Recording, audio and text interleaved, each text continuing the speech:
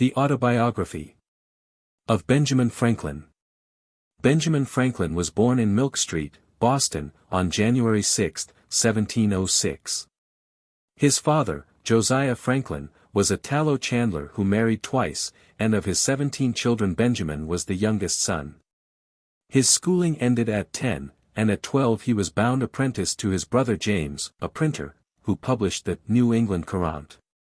To this journal he became a contributor, and later was for a time its nominal editor. But the brothers quarreled, and Benjamin ran away, going first to New York, and thence to Philadelphia, where he arrived in October, 1723. He soon obtained work as a printer, but after a few months he was induced by Governor Keith to go to London, where, finding Keith's promises empty, he again worked as a compositor till he was brought back to Philadelphia by a merchant named Denman, who gave him a position in his business. On Denman's death he returned to his former trade, and shortly set up a printing house of his own from which he published the Pennsylvania Gazette, to which he contributed many essays, and which he made a medium for agitating a variety of local reforms. In 1732 he began to issue his famous Poor Richard's Almanac, for the enrichment of which he borrowed or composed those pithy utterances of worldly wisdom which are the basis of a large part of his popular reputation. In 1758, the year in which he ceased writing for the Almanac, he printed in it Father Abraham's Sermon, now regarded as the most famous piece of literature produced in colonial America. Meantime Franklin was concerning himself more and more with public affairs. He set forth a scheme for an academy, which was taken up later and finally developed into the University of Pennsylvania. And he founded an American Philosophical Society, for the purpose of enabling scientific men to communicate their discoveries to one another. He himself had already begun his electrical researches, which, with other scientific inquiries, he carried on in the intervals of money-making and politics to the end of his life. In 1748 he sold his business in order to get leisure for study, having now acquired comparative wealth, and in a few years he had made discoveries that gave him a reputation with the learned throughout Europe. In politics he proved very able both as an administrator and as a controversialist, but his record as an office-holder is stained by the use he made of his position to advance his relatives. His most notable service in home politics was his reform of the postal system, but his fame as a statesman rests chiefly on his services in connection with the relations of the colonies with Great Britain, and later with France. In 1757 he was sent to England to protest against the influence of the Penns in the government of the colony, and for 5 years he remained there, striving to enlighten the people and the ministry of England as to colonial conditions. On his return to America he played an honorable part in the Paxton affair, through which he lost his seat in the Assembly. But in 1764 he was again dispatched to England as agent for the colony, this time to petition the king to resume the government from the hands of the proprietors. In London he actively opposed the proposed Stamp Act, but lost the credit for this and much of his popularity through his securing for a friend the office of stamp agent in America. Even his effective work in helping to obtain the repeal of the act left him still a suspect, but he continued his efforts to present the case for the colonies as the troubles thickened toward the crisis of the Revolution. In 1767 he crossed to France, where he was received with honor, but before his return home in 1775 he lost his position as postmaster through his share in divulging to Massachusetts the famous letter of Hutchinson and Oliver. On his arrival in Philadelphia he was chosen a member of the Continental Congress, and in 1777 he was dispatched to France as commissioner for the United States. Here he remained till 1785, the favorite of French society. And with such success did he conduct the affairs of his country that when he finally returned he received a place only second to that of Washington as the champion of American independence. He died on April 17, 1790. The first 5 chapters of the autobiography were composed in England in 1771, continued in 1784-5, and again in 1788, at which date he brought it down to 1757. After a most extraordinary series of adventures, the original form of the manuscript was finally printed by Mr. John Bigelow, and is here reproduced in recognition of its value as a picture of one of the most notable personalities of colonial times, and of its acknowledged rank as one of the great autobiographies of the world. Dear son, I have ever had pleasure in obtaining any little anecdotes of my ancestors. You may remember the inquiries I made among the remains of my relations when you were with me in England, and the journey I undertook for that purpose. Imagining it may be equally agreeable to you to know the circumstances of my life, many of which you are yet unacquainted with, and expecting the enjoyment of a week's uninterrupted leisure in my present country retirement, I sit down to write them for you. To which I have besides some other inducements. Having emerged from the poverty and obscurity in which I was born and bred, to a state of affluence and some degree of reputation in the world, and having gone so far through life with a considerable share of felicity, the conducing means I made use of, which with the blessing of God so well succeeded, my posterity may like to know, as they may find some of them suitable to their own situations, and therefore fit to be imitated. The country seat of Bishop Shipley, the good bishop, as Dr. Franklin used to style him. B. After the words, agreeable to, the words, some of, were interlined and afterward effaced. B. That felicity, when I reflected on it, has induced me sometimes to say, that were it offered to my choice, I should have no objection to a repetition of the same life from its beginning. Only asking the advantages authors have in a second edition to correct some faults of the first. So I might, 6 besides correcting the faults, change some sinister accidents and events of it for others more favorable. But though this were denied, I should still accept the offer. Since such a repetition is not to be expected, the next thing most like living one's life over again seems to be a recollection of that life, and to make that recollection as durable as possible by putting it down in writing. Hereby, too, I shall indulge the inclination so natural in old men, to be talking of themselves and their own past actions.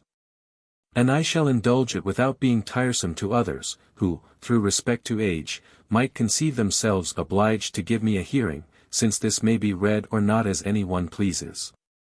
And, lastly, I may as well confess it, since my denial of it will be believed by nobody, perhaps I shall a good deal gratify my own vanity. Indeed, I scarce ever heard or saw the introductory words, without vanity I may say, and but some vain thing immediately followed. Most people dislike vanity in others, whatever share they have of it themselves. But I give it fair quarter wherever I meet with it, being persuaded that it is often productive of good to the possessor, and to others that are within his sphere of action. And therefore, in many cases, it would not be altogether absurd if a man were to thank God for his vanity among the other comforts of life. And now I speak of thanking God, I desire with all humility to acknowledge that I owe the mentioned happiness of my past life to his kind providence, which lead me to the means I used and gave them success. My belief of this induces me to hope, though I must not presume, that the same goodness will still be exercised toward me, in continuing that happiness, or enabling me to bear a fatal reverse, which I may experience as others have done, the complexion of my future fortune being known to him only in whose power it is to bless to us even our afflictions. The notes one of my uncles, who had the same kind of curiosity in collecting family anecdotes, once put into my hands, furnished me with several particulars relating to our ancestors.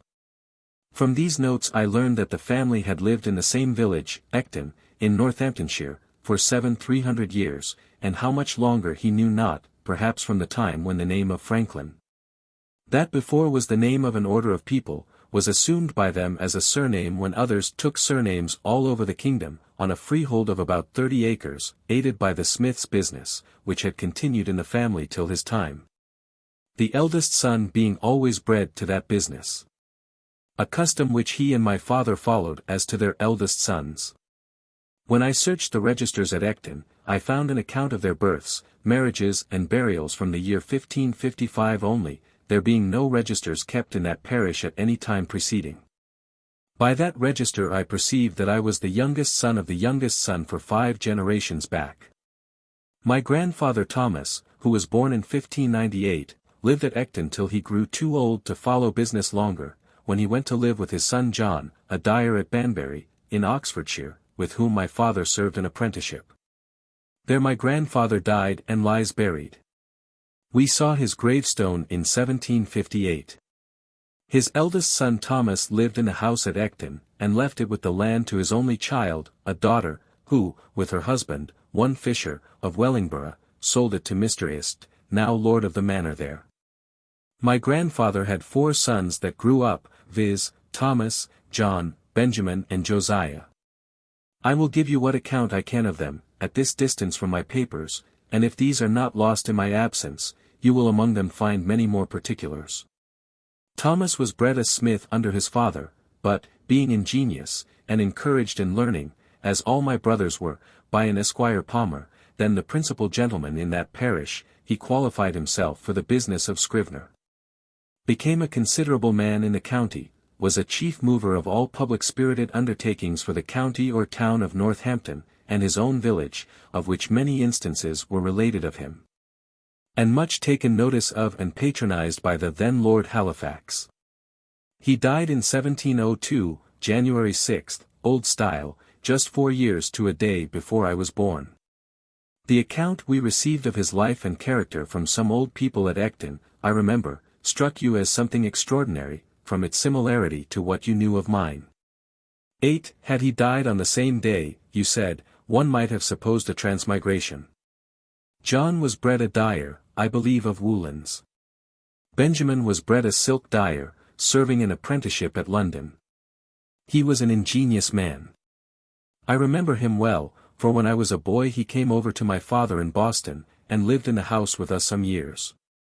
He lived to a great age. His grandson, Samuel Franklin, now lives in Boston. He left behind him 2 quarto volumes, MS. of his own poetry, consisting of little occasional pieces addressed to his friends and relations, of which the following, sent to me, is a specimen. Superscript 1. He had formed a shorthand of his own, which he taught me, but, never practicing it, I have now forgot it. I was named after this uncle, there being a particular affection between him and my father. He was very pious, a great attender of sermons of the best preachers, which he took down in his shorthand, and had with him many volumes of them. He was also much of a politician, too much, perhaps, for his station.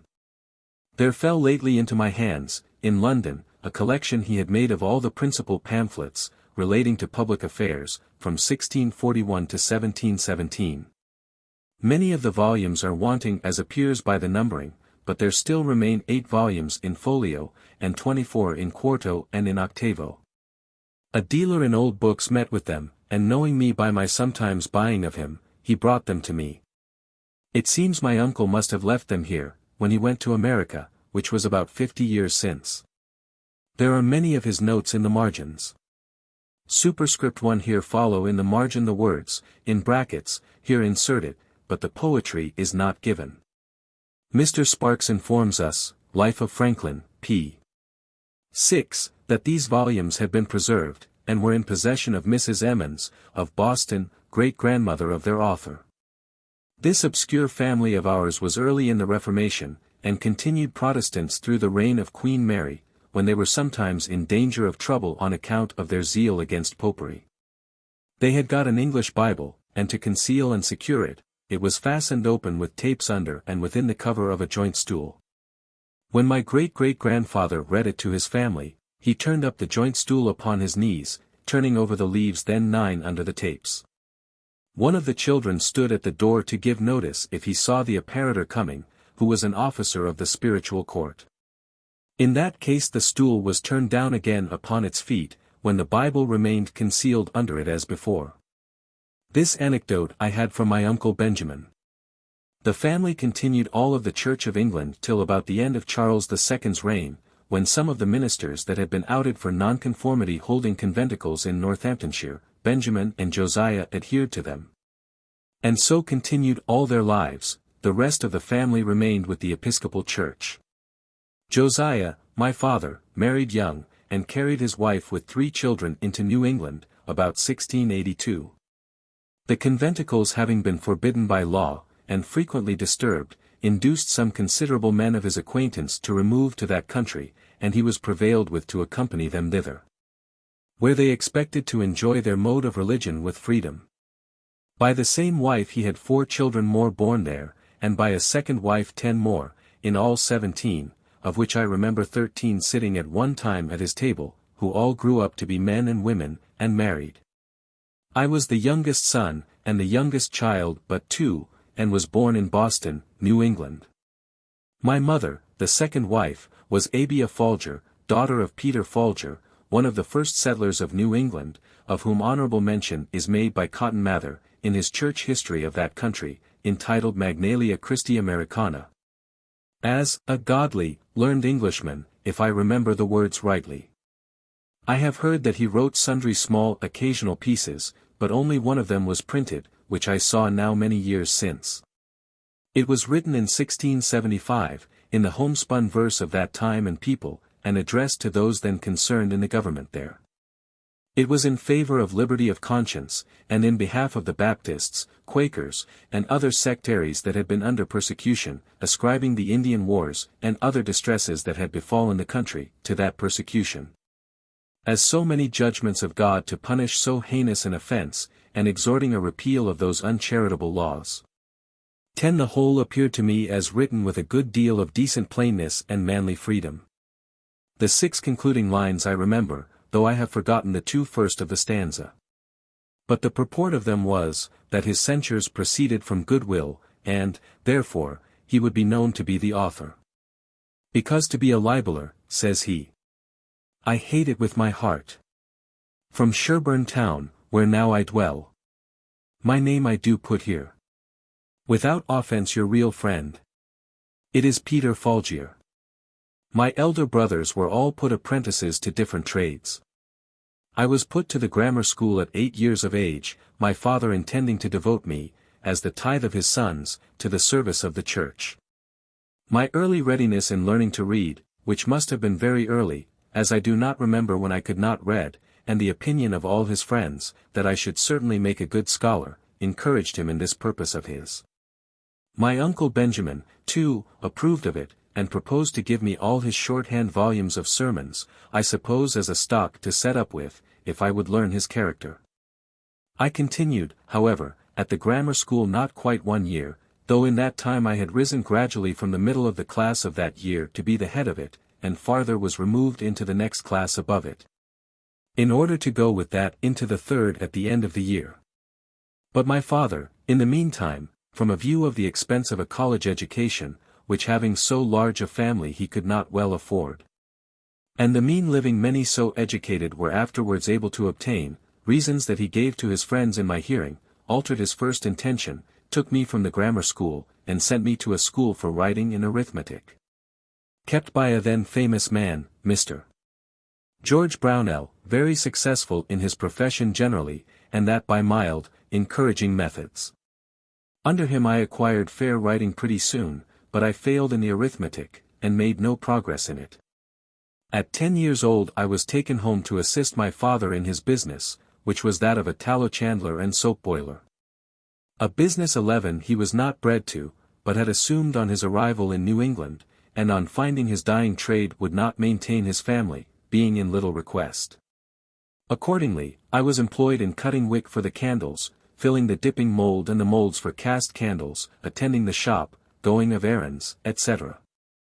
I disliked the trade, and had a strong inclination for the sea, but my father declared against it. However, living near the water, I was much in and about it, learnt early to swim well, and to manage boats. And when in a boat or canoe with other boys, I was commonly allowed to govern, especially in any case of difficulty.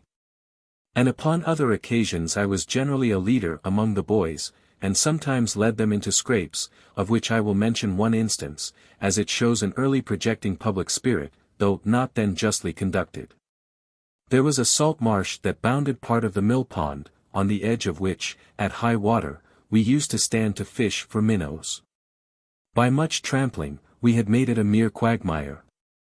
My proposal was to build a wharf there fit for us to stand upon, and I showed my comrades a large heap of stones, which were intended for a new house near the marsh, and which would very well suit our purpose. Accordingly, in the evening, when the workmen were gone, I assembled a number of my playfellows, and working with them diligently like so many emmets, sometimes 2 or 3 to a stone, we brought them all away and built our little wharf. The next morning the workmen were surprised at missing the stones, which were found in our wharf. Inquiry was made after the removers, we were discovered and complained of, several of us were corrected by our fathers. And though I pleaded the usefulness of the work, mine convinced me that nothing was useful which was not honest. I think you may like to know something of his person and character. He had an excellent constitution of body, was of middle stature, but well set, and very strong. He was ingenious, could draw prettily, was skilled a little in music, and had a clear pleasing voice, so that when he played psalm tunes on his violin and sung withal, as he sometimes 12 did in an evening after the business of the day was over, it was extremely agreeable to hear. He had a mechanical genius too, and, on occasion, was very handy in the use of other tradesmen's tools, but his great excellence lay in a sound understanding and solid judgment in prudential matters, both in private and public affairs. In the latter, indeed, he was never employed, the numerous family he had to educate and the straitness of his circumstances keeping him close to his trade. But I remember well his being frequently visited by leading people, who consulted him for his opinion in affairs of the town or of the church he belonged to, and showed a good deal of respect for his judgment and advice. He was also much consulted by private persons about their affairs when any difficulty occurred, and frequently chosen an arbitrator between contending parties. At his table he liked to have, as often as he could, some sensible friend or neighbor to converse with, and always took care to start some ingenious or useful topic for discourse, which might tend to improve the minds of his children. By this means he turned our attention to what was good, just, and prudent in the conduct of life. And little or no notice was ever taken of what related to the victuals on the table, whether it was well or ill dressed, in or out of season, of good or bad flavor, preferable or inferior to this or that other thing of the kind.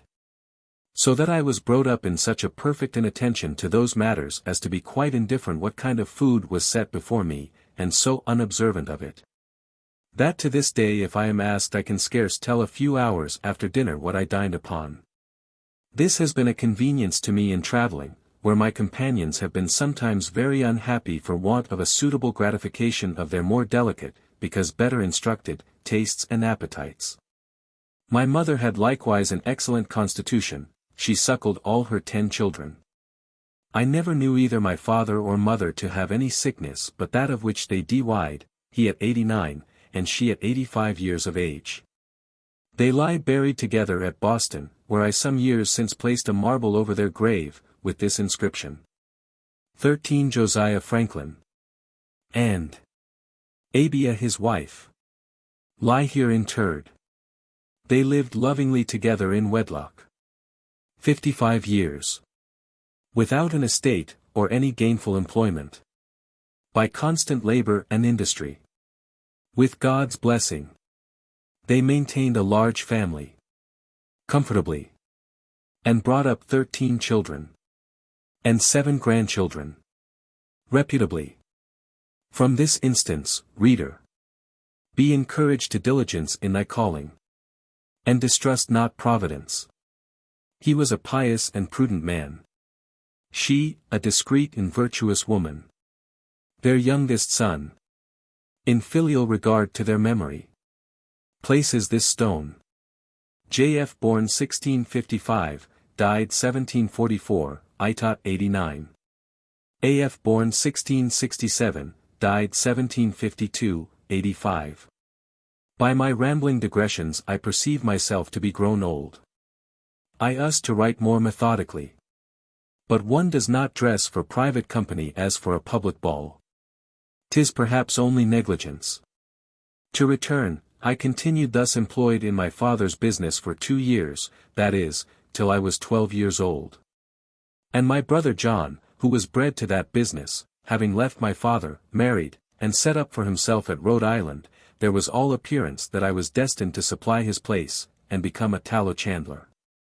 But my dislike to the trade continuing, my father was under apprehensions that if he did not find one for me more agreeable, I should break away and get to sea, as his son Josiah had done, to his great vexation.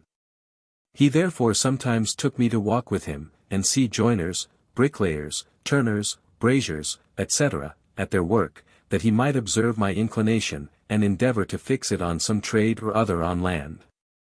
It has ever since been a pleasure to me to see good workmen handle their tools. And it has been useful to me, having learnt so much by it as to be able to do little jobs myself. 14 In my house when a workman could not readily be got, and to construct little machines for my experiments. While the intention of making the experiment was fresh and warm in my mind. My father at last fixed upon the cutler's trade, and my uncle Benjamin's son Samuel, who was bred to that business in London, being about that time established in Boston, I was sent to be with him some time on liking. But his expectations of a fee with me displeasing my father, I was taken home again. From a child I was fond of reading, and all the little money that came into my hands was ever laid out in books.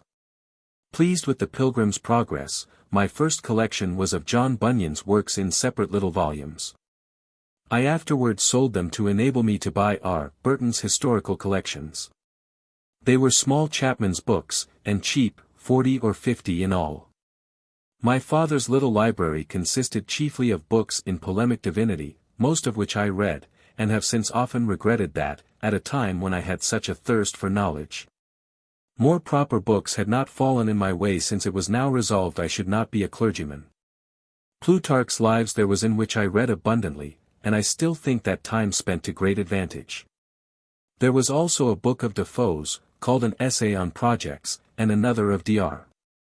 Mather's, called Essays to Do Good, which perhaps gave me a turn of thinking that had an influence on some of the principal future events of my life. This bookish inclination at length determined my father to make me a printer, though he had already one son, James, of that profession. In 1717 my brother James returned from England with a press and letters to set up his business in Boston. I liked it much better than that of my father, but still had a hankering for the sea. To prevent the apprehended effect of such an inclination, my father was impatient to have me bound to my brother. I stood out some time, but at last was persuaded, and signed the indentures when I was yet but 12 years old. I was to serve as an apprentice till I was 21 years of age, only I was to be allowed journeyman's wages during the last year. In a little time I made great proficiency in the 15 business, and became a useful hand to my brother. I now had access to better books. An acquaintance with the apprentices of booksellers enabled me sometimes to borrow a small one, which I was careful to return soon and clean. Often I sat up in my room reading the greatest part of the night, when the book was borrowed in the evening and to be returned early in the morning, lest it should be missed or wanted. And after some time an ingenious tradesman, Mr. Matthew Adams, who had a pretty collection of books, and who frequented our printing house, took notice of me, invited me to his library, and very kindly lent me such books as I chose to read. I now took a fancy to poetry, and made some little pieces. My brother, thinking it might turn to account, encouraged me, and put me on composing occasional ballads. One was called The Lighthouse Tragedy, and contained an account of the drowning of Captain Worthilake, with his 2 daughters. The other was a sailor's song, on the taking of Teach, or Blackbeard, the pirate. They were wretched stuff, in the Grub Street ballad style, and when they were printed he sent me about the town to sell them. The first sold wonderfully, the event being recent, having made a great noise. This flattered my vanity. But my father discouraged me by ridiculing my performances, and telling me verse-makers were generally beggars. So I escaped being a poet, most probably a very bad one. But as prose writing had been of great use to me in the course of my life, and was a principal means of my advancement, I shall tell you how, in such a situation, I acquired what little ability I have in that way. There was another bookish lad in the town, John Collins by name, with whom I was intimately acquainted. We sometimes disputed, and very fond we were of argument, and very desirous of confuting one another, which disputatious turn, by the way, is apt to become a very bad habit, making people often extremely disagreeable in company by the contradiction that is necessary to bring it into practice. And thence, besides souring and spoiling the conversation, is productive of disgusts and, perhaps enmities where you may have occasion for friendship. I had caught it by reading 16 my father's books of dispute about religion. Persons of good sense, I have since observed, seldom fall into it, except lawyers, university men, and men of all sorts that have been bred at Edinburgh. A question was once, somehow or other, started between Collins and me, of the propriety of educating the female sex in learning, and their abilities for study. He was of opinion that it was improper, and that they were naturally unequal to it. I took the contrary side, perhaps a little for dispute's sake. He was naturally more eloquent, had a ready plenty of words, and sometimes, as I thought, bore me down more by his fluency than by the strength of his reasons. As we parted without settling the point, and were not to see one another again for some time, I sat down to put my arguments in writing, which I copied fair and sent to him. He answered, and I replied. 3 or 4 letters of a side had passed, when my father happened to find my papers and read them. Without entering into the discussion, he took occasion to talk to me about the manner of my writing. Observe that, though I had the advantage of my antagonist in correct spelling and pointing, which I owed to the printing house, I fell far short in elegance of expression, in method and in perspicuity. Of which he convinced me by several instances. I saw the justice of his remark, and thence grew more attentive to the manner in writing, and determined to endeavor at improvement. About this time I met with an odd volume of The Spectator. It was the third. I had never before seen any of them. I bought it, read it over and over, and was much delighted with it. I thought the writing excellent, and wished, if possible, to imitate it. With this view I took some of the papers, and, making short hints of the sentiment in each sentence, laid them by a few days, and then, without looking at the book, tried to complete the papers again, by expressing each hinted sentiment at length. And as fully as it had been expressed before, in any suitable words that should come to hand. Then I compared my Spectator with the original, discovered some of my faults, and corrected them. But I found I wanted a stock of words, or a readiness in recollecting and using them, which I thought I should have 17 acquired before that time if I had gone on making verses. Since the continual occasion for words of the same import, but of different length, to suit the measure, or of different sound for the rhyme, would have laid me under a constant necessity of searching for variety. And also have tended to fix that variety in my mind, and make me master of it. Therefore I took some of the tales and turned them into verse, and, after a time, when I had pretty well forgotten the prose, turned them back again. I also sometimes jumbled my collections of hints into confusion, and after some weeks endeavored to reduce them into the best order, before I began to form the full sentences and complete the paper. This was to teach me method in the arrangement of thoughts. By comparing my work afterwards with the original, I discovered many faults and amended them. But I sometimes had the pleasure of fancying that, in certain particulars of small import, I had been lucky enough to improve the method or the language, and this encouraged me to think I might possibly in time come to be a tolerable English writer. Of which I was extremely ambitious. My time for these exercises and for reading was at night, after work or before it began in the morning, or on Sundays, when I contrived to be in the printing house alone.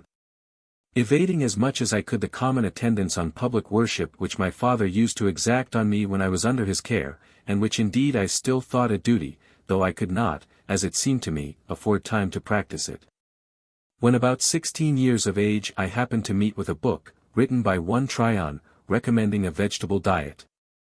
I determined to go into it. My brother, being yet unmarried, did not keep house, but boarded himself and his apprentices in another family. My refusing to eat flesh occasioned an inconveniency, and I was frequently chid for my singularity. I made myself acquainted with Tryon's manner of preparing some of his dishes, such as boiling potatoes or rice, making hasty pudding, and a few others, and then proposed to my brother, that if he would give me, weekly, half the money he paid for my board, I would board myself. He instantly agreed to it, and I presently found that I could save half what he paid me. This was an additional fund for buying 18 books. But I had another advantage in it. My brother and the rest going from the printing house to their meals, I remained there alone, and, dispatching presently my light repast, which often was no more than a biscuit or a slice of bread. A handful of raisins or a tart from the pastry cook's, and a glass of water, had the rest of the time till their return for study, in which I made the greater progress. From that greater clearness of head and quicker apprehension which usually attend temperance in eating and drinking. And now it was that, being on some occasion made ashamed of my ignorance in figures, which I had twice failed in learning when at school, I took Cocker's book of arithmetic, and went through the whole by myself with great ease. I also read Sellers and Shermy's books of navigation, and became acquainted with the little geometry they contain, but never proceeded far in that science. And I read about this time Locke on Human Understanding, and the Art of Thinking, by Messrs. Du Port Royal. While I was intent on improving my language, I met with an English grammar, I think it was Greenwood's, at the end of which there were 2 little sketches of the arts of rhetoric and logic. The latter finishing with a specimen of a dispute in the Socratic method. And soon after I procured Xenophon's Memorable Things of Socrates, wherein there are many instances of the same method. I was charmed with it, adopted it, dropped my abrupt contradiction and positive argumentation, and put on the humble inquirer and doubter. And being then, from reading Shaftesbury and Collins, become a real doubter in many points of our religious doctrine, I found this method safest for myself and very embarrassing to those against whom I used it. Therefore I took a delight in it, practiced it continually, and grew very artful and expert in drawing people, even of superior knowledge, into concessions, the consequences of which they did not foresee. Entangling them in difficulties out of which they could not extricate themselves, and so obtaining victories that neither myself nor my cause always deserved. I continued this method some few years, but gradually left it, retaining only the habit of expressing myself in terms of modest diffidence. Never using, when I advanced anything 19 that may possibly be disputed, the words certainly, undoubtedly, or any others that give the air of positiveness to an opinion, but rather say, I conceive or apprehend a thing to be so and so. It appears to me, or I should think it so or so, for such and such reasons, or I imagine it to be so, or it is so, if I am not mistaken. This habit, I believe, has been of great advantage to me when I have had occasion to inculcate my opinions, and persuade men into measures that I have been from time to time engagged in promoting. And, as the chief ends of conversation are to inform or to be informed, to please or to persuade, I wish well-meaning, sensible men would not lessen their power of doing good by a positive, assuming manner, that seldom fails to disgust, tends to create opposition, and to defeat every one of those purposes for which speech was given to us, to wit, giving or receiving information or pleasure. For, if you would inform, a positive and dogmatical manner in advancing your sentiments may provoke contradiction and prevent a candid attention. If you wish information and improvement from the knowledge of others, and yet at the same time express yourself as firmly fixed in your present opinions, modest, sensible men, who do not love disputation, will probably leave you undisturbed in the possession of your error. And by such a manner, you can seldom hope to recommend yourself in pleasing your hearers, or to persuade those whose concurrence you desire. Pope says, judiciously, men should be taught as if you taught them not, and things unknown proposed as things forgot. Farther recommending to us to speak, though, sure, with seeming diffidence. And he might have coupled with this line that which he has coupled with another, I think, less properly. For want of modesty is want of sense. If you ask, why less properly? I must repeat the lines. Immodest words admit of no defense. For want of modesty is want of sense. Now, is not want of sense, where a man is so unfortunate as to want it, some apology for his want of modesty? And would not the line stand more justly thus? Immodest words admit but this defense, that want of modesty is want of sense. This, however, I should submit to better judgments. My brother had, in 1720 or 1721, begun to print a newspaper. It was the second that appeared in America, and was called the New England Courant. The only one before it was the Boston Newsletter. I remember his being dissuaded by some of his friends from the undertaking, as not likely to succeed, one newspaper being, in their judgment, enough for America. At this time, 1771, there are not less than 25. He went on, however, with the undertaking, and after having worked in composing the types and printing off the sheets, I was employed to carry the papers through the streets to the customers. He had some ingenious men among his friends, who amused themselves by writing little pieces for this paper, which gained it credit and made it more in demand, and these gentlemen often visited us. Hearing their conversations, and their accounts of the approbation their papers were received with, I was excited to try my hand among them. But, being still a boy, and suspecting that my brother would object to printing anything of mine in his paper if he knew it to be mine, I contrived to disguise my hand, and, writing an anonymous paper, I put it in at night under the door of the printing house. It was found in the morning, and communicated to his writing friends when they called in as usual. They read it, commented on it in my hearing, and I had the exquisite pleasure of finding it met with their approbation, and that, in their different guesses at the author, none were named but men of some character among us for learning and ingenuity.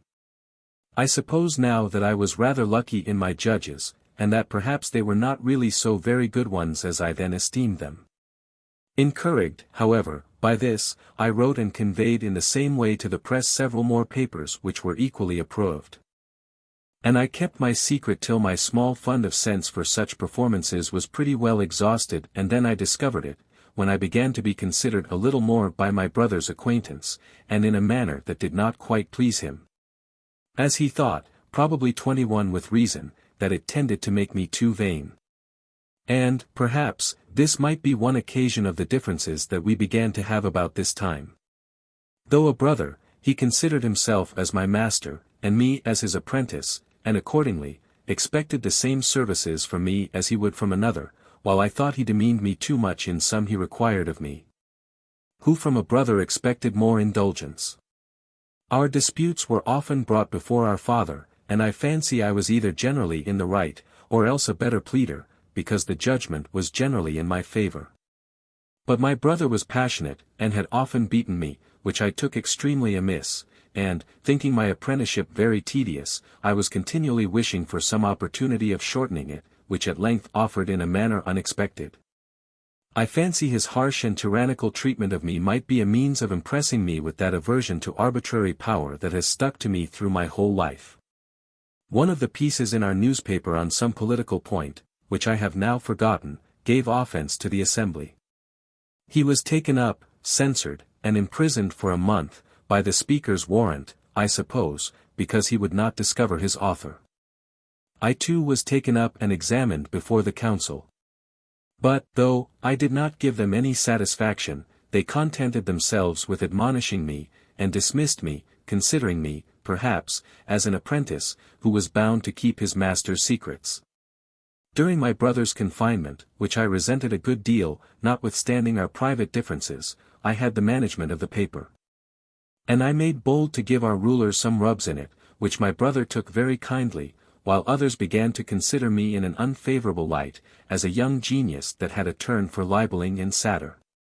My brother's discharge was accompanied with an order of the House, a very odd one, that James Franklin should no longer print the paper called the New England Courant. There was a consultation held in our printing house among his friends, what he should do in this case. Some proposed to evade the order by changing the name of the paper. But my brother, seeing inconveniences in that, it was finally concluded on as a better way, to 22 let it be printed for the future under the name of Benjamin Franklin. And to avoid the censure of the Assembly, that might fall on him as still printing it by his apprentice, the contrivance was that my old indenture should be returned to me, with a full discharge on the back of it, to be shown on occasion. But to secure to him the benefit of my service, I was to sign new indentures for the remainder of the term, which were to be kept private. A very flimsy scheme it was, however, it was immediately executed, and the paper went on accordingly, under my name for several months. At length, a fresh difference arising between my brother and me, I took upon me to assert my freedom, presuming that he would not venture to produce the new indentures. It was not fair in me to take this advantage, and this I therefore reckon one of the first errata of my life. But the unfairness of it weighed little with me, when under the impressions of resentment for the blows his passion too often urged him to bestow upon me, though he was otherwise not an ill-natured man, perhaps I was too saucy and provoking. When he found I would leave him, he took care to prevent my getting employment in any other printing house of the town, by going round and speaking to every master, who accordingly refused to give me work. I then thought of going to New York, as the nearest place where there was a printer. And I was rather inclined to leave Boston when I reflected that I had already made myself a little obnoxious to the governing party, and, from the arbitrary proceedings of the Assembly in my brother's case, it was likely I might, if I stayed, soon bring myself into scrapes.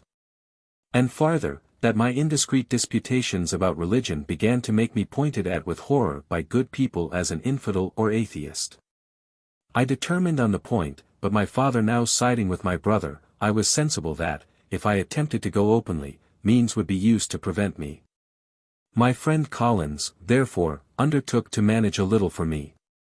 He agreed with the captain of a New York sloop for my passage, under the notion of my being a young acquaintance of his, that had got a naughty girl with child, whose friends would compel me to marry her. 23 and therefore I could not appear or come away publicly. So I sold some of my books to raise a little money, was taken on board privately, and as we had a fair wind, in 3 days I found myself in New York, near 300 miles from home, a boy of but 17, without the least recommendation to, or knowledge of any person in the place, and with very little money in my pocket. My inclinations for the sea were by this time worn out, or I might now have gratified them. But, having a trade, and supposing myself a pretty good workman, I offered my service to the printer in the place, old Mr. William Bradford, who had been the first printer in Pennsylvania, but removed from thence upon the quarrel of George Keith. He could give me no employment, having little to do, and help enough already. But says he, my son at Philadelphia has lately lost his principal hand, Aquila Rose, by death. If you go thither, I believe he may employ you. Philadelphia was 100 miles further. I set out, however, in a boat for Amboy, leaving my chest and things to follow me round by sea. In crossing the bay, we met with a squall that tore our rotten sails to pieces, prevented our getting into the Kill, and drove us upon Long Island. In our way, a drunken Dutchman, who was a passenger too, fell overboard. When he was sinking, I reached through the water to his chock-potay, and drew him up, so that we got him in again. His ducking sobered him a little, and he went to sleep, taking first out of his pocket a book, which he desired I would dry for him. It proved to be my old favorite author, Bunyan's Pilgrim's Progress, in Dutch, finely printed on good paper, with copper cuts, a dress better than I had ever seen it wear in its own language. I have since found that it has been translated into most of the languages of Europe, and suppose it has been more generally read than any other book, except perhaps the Bible. Honest John was the first that I know of who mixed narration and dialogue, a method of writing very engaging to the reader, who in the most interesting parts finds himself, as it were, brought into the company and present at the discourse. Defoe in his Crusoe, his Moll Flanders, Religious Courtship, Family 24 Instructor, and other pieces, has imitated it with success, and Richardson has done the same in his Pamela, etc. When we drew near the island, we found it was at a place where there could be no landing, there being a great surf on the stony beach. So we dropped anchor, and swung round towards the shore. Some people came down to the water edge and hallooed to us, as we did to them, but the wind was so high, and the surf so loud, that we could not hear so as to understand each other. There were canoes on the shore, and we made signs, and hallooed that they should fetch us. But they either did not understand us, or thought it impracticable, so they went away, and night coming on, we had no remedy but to wait till the wind should abate, and, in the meantime, the boatman and I concluded to sleep, if we could. And so crowded into the scuttle, with the Dutchman, who was still wet, and the spray beating over the head of our boat, leaked through to us, so that we were soon almost as wet as he. In this manner we lay all night, with very little rest.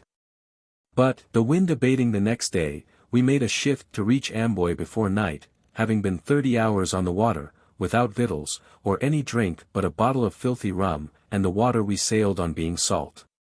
In the evening I found myself very feverish, and went into bed. But, having read somewhere that cold water drank plentifully was good for a fever, I followed the prescription, sweat plentiful most of the night, my fever left me, and in the morning, crossing the ferry, I proceeded on my journey on foot. Having 50 miles to Burlington, where I was told I should find boats that would carry me the rest of the way to Philadelphia. It rained very hard all the day, I was thoroughly soaked, and by noon a good deal tired, so I stopped at a poor inn, where I stayed all night, beginning now to wish that I had never left home. I cut so miserable a figure, too, that I found, by the questions asked me, I was suspected to be some runaway servant, and in danger of being taken up on that suspicion. However, I proceeded the next day, and got in the evening to an inn, within 8 or 10 miles of Burlington, kept by one Dr. Brown. He entered into 25 conversation with me while I took some refreshment, and, finding I had read a little, became very sociable and friendly. Our acquaintance continued as long as he lived. He had been, I imagine, an itinerant doctor, for there was no town in England, or country in Europe, of which he could not give a very particular account. He had some letters, and was ingenious, but much of an unbeliever, and wickedly undertook, some years after, to travesty the Bible in doggerel verse, as Cotton had done Virgil. By this means he set many of the facts in a very ridiculous light, and might have hurt weak minds if his work had been published, but it never was. At his house I lay that night, and the next morning reached Burlington, but had the mortification to find that the regular boats were gone a little before my coming, and no other expected to go before Tuesday, this being Saturday. Wherefore I returned to an old woman in the town, of whom I had bought gingerbread to eat on the water, and asked her advice. She invited me to lodge at her house till a passage by water should offer. And being tired with my foot travelling, I accepted the invitation.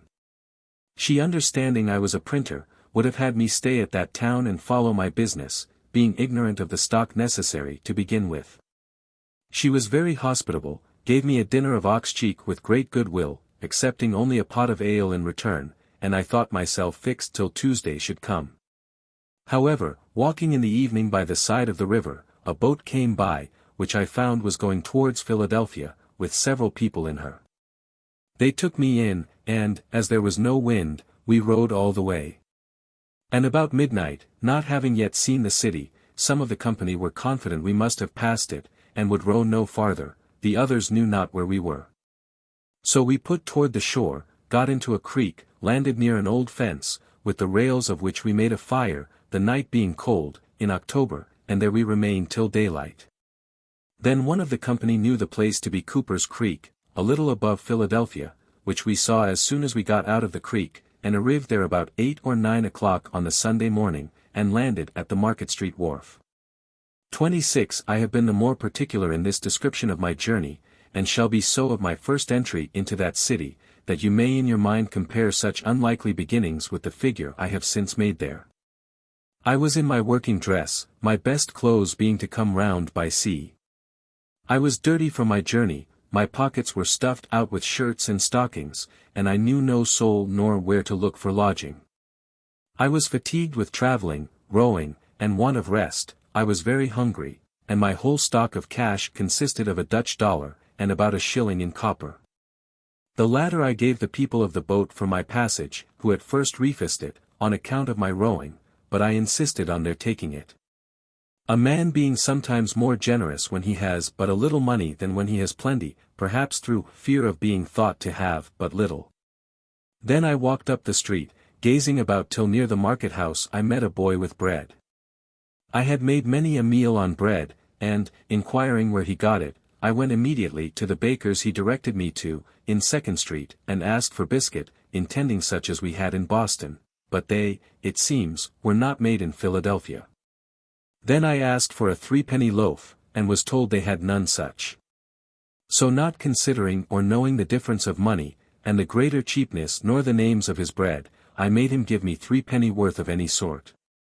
He gave me, accordingly, 3 great puffy rolls.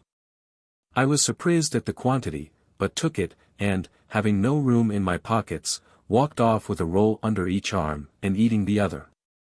Thus I went up Market Street as far as 4th Street, passing by the door of Mr. Reed, my future wife's father, when she, standing at the door, saw me, and thought I made, as I certainly did, a most awkward, ridiculous appearance. Then I turned and went down Chestnut Street and part of Walnut Street, eating my roll all the way, and, coming round, found myself again at Market Street Wharf, near the boat I came in, to which I went for a draught of the river water. And, being filled with one of my rolls, gave the other two to a woman and her child that came down the river in the boat with us, and were waiting to go farther. 27 Thus refreshed, I walked again up the street, which by this time had many clean-dressed people in it, who were all walking the same way. I joined them, and thereby was led into the great meeting-house of the Quakers near the market. I sat down among them, and, after looking round a while and hearing nothing said, being very drowsy through labor and want of rest the preceding night, I fell fast asleep, and continued so till the meeting broke up. When one was kind enough to rouse me. This was, therefore, the first house I was in, or slept in Philadelphia. Walking down again toward the river, and, looking in the faces of people, I met a young Quaker man, whose countenance I licked, and, accosting him, requested he would tell me where a stranger could get lodging. We were then near the sign of the Three Mariners. Here, says he, is one place that entertains strangers, but it is not a reputable house. If thee wilt walk with me, I'll show thee a better. He brought me to the Crooked Billet in Water Street. Here I got a dinner, and, while I was eating it, several sly questions were asked me, as it seemed to be suspected from my youth and appearance, that I might be some runaway. After dinner, my sleepiness returned, and being shown to a bed, I lay down without undressing, and slept till 6 in the evening, was called to supper, went to bed again very early, and slept soundly till next morning. Then I made myself as tidy as I could, and went to Andrew Bradford the printer's. I found in the shop the old man his father, whom I had seen at New York, and who, traveling on horseback, had got to Philadelphia before me. He introduced me to his son, who received me civilly, gave me a breakfast, but told me he did not at present want a hand, being lately supplied with one. But there was another printer in town, lately set up, one Keimer, who, perhaps, might employ me. If not, I should be welcome to lodge at his house, and he would give me a little work to do now and then till fuller business should offer. The old gentleman said he would go with me to the new printer, and when we found him, "Neighbor," says Bradford, "I have brought to see you a young man of your business, perhaps you may want such a one." He asked 28 me a few questions, put a composing stick in my hand to see how I worked, and then said he would employ me soon, though he had just then nothing for me to do. And, taking old Bradford, whom he had never seen before, to be one of the townspeople that had a good will for him, entered into a conversation on his present undertaking and prospects. While Bradford, not discovering that he was the other printer's father, on Keimer's saying he expected soon to get the greatest part of the business into his own hands, drew him on by artful questions, and starting little doubts. To explain all his views, what interests he relied on, and in what manner he intended to proceed. I, who stood by and heard all, saw immediately that one of them was a crafty old sophister, and the other a mere novice. Bradford left me with Keimer, who was greatly surprised when I told him who the old man was. Keimer's printing house, I found, consisted of an old shattered press, and one small, worn-out font of English which he was then using himself, composing an elegy on Aquila Rose, before mentioned, an ingenious young man, of excellent character. Much respected in the town, clerk of the assembly, and a pretty poet. Keimer made verses too, but very indifferently. He could not be said to write them, for his manner was to compose them in the types directly out of his head. So there being no copy, but one pair of cases, and the elegy likely to require all the letter, no one could help him. I endeavored to put his press, which he had not yet used, and of which he understood nothing, into order fit to be worked with. And, promising to come and print off his elegy as soon as he should have got it ready, I returned to Bradford's, who gave me a little job to do for the present, and there I lodged and dieted. A few days after, Keimer sent for me to print off the elegy. And now he had got another pair of cases, and a pamphlet to reprint, on which he set me to work. These two printers I found poorly qualified for their business. Bradford had not been bred to it, and was very illiterate, and Keimer, though something of a scholar, was a mere compositor, knowing nothing of presswork. He had been one of the French prophets, and could act their 29 enthusiastic agitations. At this time he did not profess any particular religion, but something of all on occasion, was very ignorant of the world, and had, as I afterward found, a good deal of the knave in his composition. He did not like my lodging at Bradford's while I worked with him. He had a house, indeed, but without furniture, so he could not lodge me, but he got me a lodging at Mr. Reed's, before mentioned, who was the owner of his house. And, my chest and clothes being come by this time, I made rather a more respectable appearance in the eyes of Miss Reed than I had done when she first happened to see me eating my roll in the street. I began now to have some acquaintance among the young people of the town, that were lovers of reading, with whom I spent my evenings very pleasantly. And gaining money by my industry and frugality, I lived very agreeably, forgetting Boston as much as I could, and not desiring that any there should know where I resided, except my friend Collins, who was in my secret, and kept it when I wrote to him. At length, an incident happened that sent me back again much sooner than I had intended. I had a brother-in-law, Robert Holmes, master of a sloop that traded between Boston and Delaware. He being at Newcastle, 40 miles below Philadelphia, heard there of me, and wrote me a letter mentioning the concern of my friends in Boston at my abrupt departure, assuring me of their goodwill to me, and that everything would be accommodated to my mind if I would return, to which he exhorted me very earnestly. I wrote an answer to his letter, thanked him for his advice, but stated my reasons for quitting Boston fully and in such a light as to convince him I was not so wrong as he had apprehended. Sir William Keith, governor of the province, was then at Newcastle, and Captain Holmes, happening to be in company with him when my letter came to hand, spoke to him of me, and showed him the letter. The governor read it, and seemed surprised when he was told my age. He said I appeared a young man of promising parts, and therefore should be encouraged. The printers at Philadelphia were wretched ones. And, if I would set up there, he made No. 30 doubt I should succeed. For his part, he would procure me the public business, and do me every other service in his power. This my brother-in-law afterwards told me in Boston, but I knew as yet nothing of it. When, one day, Keimer and I being at work together near the window, we saw the governor and another gentleman, which proved to be Colonel French, of Newcastle, finely dressed, come directly across the street to our house, and heard them at the door. Keimer ran down immediately, thinking it a visit to him. But the governor inquired for me, came up, and with a condescension of politeness I had been quite used to, made me many compliments, desired to be acquainted with me, blamed me kindly for not having made myself known to him when I first came to the place, and would have me away with him to the tavern, where he was going with Colonel French to taste, as he said, some excellent Madeira. I was not a little surprised, and Keimer starved like a pig poisoned. I went, however, with the governor and Colonel French to a tavern, at the corner of 3rd Street, and over the Madeira he proposed my setting up my business, laid before me the probabilities of success. And both he and Colonel French assured me I should have their interest and influence in procuring the public business of both governments. On my doubting whether my father would assist me in it, Sir William said he would give me a letter to him, in which he would state the advantages, and he did not doubt of prevailing with him.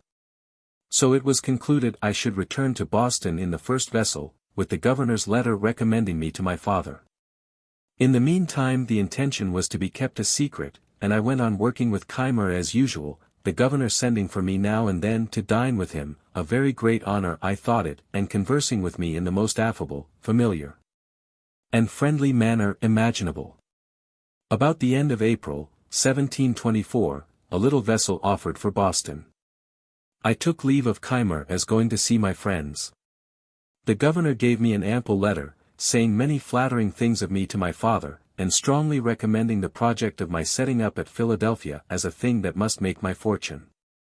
We struck on a shoal in 31 going down the bay, and sprung a leak. We had a blustering time at sea, and were obliged to pump almost continually, at which I took my turn. We arrived safe, however, at Boston in about a fortnight. I had been absent 7 months, and my friends had heard nothing of me, for my Br. Holmes was not yet returned, and had not written about me. My unexpected appearance surprised the family. All were, however, very glad to see me, and made me welcome, except my brother. I went to see him at his printing house. I was better dressed than ever while in his service, having a genteel new suit from head to foot, a watch, and my pockets lined with near £5 sterling in silver. He received me not very frankly, looked me all over, and turned to his work again.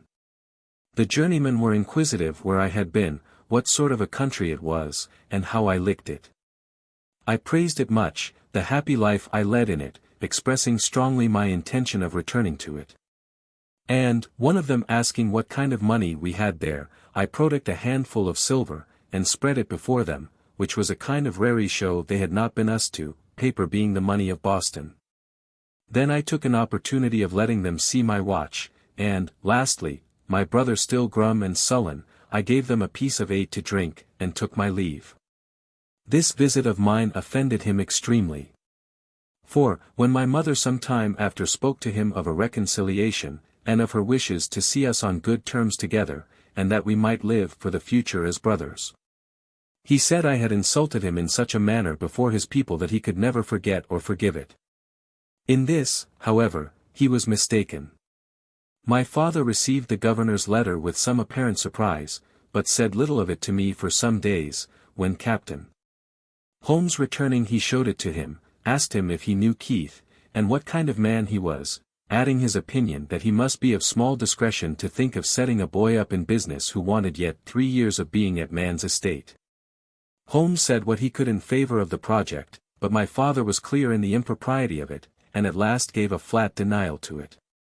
Then he wrote a civil letter to Sir William, thanking him for the 32 patronage he had so kindly offered me, but declining to assist me as yet in setting up, I being, in his opinion, too young to be trusted with the management of a business so important, and for which the preparation must be so expensive.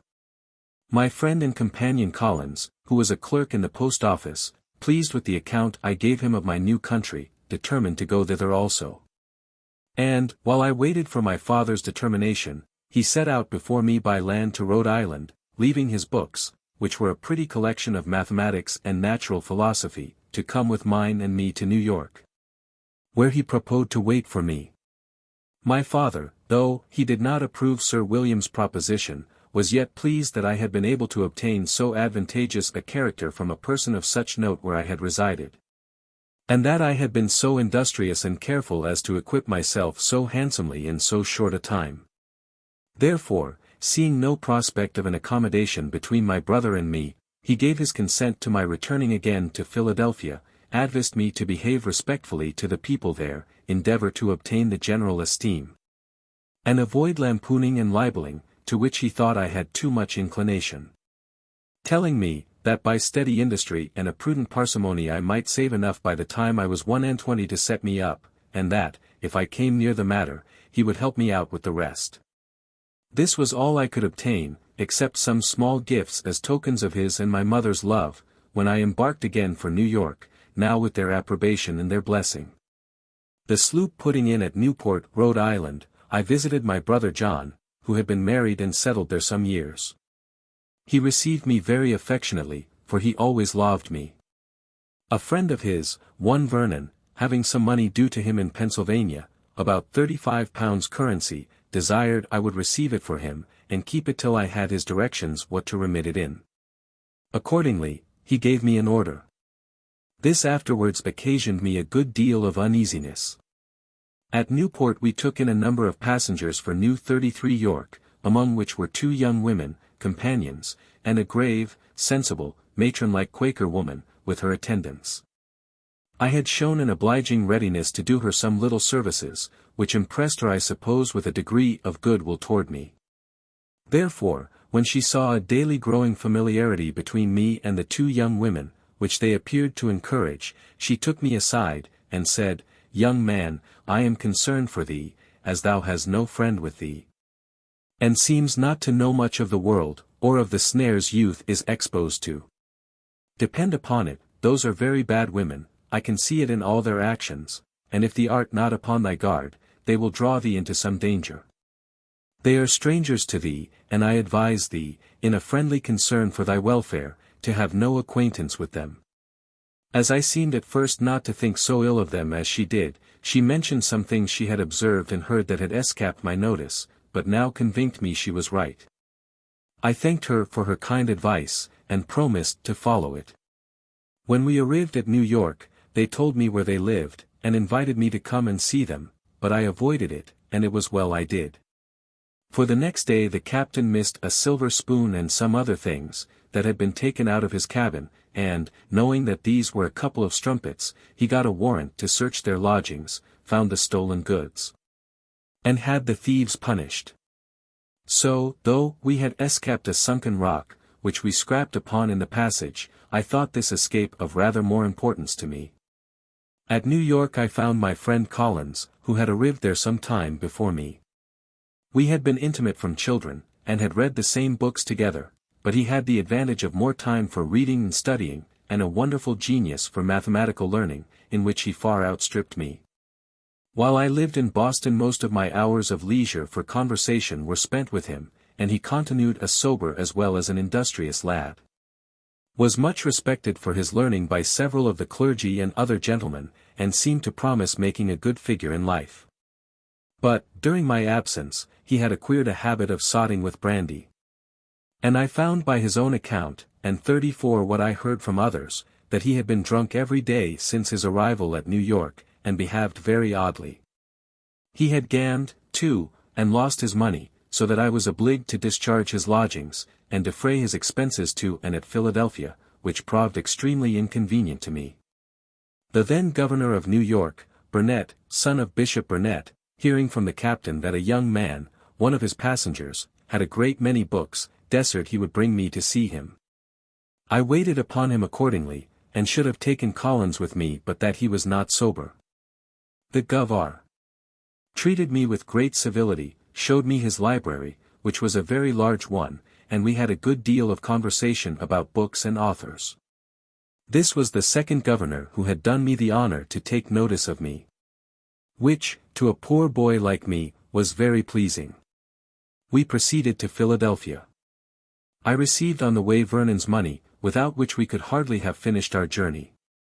Collins wished to be employed in some counting house, but, whether they discovered his dramming by his breath, or by his behavior, though he had some recommendations, he met with no success in any application, and continued lodging and boarding at the same house with me, and at my expense. Knowing I had that money of Vernon's, he was continually borrowing of me, still promising repayment as soon as he should be in business. At length he had got so much of it that I was distressed to think what I should do in case of being called on to remit it. His drinking continued, about which we sometimes quarrelled, for, when a little intoxicated, he was very fractious. Once, in a boat on the Delaware with some other young men, he refused to row in his turn. "I will be rowed home," says he. "We will not row you," says I. "You must, or stay all night on the water," says he, "just as you please."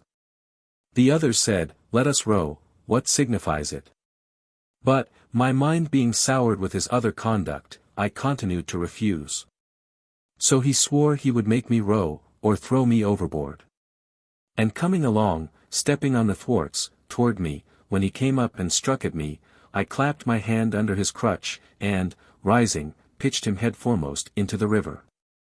I knew he was a good swimmer, 35, and so was under little concern about him, but before he could get round to lay hold of the boat, we had with a few strokes pulled her out of his reach. And ever when he drew near the boat, we asked if he would row, striking a few strokes to slide her away from him. He was ready to die with vexation, and obstinately would not promise to row. However, seeing him at last beginning to tire, we lifted him in and brought him home dripping wet in the evening. We hardly exchanged a civil word afterwards, and a West India captain, who had a commission to procure a tutor for the sons of a gentleman at Barbados, happening to meet with him, agreed to carry him thither. He left me then, promising to remit me the first money he should receive in order to discharge the debt, but I never heard of him after. The breaking into this money of Vernon's was one of the first great errata of my life. And this affair showed that my father was not much out in his judgment when he suppositoried me too young to manage business of importance.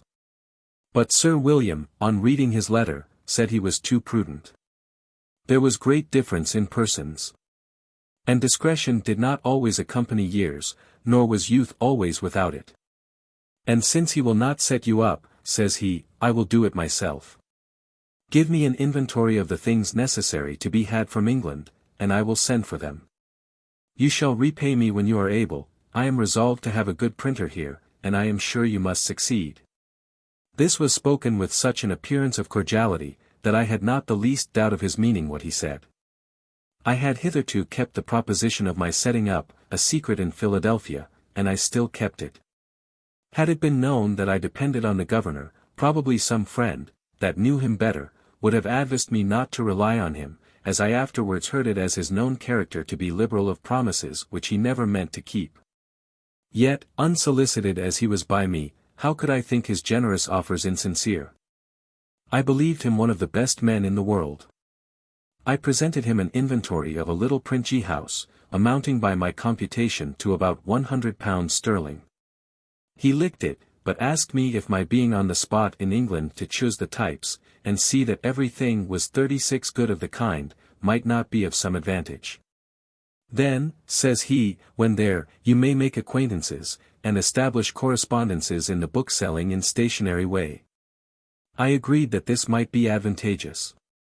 Then, says he, get yourself ready to go with Annis. Which was the annual ship, and the only one at that time usually passing between London and Philadelphia. But it would be some months before Annis sailed, so I continued working with Keimer, fretting about the money Collins had got from me, and in daily apprehensions of being called upon by Vernon, which, however, did not happen for some years after. I believe I have omitted mentioning that, in my first voyage from Boston, being becalmed off Block Island, our people set about catching cod, and hauled up a great many.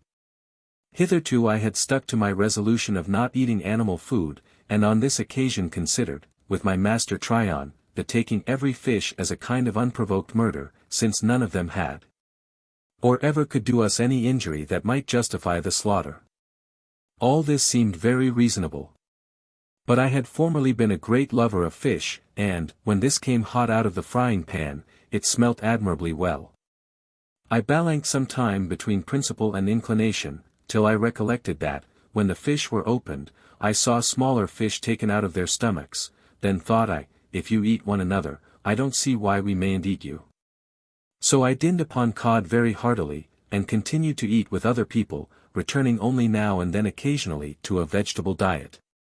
So convenient a thing it is to be a reasonable creature, since it enables one to find or make a reason for everything one has a mind to do. Keimer and I lived on a pretty good familiar footing, and agreed tolerably well, for he suspected nothing of my setting up. He retained a great deal of his old enthusiasms and loved argumentation. We therefore had many disputations.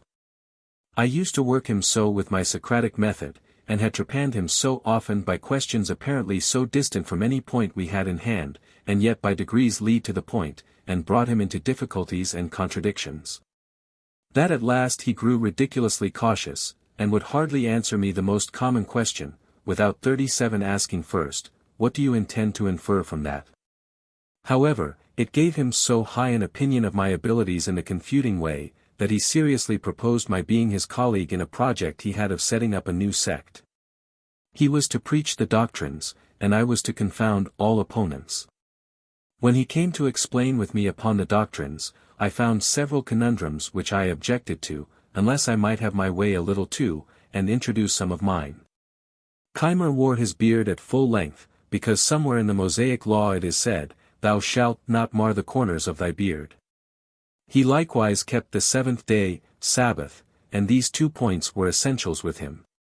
I disliked both, but agreed to admit them upon condition of his adopting the doctrine of using no animal food. I doubt, said he, my constitution will not bear that. I assured him it would, and that he would be the better for it. He was usually a great glutton, and I promised myself some diversion in half starving him. He agreed to try the practice, if I would keep him company.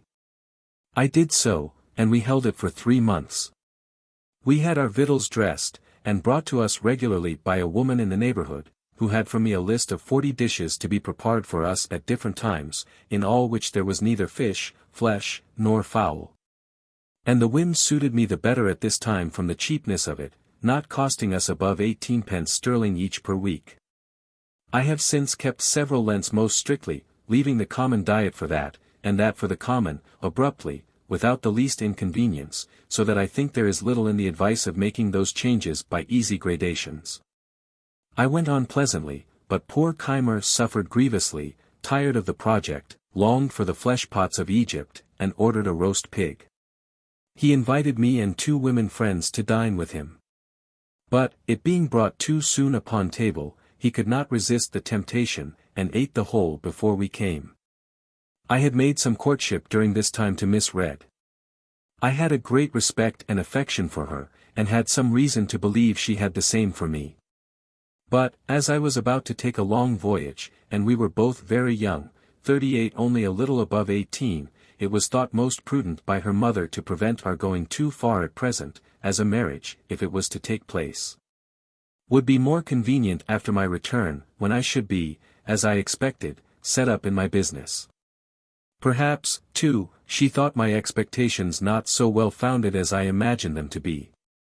My chief acquaintances at this time were Charles Osborne, Joseph Watson, and James Ralph, all lovers of reading.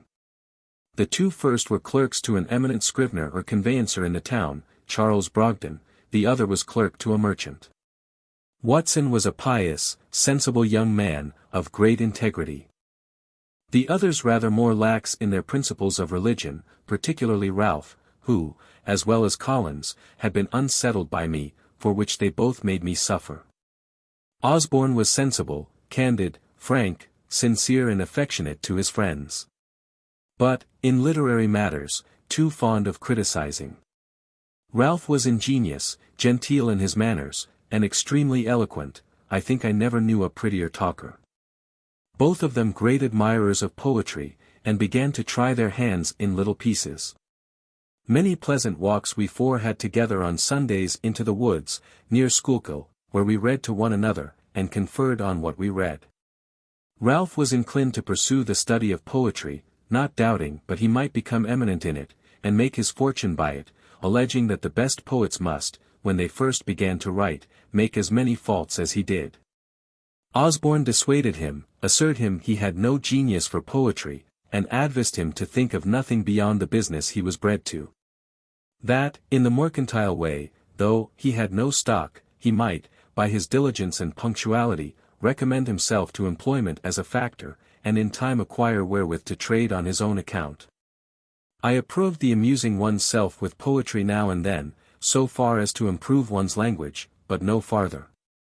On this it was proposed that we should each of us, at our next meeting, produce a piece of our own composing, in order to improve by our mutual observations, criticisms, and corrections.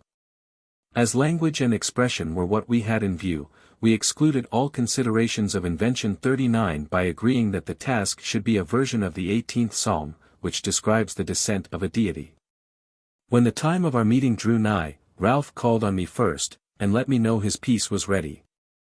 I told him I had been busy, and, having little inclination, had done nothing. He then showed me his piece for my opinion, and I much approved it, as it appeared to me to have great merit. Now, says he, Osborne never will allow the least merit in anything of mine, but makes 1,000 criticisms out of mere envy. He is not so jealous of you. I wish, therefore, you would take this piece, and produce it as yours. I will pretend not to have had time, and so produce nothing. We shall then see what he will say to it. It was agreed, and I immediately transcribed it, that it might appear in my own hand. We met. Watson's performance was read. There were some beauties in it, but many defects.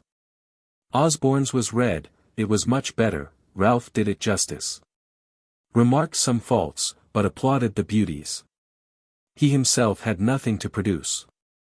I was backward, seemed desirous of being excused, had not had sufficient time to correct, etc., but no excuse could be admitted, produce I must. It was read and repeated, Watson and Osborne gave up the contest, and joined in applauding it. Ralph only made some criticisms, and proposed some amendments, but I defended my text. Osborne was against Ralph, and told him he was no better a critic than poet, so he dropped the argument. As they two went home together, Osborne expressed himself still more strongly in favor of what he thought my production.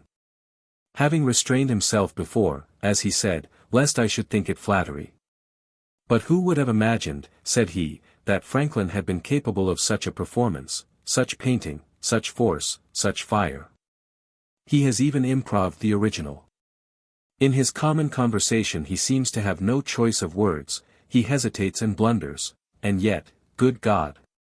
How he writes! When we next met, Ralph discovered the trick we had played him, and Osborne was a little laughed at. This transaction fixed Ralph in his resolution of becoming a poet. I did all I could to dissuade him from it, but he continued scribbling verses till Pope cured him. He became, however, a pretty good prose writer.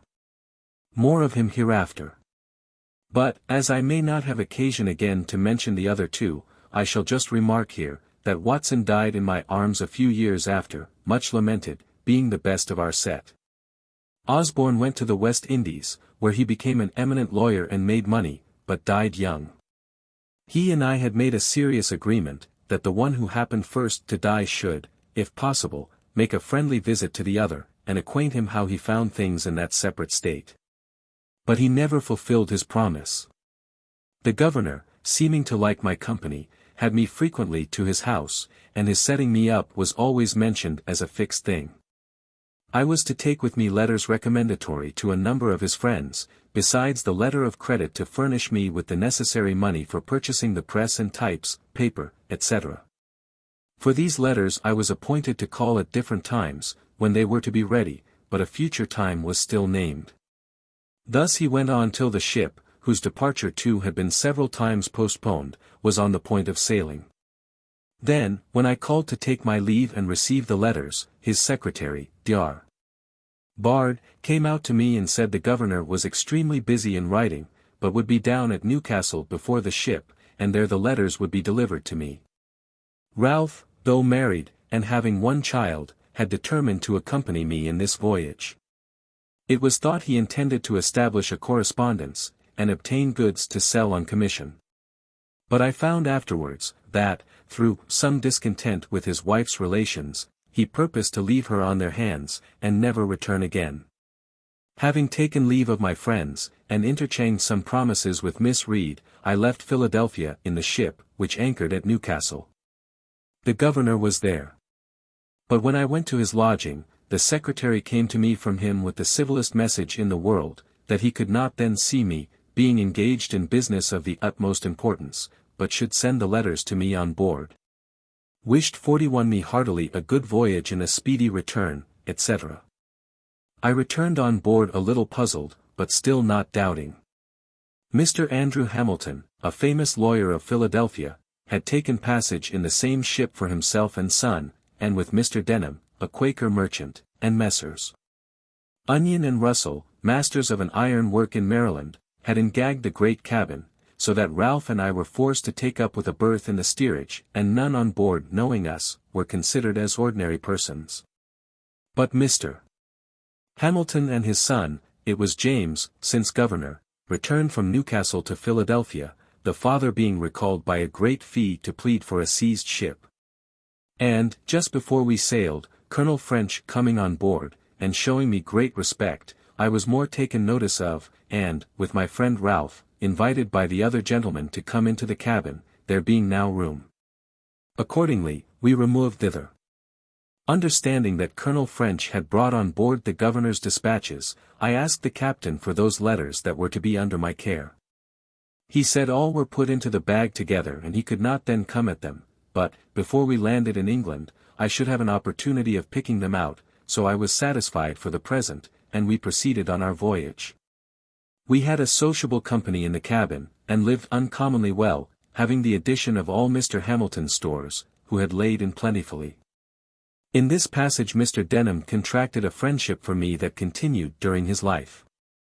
The voyage was otherwise not a pleasant one, as we had a great deal of bad weather.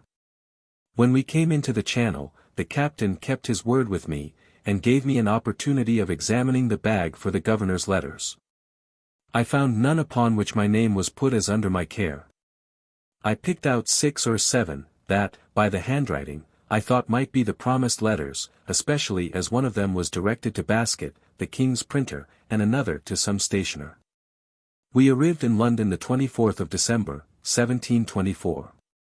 I waited upon the stationer, who came first in my way, delivering the letter as from Governor Keith. "I don't know such a 42 person," says he, but, opening the letter, "Oh! This is from Riddle's Den. I have lately found him to be a complete rascal, and I will have nothing to do with him, nor receive any letters from him." So, putting the letter into my hand, he turned on his heel and left me to serve some customer. I was surprised to find these were not the governor's letters, and, after recollecting and comparing circumstances, I began to doubt his sincerity. I found my friend Denham, and opened the whole affair to him. He let me into Keith's character. Told me there was not the least probability that he had written any letters for me, that no one, who knew him, had the smallest dependence on him. And he laughed at the notion of the governor's giving me a letter of credit, having, as he said, no credit to give. On my expressing some concern about what I should do, he advised me to endeavor getting some employment in the way of my business. "Among the printers here," said he, "you will improve yourself, and when you return to America, you will set up to greater advantage." We both of us happened to know, as well as the stationer, that Riddle's Den, the attorney, was a very knave. He had half ruined Miss Reed's father by persuading him to be bound for him. By this letter it appeared there was a secret scheme on foot to the prejudice of Hamilton, suppository to be then coming over with us. And that Keith was concerned in it with Riddle's Den. Denham, who was a friend of Hamilton's, thought he ought to be acquainted with it. So, when he arrived in England, which was soon after, partly from resentment and ill will to Keith and Riddle's Den, and partly from goodwill to him, I waited on him, and gave him the letter. He thanked me cordially, the information being of importance to him, and from that time he became my friend, greatly to my advantage afterwards on many occasions. But what shall we think of a governor's playing such pitiful tricks, and imposing so grossly on a poor ignorant boy? It was a habit he had acquired. He wished to please everybody, and, having little to give, he gave expectations. He was otherwise an ingenious, sensible man, a pretty good writer, and a good governor for the people, though not for his 43 constituents, the proprietaries, whose instructions he sometimes disregarded. Several of our best laws were of his planning and passed during his administration. Ralph and I were inseparable companions. We took lodgings together in Little Britain at 3 shillings and 6 pence a week, as much as we could then afford. He found some relations, but they were poor, and unable to assist him. He now let me know his intentions of remaining in London, and that he never meant to return to Philadelphia. He had brought no money with him, the whole he could muster having been expended in paying his passage. I had 15 pistoles, so he borrowed occasionally of me to subsist, while he was looking out for business. He first endeavored to get into the playhouse, believing himself qualified for an actor, but Wilkes, to whom he applied, advised him candidly not to think of that employment, as it was impossible he should succeed in it. Then he proposed to Roberts, a publisher in Paternoster Row, to write for him a weekly paper like The Spectator, on certain conditions, which Roberts did not approve. Then he endeavored to get employment as a hackney writer, to copy for the stationers and lawyers about the Temple, but could find no vacancy.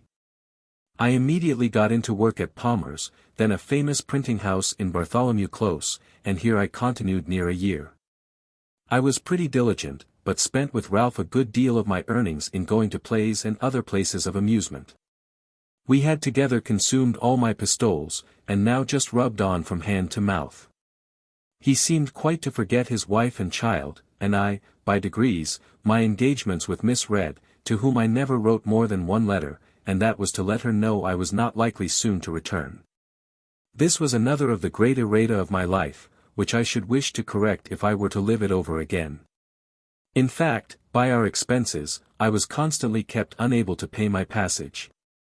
At Palmer's I was employed in composing for the second edition of Wollaston's Religion of Nature. Some of his reasonings not appearing to me well-founded, I wrote a little metaphysical piece in which I made remarks on them. It was entitled, A Dissertation on Liberty and Necessity, 44 Pleasure and Pain. I inscribed it to my friend Ralph. I printed a small number. It occasioned my being more considered by Mr. Palmer as a young man of some ingenuity, though he seriously expostulated with me upon the principles of my pamphlet, which to him appeared abominable. My printing this pamphlet was another erratum. While I LODG'd in Little Britain, I made an acquaintance with one Wilcox, a bookseller, whose shop was at the next door. He had an immense collection of second-hand books. Circulating libraries were not then in use. But we agreed that, on certain reasonable terms, which I have now forgotten, I might take, read, and return any of his books. This I esteemed a great advantage, and I made as much use of it as I could.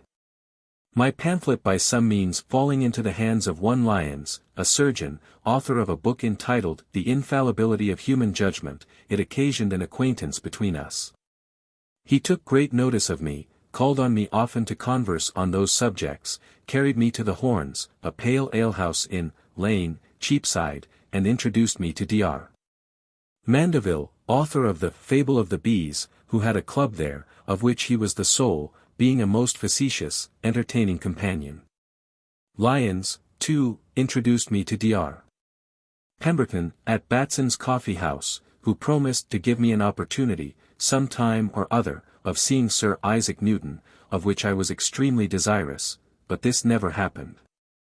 I had brought over a few curiosities, among which the principal was a purse made of the asbestos, which purifies by fire. Sir Hans Sloane heard of it, came to see me, and invited me to his house in Bloomsbury Square, where he showed me all his curiosities, and persuaded me to let him add that to the number, for which he paid me handsomely. In our house there LODG'd a young woman, a milliner, who, I think, had a shop in the cloisters.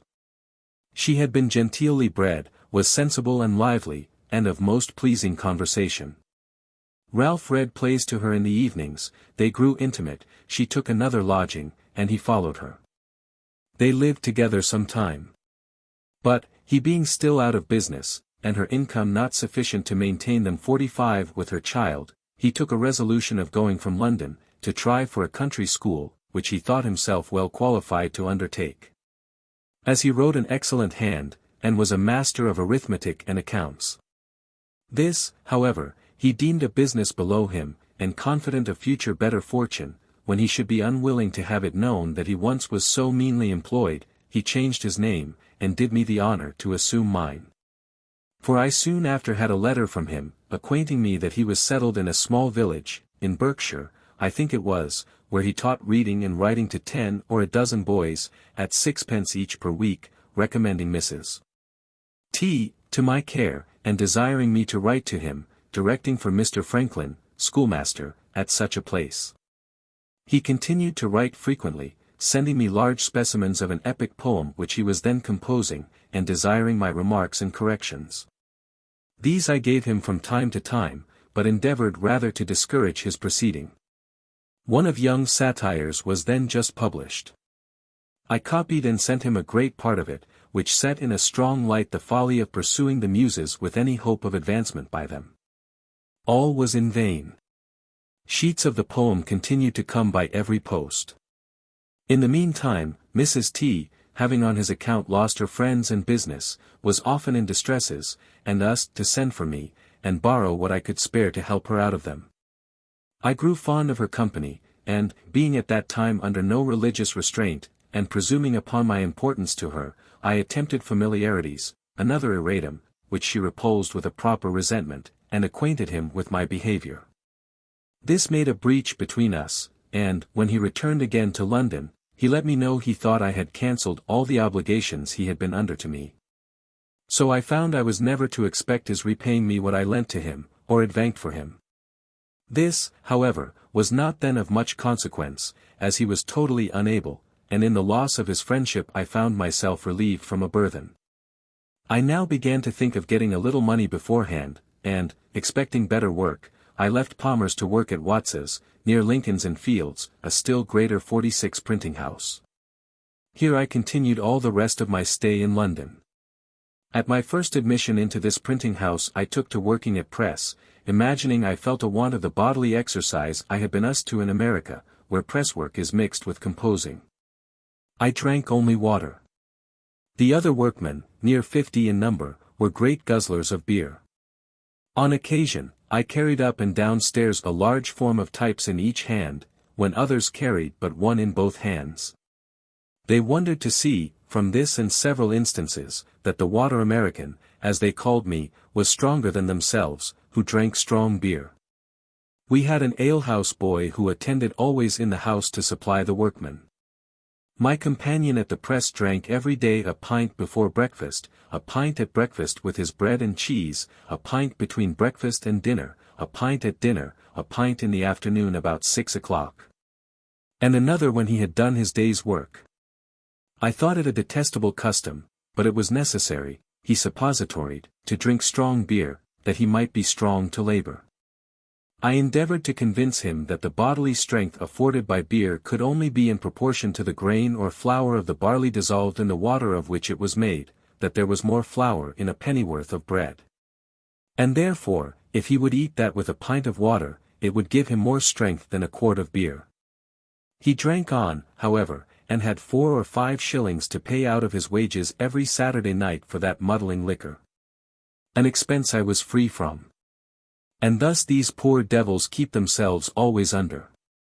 Watts, after some weeks, desiring to have me in the composing room, I left the pressman. A new bienvenue or sum for drink, being 5 shillings, was demanded of me by the compositors. I thought it an imposition, as I had paid below, the master thought so too, and forbade my paying it. I stood out 2 or 3 weeks, was accordingly considered as an excommunicate, and had so many little pieces of private mischief done me, by mixing my sorts, transposing my pages, breaking my matter, etc., etc.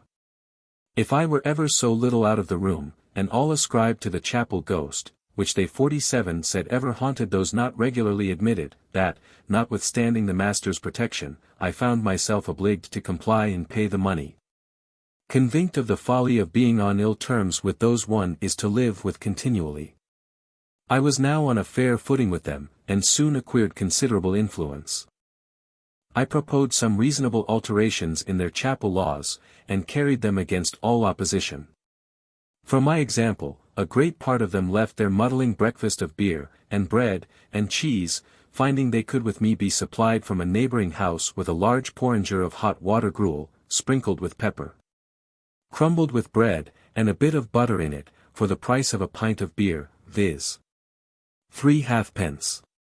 This was a more comfortable as well as cheaper breakfast, and kept their heads clearer.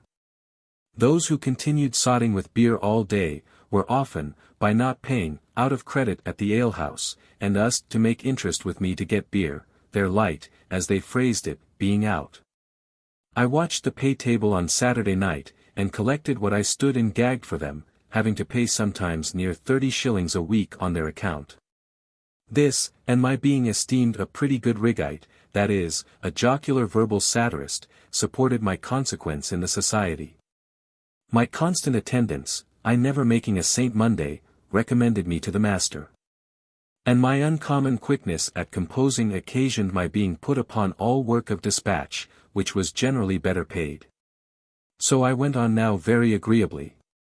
A printing house is always called a chapel by the workmen, the origin of which appears to have been that printing was first carried on in England in an ancient chapel converted into a printing house. And the title has been preserved by tradition. The bienvenue among the printers answers to the terms entrance and footing among mechanics. Thus a journeyman, on entering a printing house, was accustomed to pay 1 or more gallons of beer for the good of the chapel. This custom was falling into disuse 30 years ago. It is very properly rejected entirely in the United States. W.T.F. My lodging in Little Britain being too remote, I found another in Duke Street, opposite to the Romish Chapel. It was 2 pair of stairs backwards, at an Italian warehouse. A widow lady kept the house. She had a daughter, and a maid servant, and a journeyman who attended the warehouse, but LODG'd abroad. After sending to inquire my character at the house where I last LODG'd, she agreed to take me in at the same rate, 3s. 6d, per week, cheaper, as she 48 said, from the protection she expected in having a man lodge in the house. She was a widow, an elderly woman, had been bred a Protestant, being a clergyman's daughter, but was converted to the Catholic religion by her husband, whose memory she much revered. Had lived much among people of distinction, and knew 1,000 anecdotes of them as far back as the times of Charles II. She was lame in her knees with the gout, and, therefore, seldom stirred out of her room, so sometimes wanted company. And hers was so highly amusing to me, that I was sure to spend an evening with her whenever she desired it. Our supper was only half an anchovy each, on a very little strip of bread and butter, and half a pint of ale between us. But the entertainment was in her conversation. My always keeping good hours, and giving little trouble in the family, made her unwilling to part with me. So that, when I talked of a lodging I had heard of, nearer my business, for 2 shillings a week, which, intent as I now was on saving money, made some difference, she bid me not think of it. For she would abate me 2 shillings a week for the future. So I remained with her at 1 shilling and 6pence as long as I stayed in London. In a garret of her house there lived a maiden lady of 70, in the most retired manner, of whom my landlady gave me this account, that she was a Roman Catholic, had been sent abroad when young, and LODG'd in a nunnery with an intent of becoming a nun. But, the country not agreeing with her, she returned to England, where, there being no nunnery, she had vowed to lead the life of a nun, as near as might be done in those circumstances.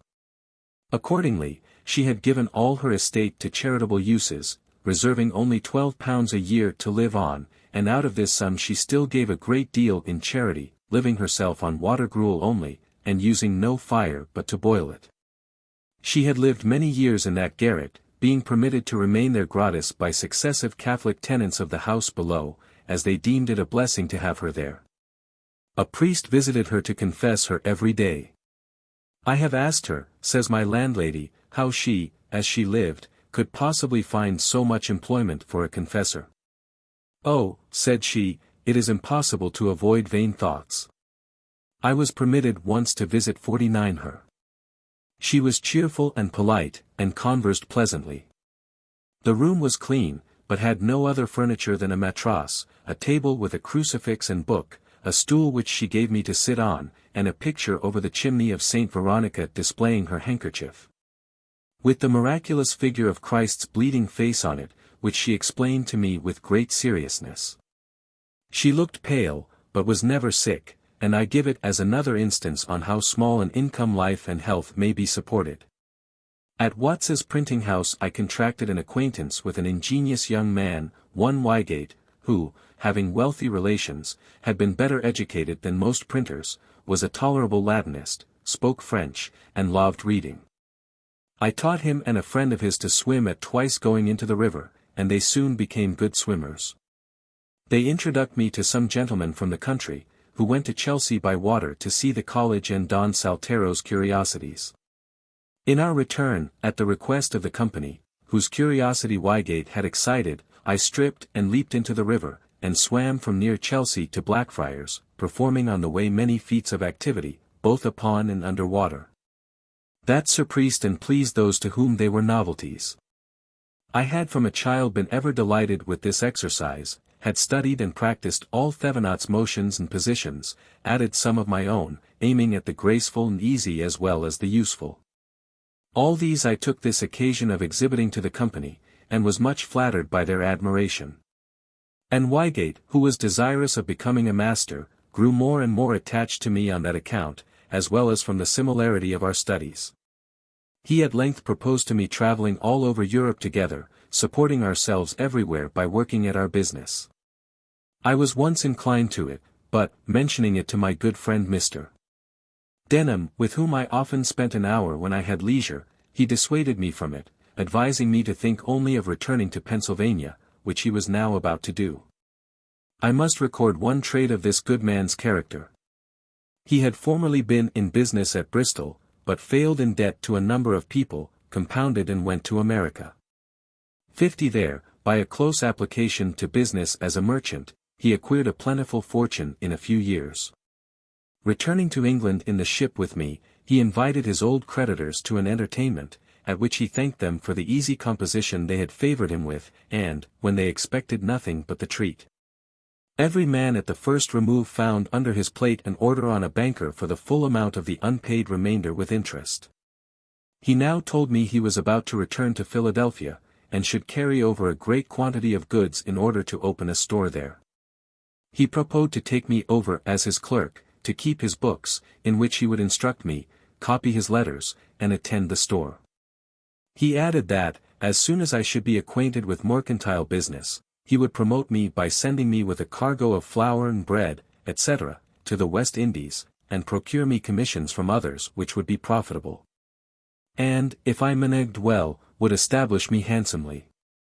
The thing pleased me, for I was grown tired of London, remembered with pleasure the happy months I had spent in Pennsylvania, and wished again to see it.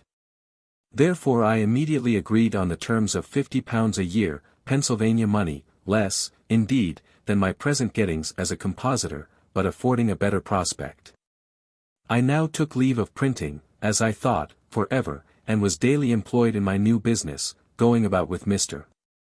Denham among the tradesmen to purchase various articles, and seeing them packed up, doing errands, calling upon workmen to dispatch, etc., and, when all was on board, I had a few days' leisure. On one of these days, I was, to my surprise, sent for by a great man I knew only by name, a Sir William Wyndham, and I waited upon him.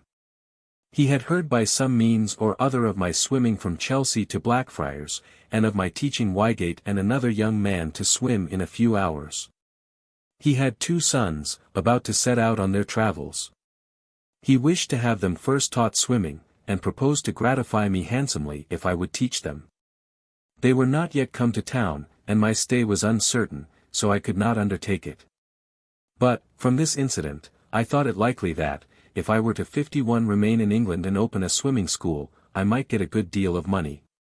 And it struck me so strongly, that, had the overture been sooner made me, probably I should not so soon have returned to America. After many years, you and I had something of more importance to do with one of these sons of Sir William Wyndham, become Earl of Egremont, which I shall mention in its place. Thus I spent about 18 months in London. Most part of the time I worked hard at my business, and spent but little upon myself except in seeing plays and in books. My friend Ralph had kept me poor. He owed me about £27, which I was now never likely to receive. A great sum out of my small earnings. I loved him, notwithstanding, for he had many amiable qualities. I had by no means improved my fortune, but I had picked up some very ingenious acquaintance, whose conversation was of great advantage to me. And I had read considerably. We sailed from Gravesend on the 23d of July, 1726. For the incidents of the voyage, I refer you to my journal, where you will find them all minutely related. Perhaps the most important part of that journal is the plan to be found in it, which I formed at sea, for regulating my future conduct in life. It is the more remarkable, as being formed when I was so young, and yet being pretty faithfully adhered to quite through to old age. The journal was printed by Sparks, from a copy made at Reading in 1787. But it does not contain the plan. Ed. We landed in Philadelphia on the 11th of October, where I found sundry alterations. Keith was no longer governor, being superseded by Major Gordon. I met him walking the streets as a common citizen. He seemed a little ashamed at seeing me, but passed without saying anything. I should have been as much ashamed at seeing Miss Reed, had not her friends, despairing with reason of my return after the receipt of my letter, persuaded her to marry another, one Rogers, a potter, which was done in my absence. With him, however, she was never happy, and soon parted from him, refusing to cohabit with him or bear his name, it being now said that he had another wife. He was a worthless fellow, though an excellent workman, which was the temptation 52 to her friends. He got into debt, ran away in 1727 or 1728, went to the West Indies, and died there. Keimer had got a better house, a shop well supplied with stationery, plenty of new types, a number of hands, though none good, and seemed to have a great deal of business. Mr. Denham took a store in Water Street, where we opened our goods. I attended the business diligently, studied accounts, and grew, in a little time, expert at selling. We LODG'd and boarded together. He counseled me as a father, having a sincere regard for me. I respected and loved him, and we might have gone on together very happy, but, in the beginning of February, 1726-7, when I had just passed my 21st year, we both were taken ill. My distemper was a pleurisy, which very nearly carried me off. I suffered a good deal, gave up the point in my own mind, and was rather disappointed when I found myself recovering, regretting, in some degree, that I must now, some time or other, have all that disagreeable work to do over again. I forget what his distemper was, it held him a long time, and at length carried him off. He left me a small legacy in a nuncupative will, as a token of his kindness for me, and he left me once more to the wide world. For the store was taken into the care of his executors, and my employment under him ended. My brother-in-law, Holmes, being now at Philadelphia, advised my return to my business. And Keimer tempted me, with an offer of large wages by the year, to come and take the management of his printing house, that he might better attend his stationer's shop. I had heard a bad character of him in London from his wife and her friends, and was not fond of having any more to do with him. I tried for farther employment as a merchant's clerk, but, not readily meeting with any, I clost again with Keimer. I found in his house these hands: Hugh Meredith, a Welsh Pennsylvanian, 30 years of age, bred to country work, honest, sensible, had a great deal of solid observation, was something of a reader, but given to drink. Stephen Potts, a young countryman of full age, bred to the same, of uncommon natural parts, and great wit and humour, but a little idle. These he had agreed with at extreme low wages per week, to be riced a shilling every 3 months, as they would deserve by improving in 53 their business. And the expectation of these high wages, to come on hereafter, was what he had drawn them in with. Meredith was to work at press, Potts at book binding, which he, by agreement, was to teach them, though he knew neither one nor t'other. John, a wild Irishman, brought up to no business, whose service, for 4 years, Keimer had purchased from the captain of a ship, he, too, was to be made a pressman. George Webb, an Oxford scholar, whose time for 4 years he had likewise bought, intending him for a compositor, of whom more presently, and David Harry, a country boy, whom he had taken apprentice. I soon perceived that the intention of engaging me at wages so much higher than he had been us to give, was, to have these raw, cheap hands formed through me. And, as soon as I had instructed them, then they being all articled to him, he should be able to do without me. I went on, however, very cheerfully, put his printing house in order, which had been in great confusion, and brought his hands by degrees to mind their business and to do it better. It was an odd thing to find an Oxford scholar in the situation of a bought servant. He was not more than 18 years of age, and gave me this account of himself. That he was born in Gloucester, educated at a grammar school there, had been distinguished among the scholars for some apparent superiority in performing his part, when they exhibited plays. Belonged to the witty club there, and had written some pieces in prose and verse, which were printed in the Gloucester newspapers. Thence he was sent to Oxford, where he continued about a year, but not well satisfied, wishing of all things to see London, and become a player. At length, receiving his quarterly allowance of 15 guineas, instead of discharging his debts he walked out of town, hid his gown in a furze bush, and footed it to London, where, having no friend to advise him, he fell into bad company. Soon spent his guineas, found no means of being introduced among the players, grew necessitous, pawned his clothes, and wanted bread.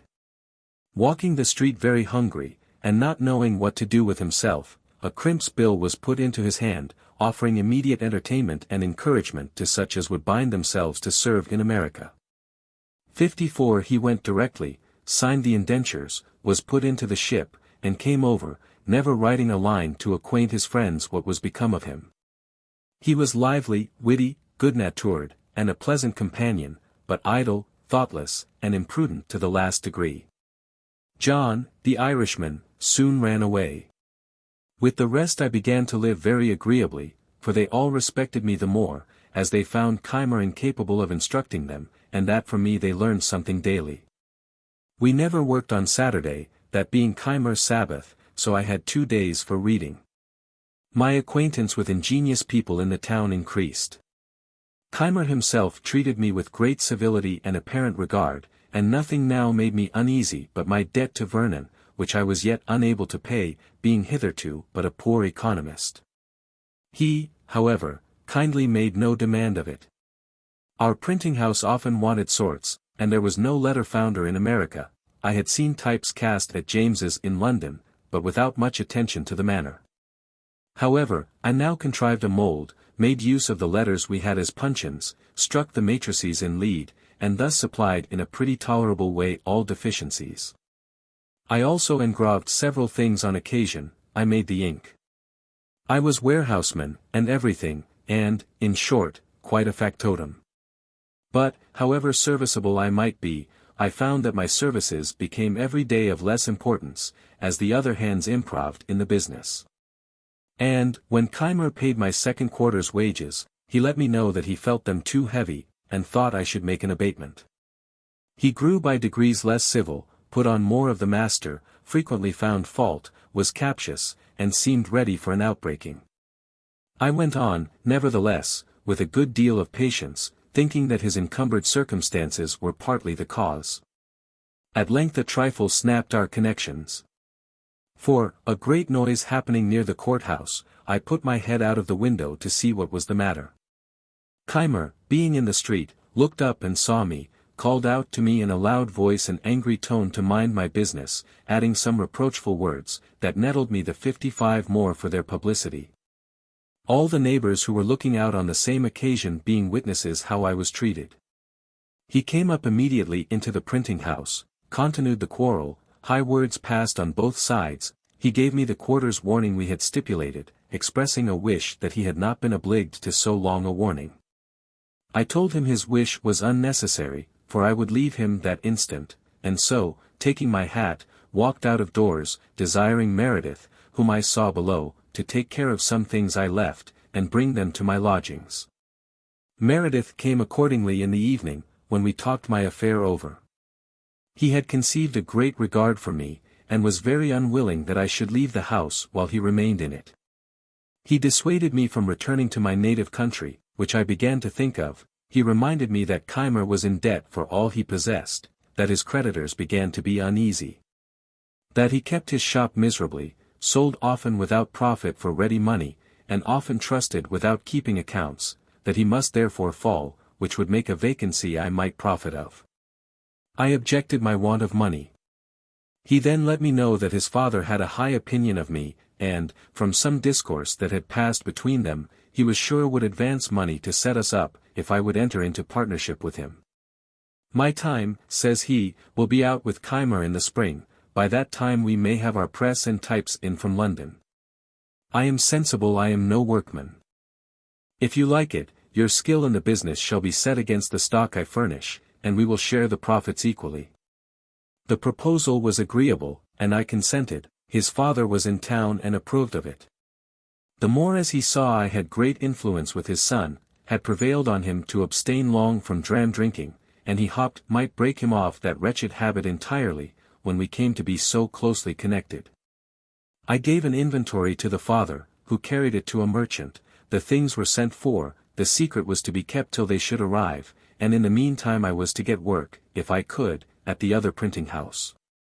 But I found no vacancy there, and so remained idle a few days, when Keimer, on a prospect of being employed to print 56 some paper money in New Jersey, which would require cuts and various types that I only could supply, and apprehending Bradford might engage me and get the job from him, sent me a very civil message, that old friends should not part for a few words, the effect of sudden passion, and wishing me to return.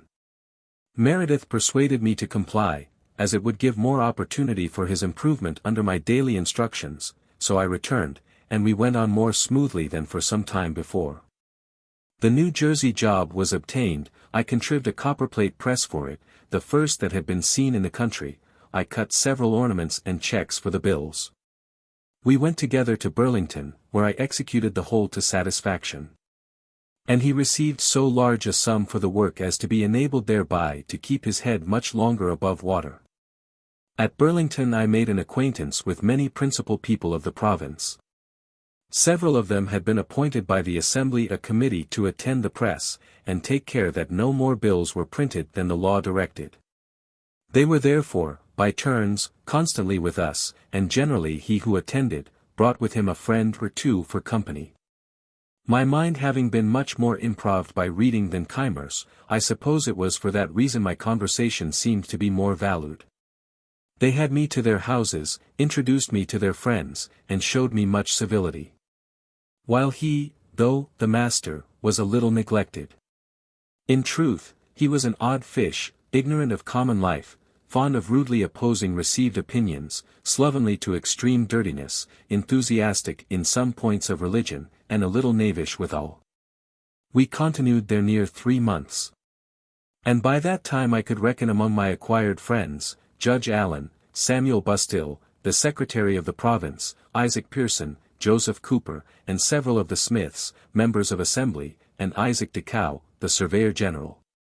The latter was a shrewd, sagacious old man, who told me that he began for himself, when young, by wheeling clay for the brickmakers, learned to write after he was of age, carried the chain for surveyors, who taught him surveying.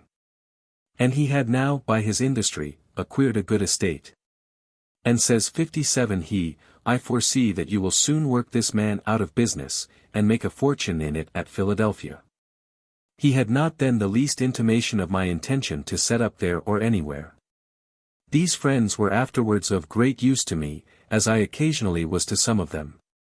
They all continued their regard for me as long as they lived. Before I enter upon my public appearance in business, it may be well to let you know the then state of my mind with regard to my principles and morals, that you may see how far those influenced the future events of my life. My parents had early given me religious impressions, and brought me through my childhood piously in the dissenting way. But I was scarce 15, when, after doubting by turns of several points, as I found them disputed in the different books I read, I began to doubt of revelation itself. Some books against deism fell into my hands.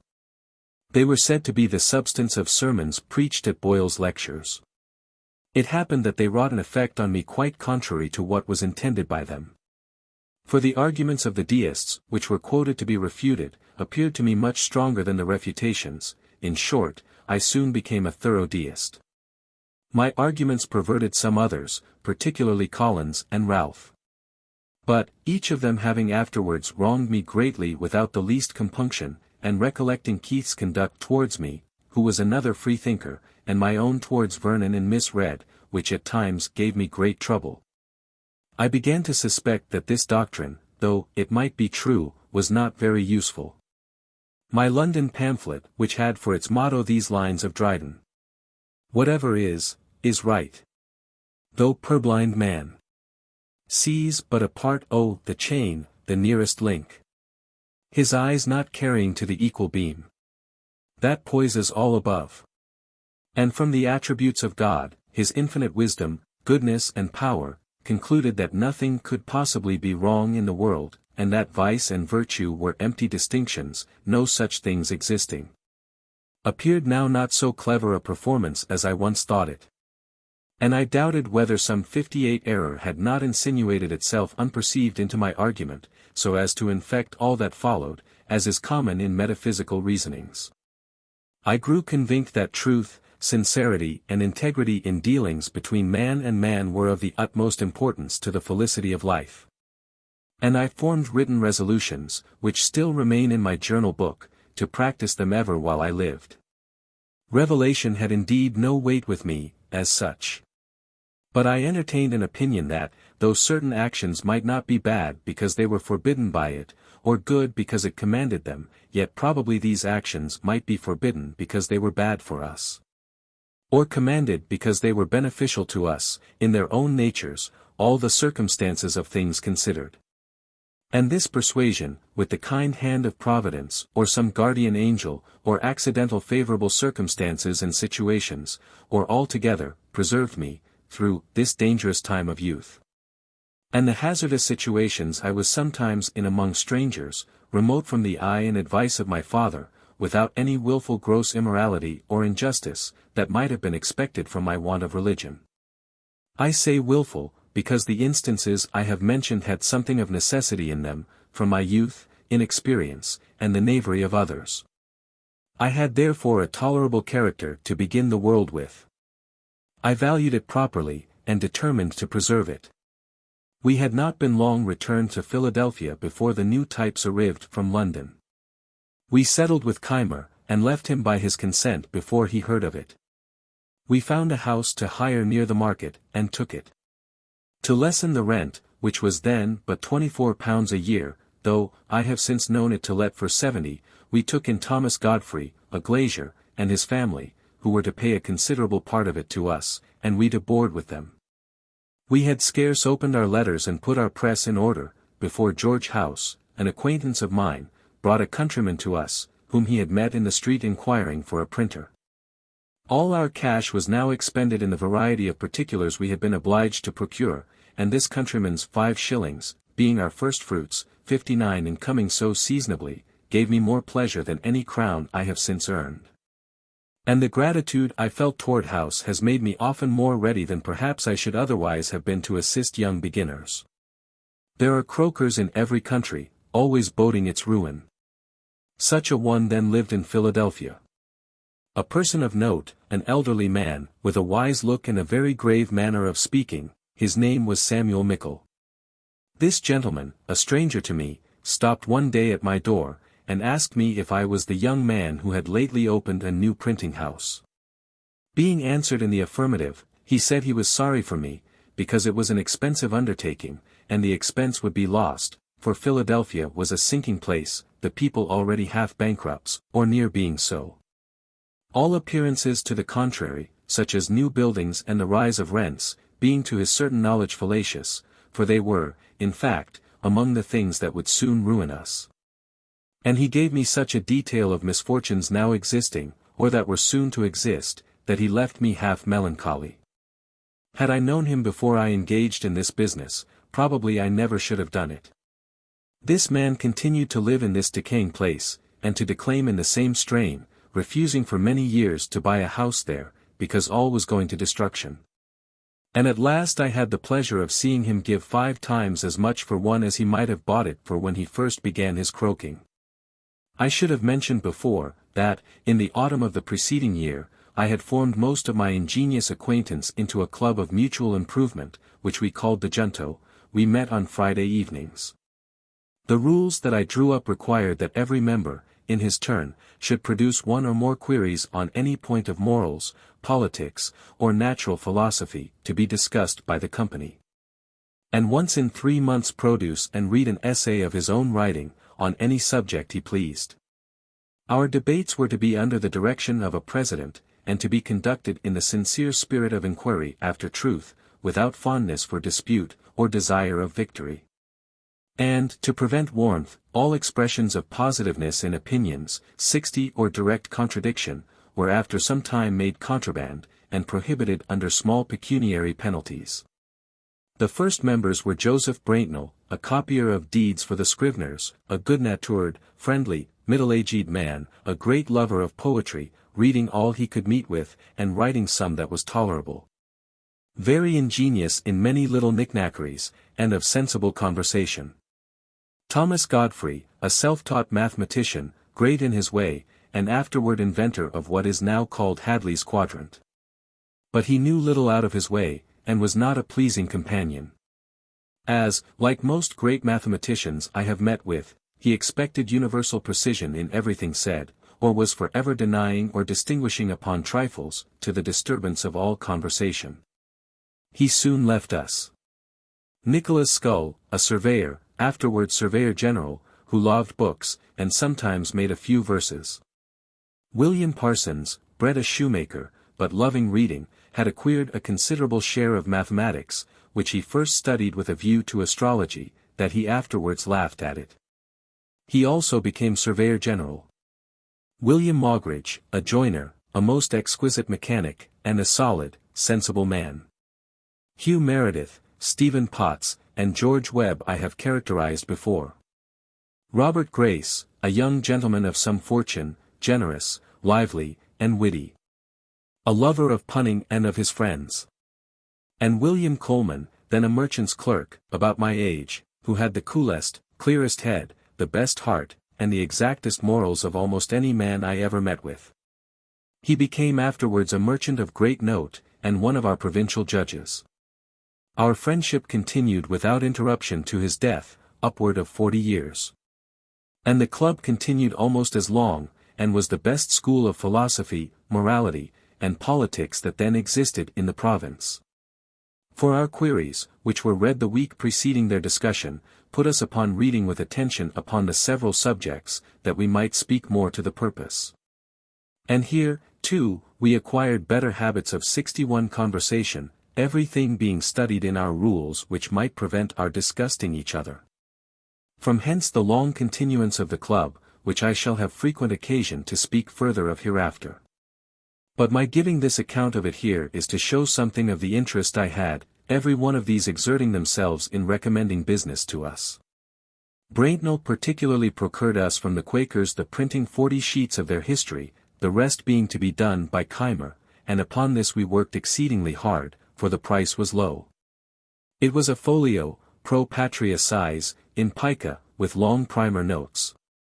I compassed of it a sheet a day, and Meredith worked it off at press. It was often 11 at night, and sometimes later, before I had finished my distribution for the next day's work, for the little jobs sent in by our other friends now and then put us back.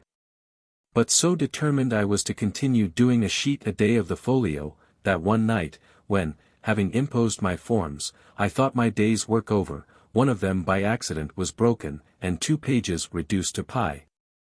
I immediately distributed and compassed it over again before I went to bed. And this industry, visible to our neighbors, began to give us character and credit. Particularly, I was told, that mention being made of the new printing office at the Merchants' Every Night Club, the general opinion was that it must fail, there being already 2 printers in the place, Keimer and Bradford, but Dr. Baird, whom you and I saw many years after at his native place, St. Andrews in Scotland, gave a contrary opinion, for the industry of that Franklin, says he, is superior to anything I ever saw of the kind. I see him still at work when I go home from club, and he is at work again before his neighbors are out of bed. This struck the rest, and we soon after had offers from one of them to supply us with stationery. But as yet we did not choose to engage in shop business. I mention this industry the more particularly and the more freely, though it seems to be talking in my own praise, that those of my posterity, who shall read it, may know the use of that virtue, when they see its effects in my favor throughout this relation. 62 George Webb, who had found a female friend that lent him wherewith to purchase his time of Keimer, now came to offer himself as a journeyman to us. We could not then employ him. But I foolishly let him know as a secret that I soon intended to begin a newspaper, and might then have work for him. My hopes of success, as I told him, were founded on this, that the then only newspaper, printed by Bradford, was a paltry thing, wretchedly managed, no way entertaining, and yet was profitable to him. I therefore thought a good paper would scarcely fail of good encouragement. I requested Webb not to mention it. But he told it to Keimer, who immediately, to be beforehand with me, published proposals for printing one himself, on which Webb was to be employed. I resented this. And, to counteract them, as I could not yet begin our paper, I wrote several pieces of entertainment for Bradford's paper, under the title of The Busy Body, which Braintnell continued some months. By this means the attention of the public was fixed on that paper, and Keimer's proposals, which we burlesqued and ridiculed, were disregarded. He began his paper, however, and, after carrying it on 3/4 of a year, with at most only 90 subscribers, he offered it to me for a trifle, and I, having been ready some time to go on with it, took it in hand directly. And it proved in a few years extremely profitable to me. I perceive that I am apt to speak in the singular number, though our partnership still continued. The reason may be that, in fact, the whole management of the business lay upon me. Meredith was no compositor, a poor pressman, and seldom sober. My friends lamented my connection with him, but I was to make the best of it. Our first papers made a quite different appearance from any before in the province. A better type, and better printed. But some spirited remarks of my writing, on the dispute then going on between Governor Burnet and the Massachusetts Assembly, struck the principal people, occasioned the paper and the manager of it to be much talked of. And in a few weeks brought them all to be our subscribers. Their example was followed by many, and our number went on growing continually. This was one of the first 63 good effects of my having learnt a little to scribble. Another was, that the leading men, seeing a newspaper now in the hands of one who could also handle a pen, thought it convenient to oblige and encourage me. Bradford still printed the votes, and laws, and other public business. He had printed an address of the House to the governor. In a coarse, blundering manner, we reprinted it elegantly and correctly, and sent one to every member.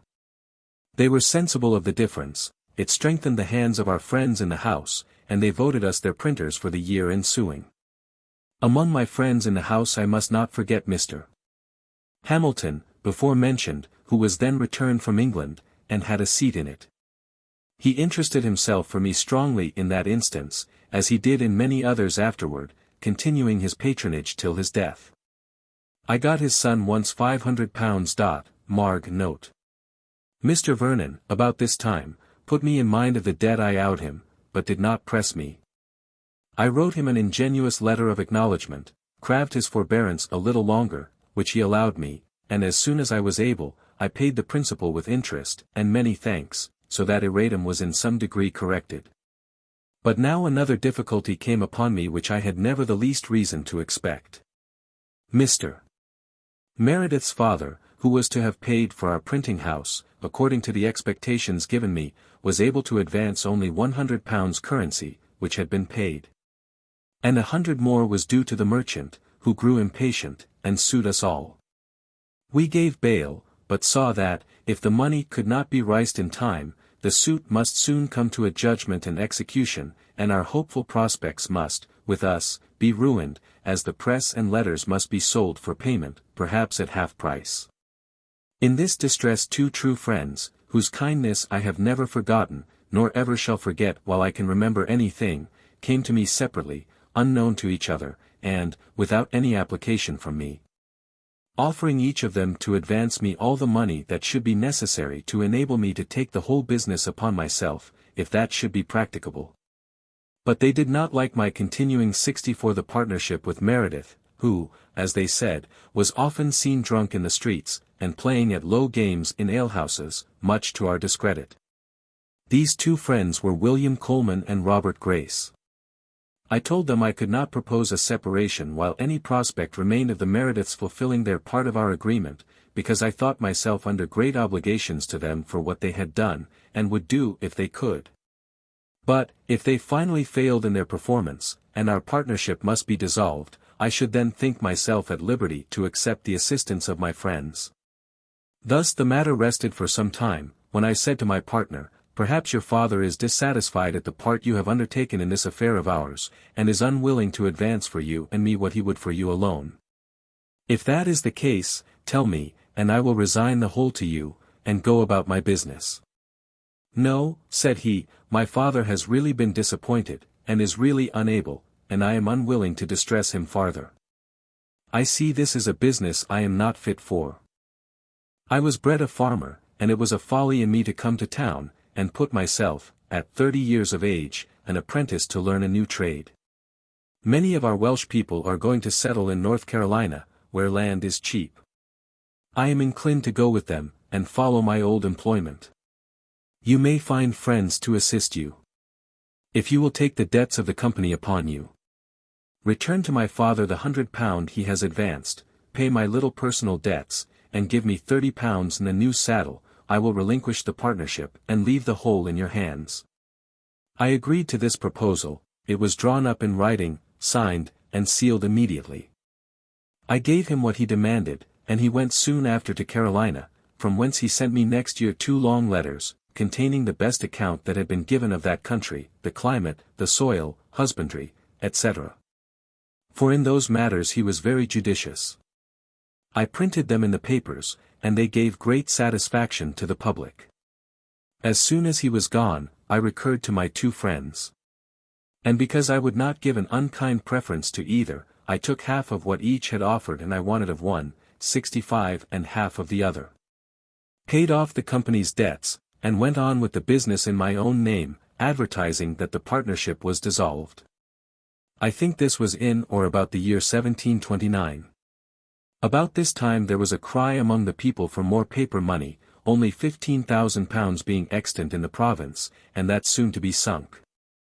The wealthy inhabitants opposed any addition, being against all paper currency, from an apprehension that it would depreciate, as it had done in New England, to the prejudice of all creditors.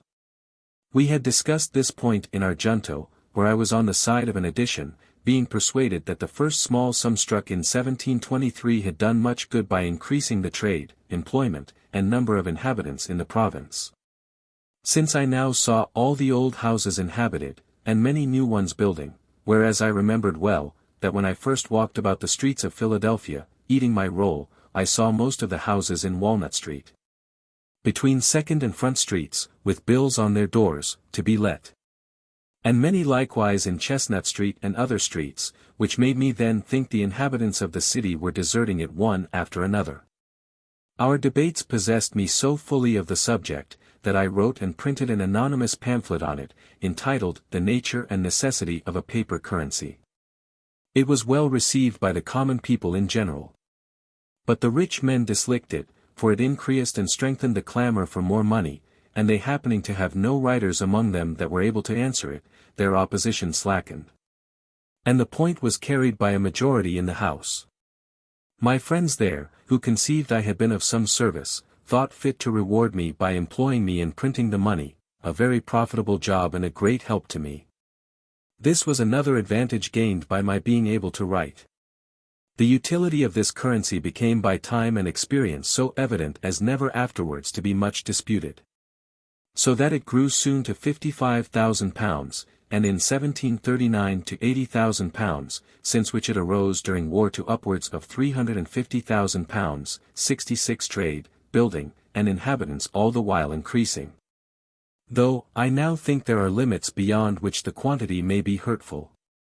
I soon after obtained, through my friend Hamilton, the printing of the Newcastle paper money, another profitable job as I then thought it, small things appearing great to those in small circumstances. And these, to me, were really great advantages, as they were great encouragements. He procured for me, also, the printing of the laws and votes of that government, which continued in my hands as long as I followed the business. I now opened a little stationer's shop. I had in it blanks of all sorts, the correctest that ever appeared among us, being assisted in that by my friend Braintnell. I had also paper, parchment, Chapman's books, etc. One Whitemash, a compositor I had known in London, an excellent workman, now came to me, and worked with me constantly and diligently, and I took an apprentice, the son of Aquila Rose. I began now gradually to pay off the debt I was under for the printing house. In order to secure my credit and character as a tradesman, I took care not only to be in reality industrious and frugal, but to avoid all appearances to the contrary. I dressed plainly, I was seen at no places of idle diversion. I never went out a fishing or shooting, a book, indeed, sometimes debauched me from my work, but that was seldom, snug, and gave no scandal. And, to show that I was not above my business, I sometimes brought home the paper I purchased at the stores through the streets on a wheelbarrow. Thus being esteemed an industrious, thriving young man, and paying duly for what I bought, the merchants who imported stationery solicited my custom, others proposed supplying me with books, and I went on swimmingly. In the meantime, Keimer's credit and business declining daily, he was at last forced to sell his printing house to satisfy his creditors. He went to Barbados, and there lived some years in very poor circumstances. His apprentice, David Harry, whom I had instructed while I worked with him, set up in his place at Philadelphia, having bought his materials. I was at first apprehensive of a powerful rival in Harry, as his friends were very able, 67 and had a good deal of interest. I therefore proposed a partnership to him which he, fortunately for me, rejected with scorn. He was very proud, dressed like a gentleman, lived expensively, took much diversion and pleasure abroad, ran in debt, and neglected his business, upon which all business left him. And, finding nothing to do, he followed Keimer to Barbados, taking the printing house with him. There this apprentice employed his former master as a journeyman, they quarrelled often. Harry went continually behindhand, and at length was forced to sell his types and return to his country work in Pennsylvania. The person that bought them employed Keimer to use them, but in a few years he died. There remained now no competitor with me at Philadelphia but the old one, Bradford, who was rich and easy, did a little printing now and then by straggling hands, but was not very anxious about the business. However, as he kept the post office, it was imagined he had better opportunities of obtaining news. His paper was thought a better distributor of advertisements than mine, and therefore had many more, which was a profitable thing to him, and a disadvantage to me. For, though I did indeed receive and send papers by the post, yet the public opinion was otherwise, for what I did send was by bribing the writers, who took them privately, Bradford being unkind enough to forbid it. Which occasioned some resentment on my part. And I thought so meanly of him for it, that, when I afterward came into his situation, I took care never to imitate it. I had hitherto continued to board with Godfrey, who lived in part of my house with his wife and children, and had one side of the shop for his glazier's business, though he worked little, being always absorbed in his mathematics. Mrs. Godfrey projected a match for me with a relation's daughter, took opportunities of bringing us often together, till a serious courtship on my part ensued, the girl being in herself very deserving. The old folks encouraged me by continual invitations to supper, and by leaving us together, till at length it was time to explain. Mrs. Godfrey managed our little treaty. I let her know that I expected as much money with their daughter as would pay off my remaining debt for the printing house, which I believe was not then above a £6,800. She brought me word they had no such sum to spare. I said they might mortgage their house in the loan office. The answer to this, after some days, was, that they did not approve the match, that, on inquiry of Bradford, they had been informed the printing business was not a profitable one. The types would soon be worn out, and more wanted, that S. Keimer and D. Harry had failed one after the other, and I should probably soon follow them, and, therefore, I was forbidden the house, and the daughter shut up. Whether this was a real change of sentiment or only artifice, on a supposition of our being too far engaged in affection to retract, and therefore that we should steal a marriage, which would leave them at liberty to give or withhold what they pleased, I know not. But I suspected the latter, resented it, and went no more. Mrs. Godfrey brought me afterward some more favorable accounts of their disposition, and would have drawn me on again. But I declared absolutely my resolution to have nothing more to do with that family. This was resented by the Godfreys, we differed, and they removed, leaving me the whole house, and I resolved to take no more inmates. But this affair having turned my thoughts to marriage, I looked round me and made overtures of acquaintance in other places. But soon found that, the business of a printer being generally thought a poor one, I was not to expect money with a wife, unless with such a one as I should not otherwise think agreeable. In the meantime, that hard-to-be-governed passion of youth hurried me frequently into intrigues with low women that fell in my way, which were attended with some expense and great inconvenience. Besides a continual risque to my health by a distemper which of all things I dreaded, though by great good luck I escaped it. A friendly correspondence as neighbors and old acquaintances had continued between me and Mrs. Reed's family, who all had a regard for me from the time of my first lodging in their house. I was often invited there and consulted in their affairs, wherein I sometimes was of service. I pitied poor Miss Reed's unfortunate situation, who was generally dejected, seldom cheerful, and avoided company. 69 I considered my giddiness and inconstancy when in London as in a great degree the cause of her unhappiness, though the mother was good enough to think the fault more her own than mine, as she had prevented our marrying before I went thither, and persuaded the other match in my absence. Our mutual affection was revived, but there were now great objections to our union. The match was indeed looked upon as invalid, a preceding wife being said to be living in England, but this could not easily be proved, because of the distance. And, though there was a report of his death, it was not certain. Then, though it should be true, he had left many debts, which his successor might be called upon to pay.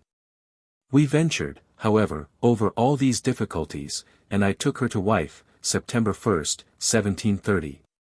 None of the inconveniences happened that we had apprehended. She proved a good and faithful helpmate, assisted me much by attending the shop.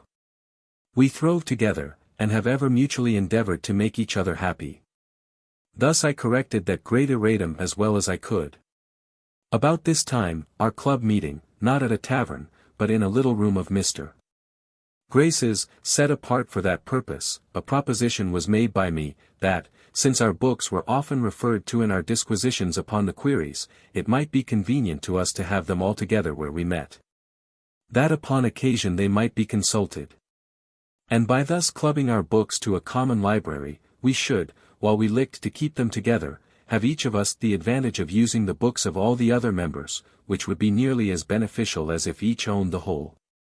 It was licked and agreed to, and we filled one end of the room with such books as we could best spare. The number was not so great as we expected. And though they had been of great use, yet some inconveniences occurring for want of due care of them, the collection, after about a year, was separated, and each took his books home again. And now I set on foot my first project of a public nature, that for a subscription library. I drew up the proposals, got them put into form by our great scrivener, Brockton, and, by the help of my friends in the junto, procured 50 subscribers of 40 shillings each to begin with, and 1070 shillings a year for 50 years. The term our company was to continue. We afterwards obtained a charter, the company being increased to 100, this was the mother of all the North American subscription libraries, now so numerous. It has become a great thing itself, and continually increasing.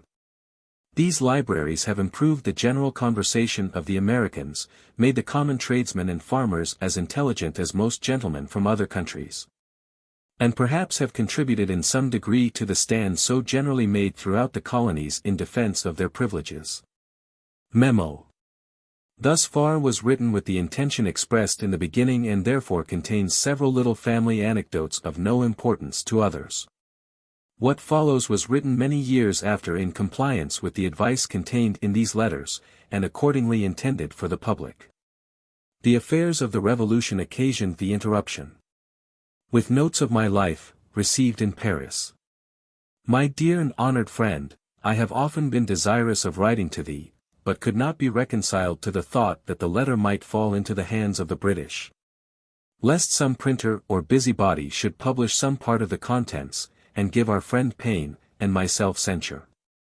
Some time since there fell into my hands, to my great joy, about 23 sheets in thy own handwriting, containing an account of the parentage and life of thyself, directed to thy son, ending in the year 1730, with which there were notes.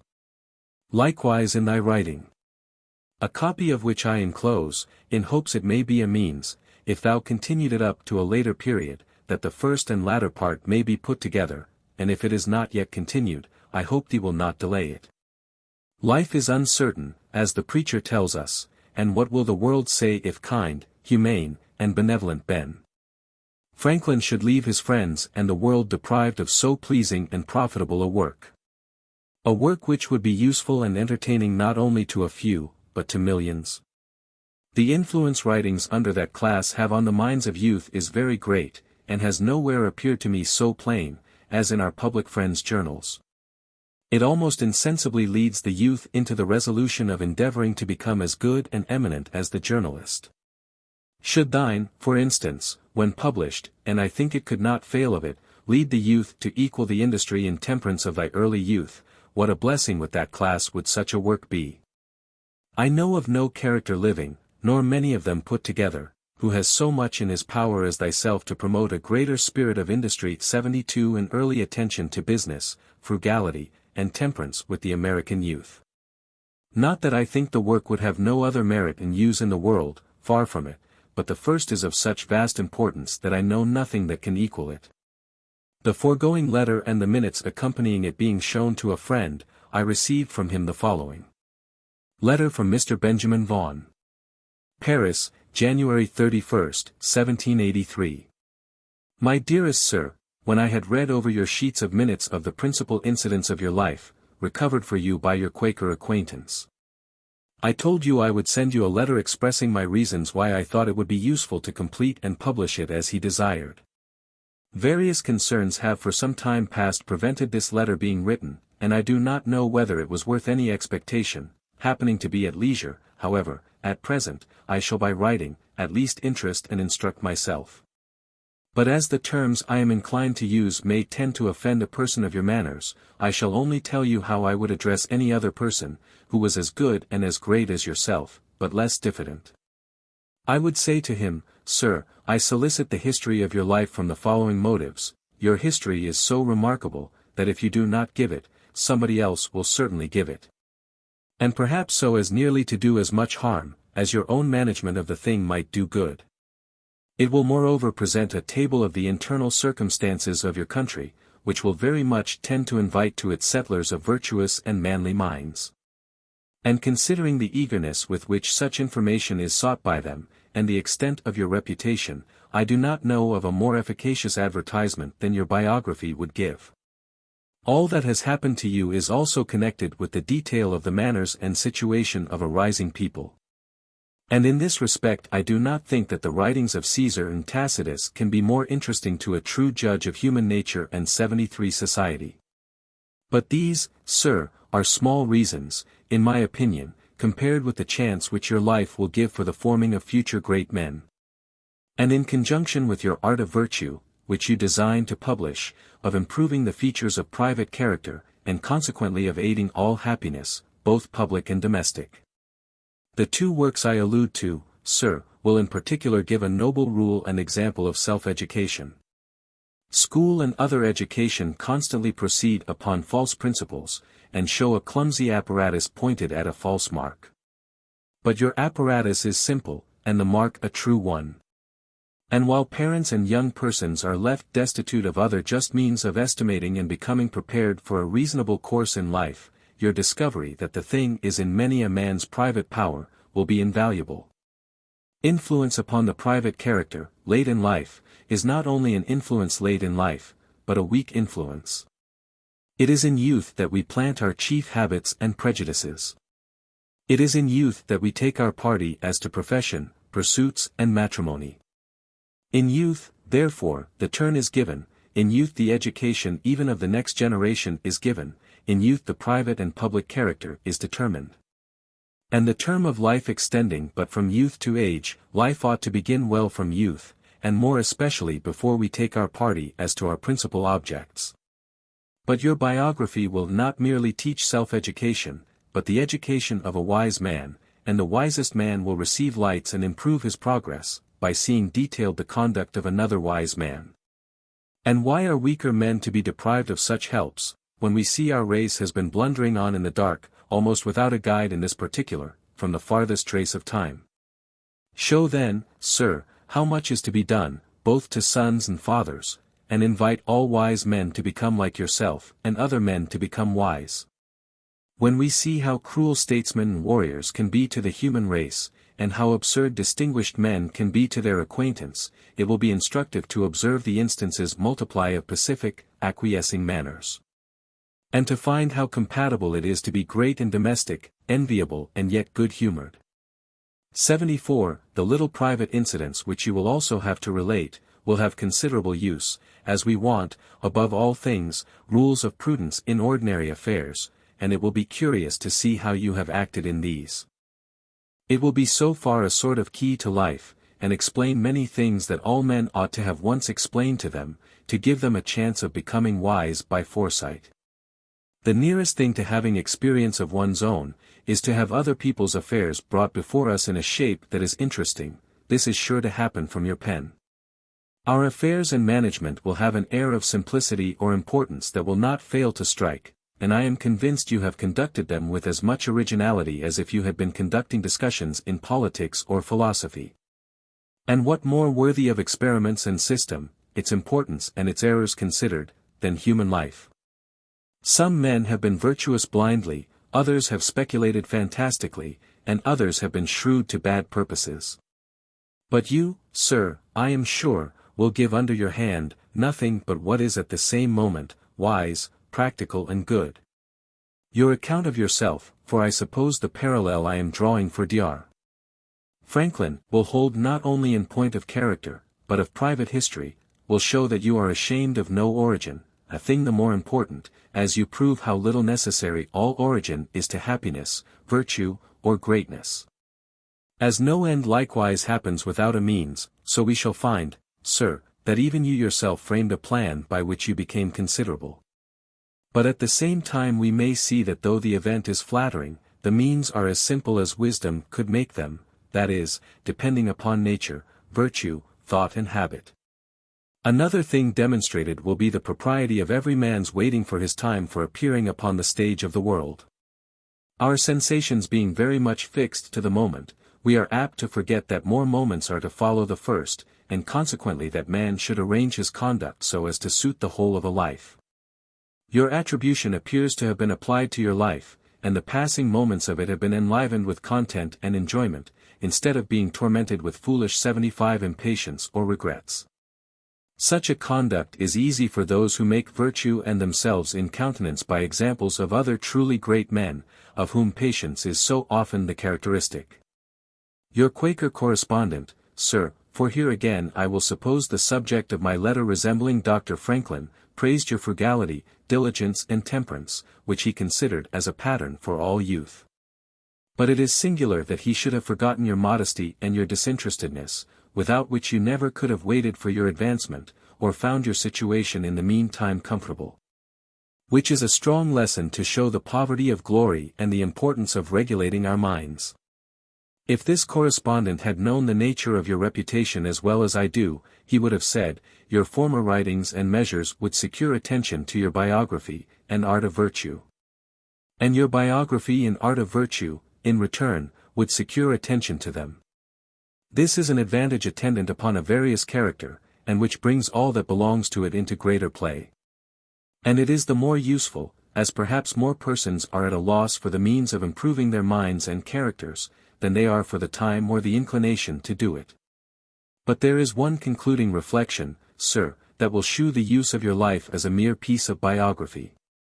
This style of writing seems a little gone out of vogue, and yet it is a very useful one.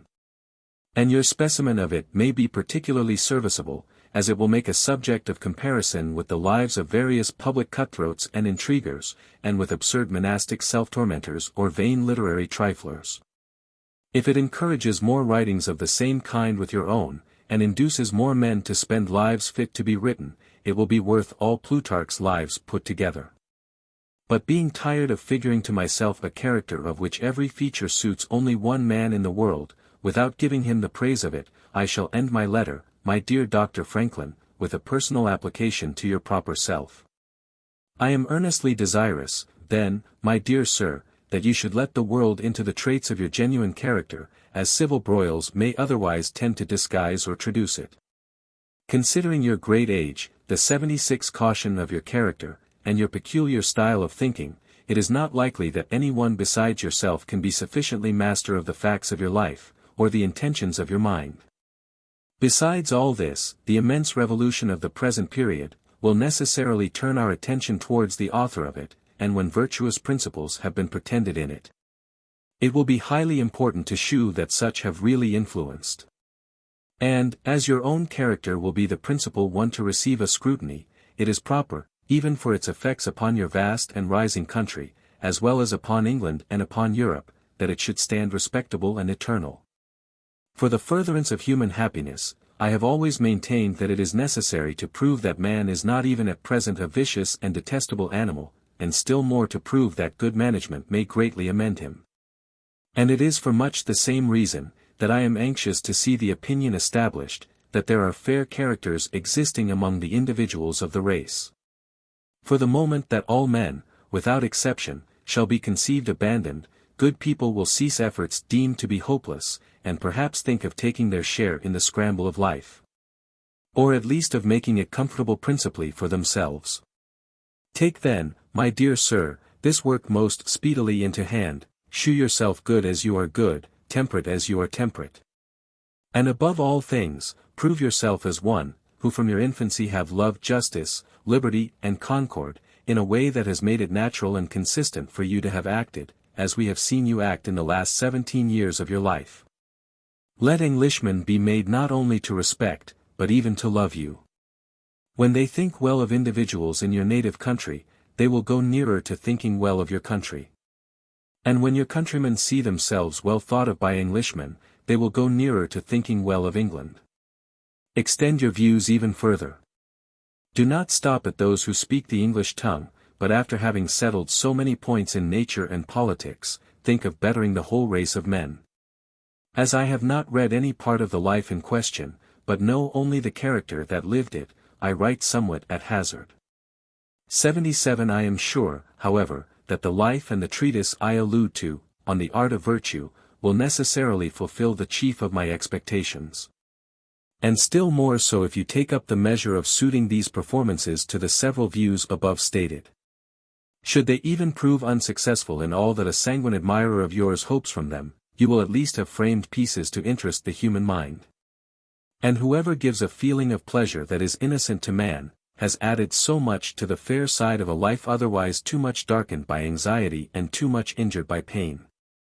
In the hope, therefore, that you will listen to the prayer addressed to you in this letter, I beg to subscribe myself, my dearest sir, etc., etc.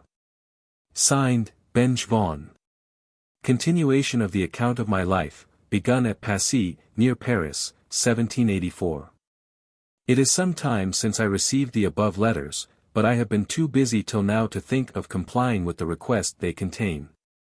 It might, too, be much better done if I were at home among my papers, which would aid my memory, and help to ascertain dates, but my return being uncertain and having just now a little leisure, I will endeavor to recollect and write what I can. If I live to get home, it may there be corrected and improved. Not having any copy here of what is already written, I know not whether an account is given of the means I used to establish the Philadelphia Public Library, which, from a small beginning, is now become so considerable.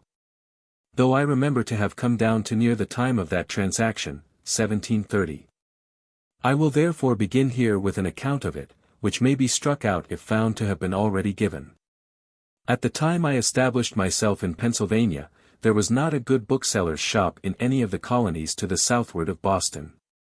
In New York and Philadelphia the printers were indeed stationers, they sold only paper, etc. Almanacs, ballads, and a few common schoolbooks. Those 78 who loved reading were obliged to send for their books from England, the members of the junto had each a few. We had left the alehouse, where we first met, and hired a room to hold our club in. I proposed that we should all of us bring our books to that room, where they would not only be ready to consult in our conferences, but become a common benefit, each of us being at liberty to borrow such as he wished to read at home. This was accordingly done, and for some time contented us. Finding the advantage of this little collection, I proposed to render the benefit from books more common, by commencing a public subscription library. I drew a sketch of the plan and rules that would be necessary, and got a skilful conveyancer, Mr. Charles Brockton, to put the whole in form of articles of agreement to be subscribed, by which each subscriber engagged to pay a certain sum down for the first purchase of books, and an annual contribution for increasing them. So few were the readers at that time in Philadelphia, and the majority of us so poor, that I was not able, with great industry, to find more than 50 persons, mostly young tradesmen, willing to pay down for this purpose 40 shillings each, and 10 shillings per annum. On this little fund we began. The books were imported. The library was opened one day in the week for lending to the subscribers, on their promissory notes to pay double the value if not duly returned. The institution soon manifested its utility, was imitated by other towns, and in other provinces. The libraries were augmented by donations, reading became fashionable. And our people, having no public amusements to divert their attention from study, became better acquainted with books. And in a few years were observed by strangers to be better instructed and more intelligent than people of the same rank generally are in other countries. When we were about to sign the above-mentioned articles, which were to be binding upon us, our heirs, etc., for 50 years, Mr. Brockton, the scrivener, said to us, "You are young men, but it is scarcely probable that any of you will live to see the expiration of the term fixed in the instrument. A number of us, however, are yet 79 living." But the instrument was after a few years rendered null by a charter that incorporated and gave perpetuity to the company. The objections and reluctances I met with in soliciting the subscriptions, made me soon feel the impropriety of presenting oneself as the proposer of any useful project that might be suppository to raise one's reputation in the smallest degree above that of one's neighbors, when one has need of their assistance to accomplish that project. I therefore put myself as much as I could out of sight, and stated it as a scheme of a number of friends, who had requested me to go about and propose it to such as they thought lovers of reading. In this way my affair went on more smoothly, and I ever after practiced it on such occasions, and, from my frequent successes, can heartily recommend it. The present little sacrifice of your vanity will afterwards be amply repaid. If it remains a while uncertain to whom the merit belongs, some one more vain than yourself will be encouraged to claim it, and then even envy will be disposed to do you justice by plucking those assumed feathers, and restoring them to their right owner. This library afforded me the means of improvement by constant study, for which I set apart an hour or two each day, and thus repaired in some degree the loss of the learned education my father once intended for me.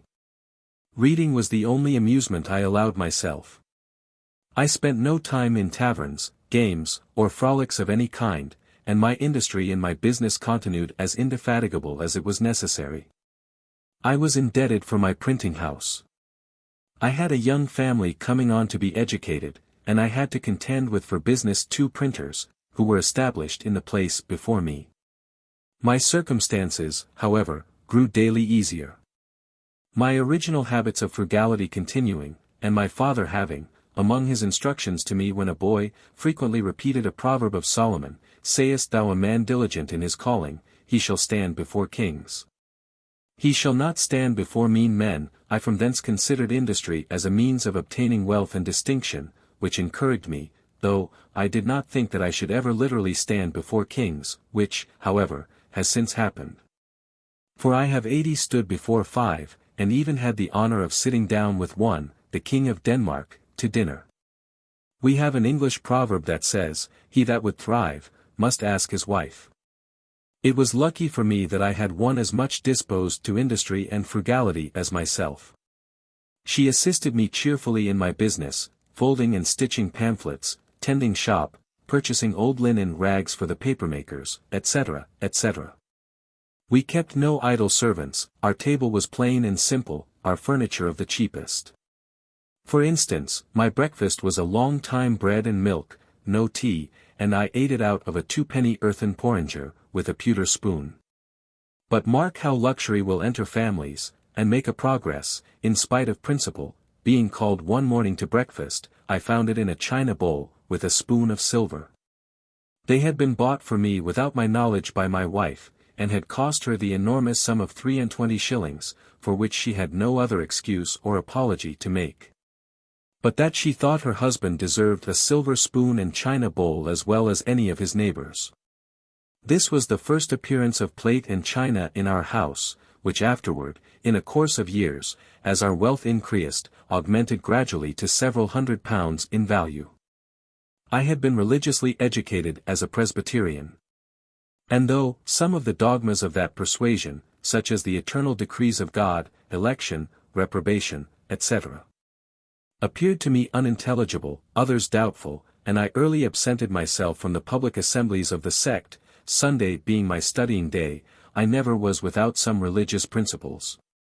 I never doubted, for instance, the existence of the Deity, that He made the world, and governed it by His providence, that the most acceptable service of God was the doing good to man, that our souls are immortal, and that all crime will be punished, and virtue rewarded, either here or hereafter.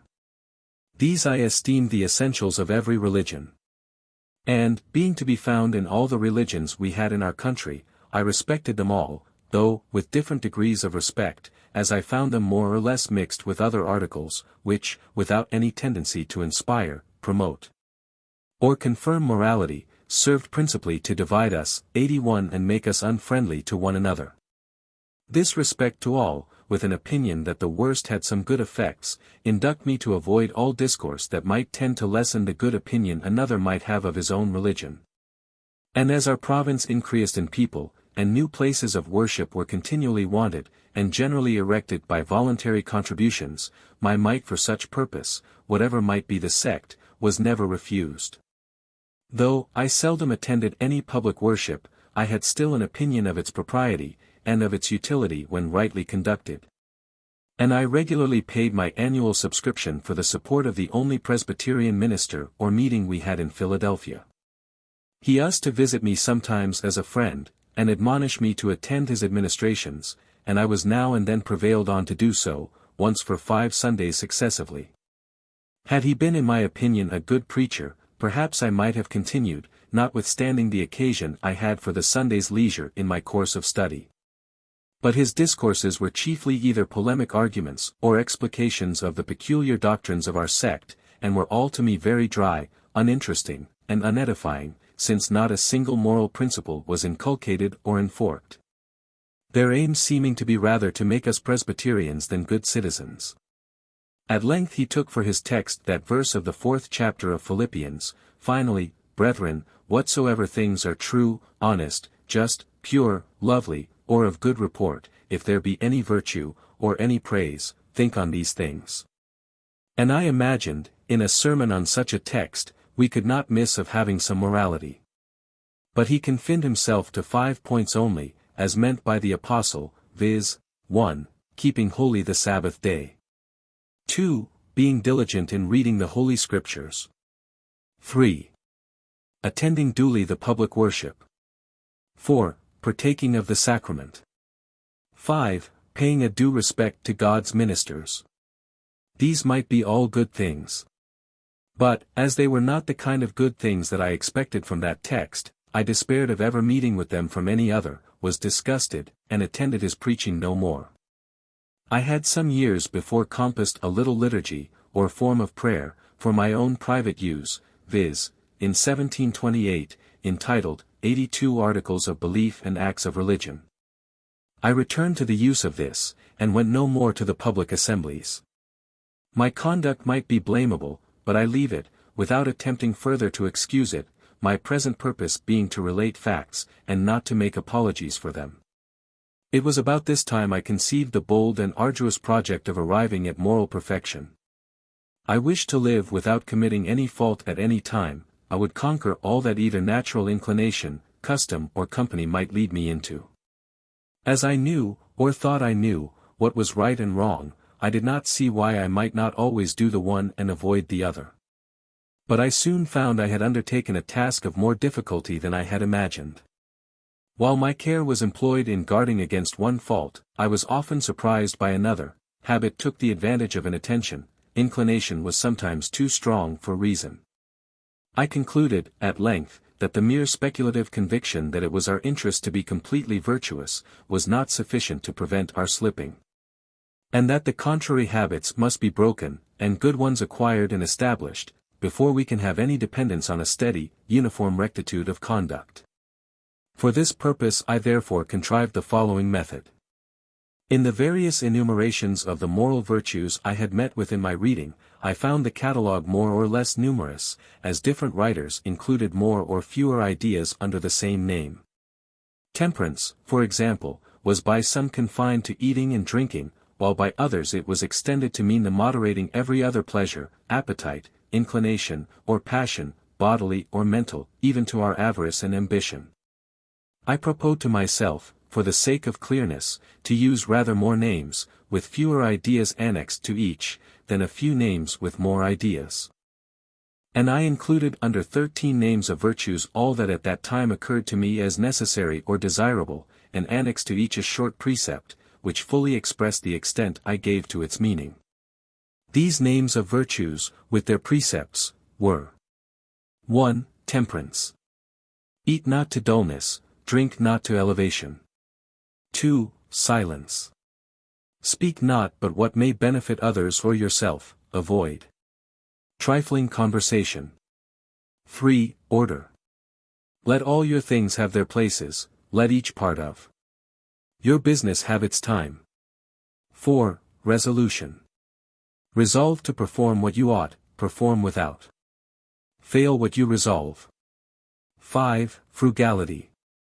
Make no expense but to do good to others or yourself, i.e., waste nothing. 6. Industry. Lose no time, be always employed in something useful. Cut off all unnecessary actions. 7. Sincerity. Use no hurtful deceit, think innocently and justly. And, if you speak, speak accordingly. 8. Justice. Wrong none by doing injuries, or omitting the benefits that are your duty. 9. Moderation. Avoid extremes, forbear resenting injuries so much as you think they deserve. 10. Cleanliness. Tolerate no uncleanliness in body, clothes, or habitation. 11. Tranquility. Be not disturbed at trifles, or at accidents common or unavoidable. 12. Chastity. Rarely use venery but for health or offspring, never to dullness, weakness, or the injury of your own or another's peace or reputation. 13. Humility. Imitate Jesus and Socrates. My intention being to acquire the habitude of all these virtues, I judged it would be well not to distract my attention by attempting the whole at once, but to fix it on one of them at a time. And, when I should be master of that, then to proceed to another, and so on, till I should have gone through the 13.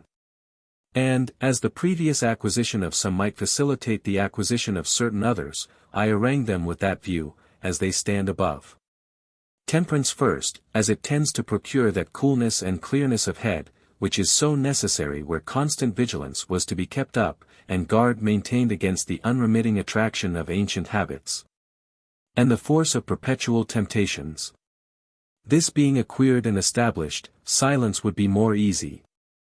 And my desire being to gain knowledge at the same time that I improved in virtue, and considering that in conversation it was obtained rather by the use of the ears than of the tongue, and therefore wishing to break a habit I was getting into of prattling, punning, and joking, which only made me acceptable to trifling company, I gave silence the second place. This and the next, order, I expected would allow me more time for attending to my project and my studies. Resolution, once become habitual, would keep me firm in my endeavors to obtain all the subsequent 85 virtues. Frugality and industry freeing me from my remaining debt, and producing affluence and independence, would make more easy the practice of sincerity in justice, etc., etc. Conceiving then, that, agreeably to the advice of Pythagoras in his golden verses, daily examination would be necessary, I contrived the following method for conducting that examination. I made a little book, in which I allotted a page for each of the virtues. I RUL'd each page with red ink, so as to have 7 columns, one for each day of the week, marking each column with a letter for the day. I crossed these columns with 13 red lines, marking the beginning of each line with the first letter of one of the virtues, on which line, and in its proper column, I might mark, by a little black spot, every fault I found upon examination to have been committed respecting that virtue upon that day. Form of the pages. Temperance. Eat not to dullness. Drink not to elevation. S. M. T. W. T. F. S. T. S. O. R. F. I. S. J. M. C. T. C. H. 86 I determined to give a week strict attention to each of the virtues successively. Thus, in the first week, my great guard was to avoid every the least offense against temperance, leaving the other virtues to their ordinary chance, only marking every evening the faults of the day. Thus, if in the first week I could keep my first line, marked T, clear of spots, I suppositoried the habit of that virtue so much strengthened, and its opposite weakened, that I might venture extending my attention to include the next. And for the following week keep both lines clear of spots. Proceeding thus to the last, I could go through a course complete in 13 weeks, and 4 courses in a year.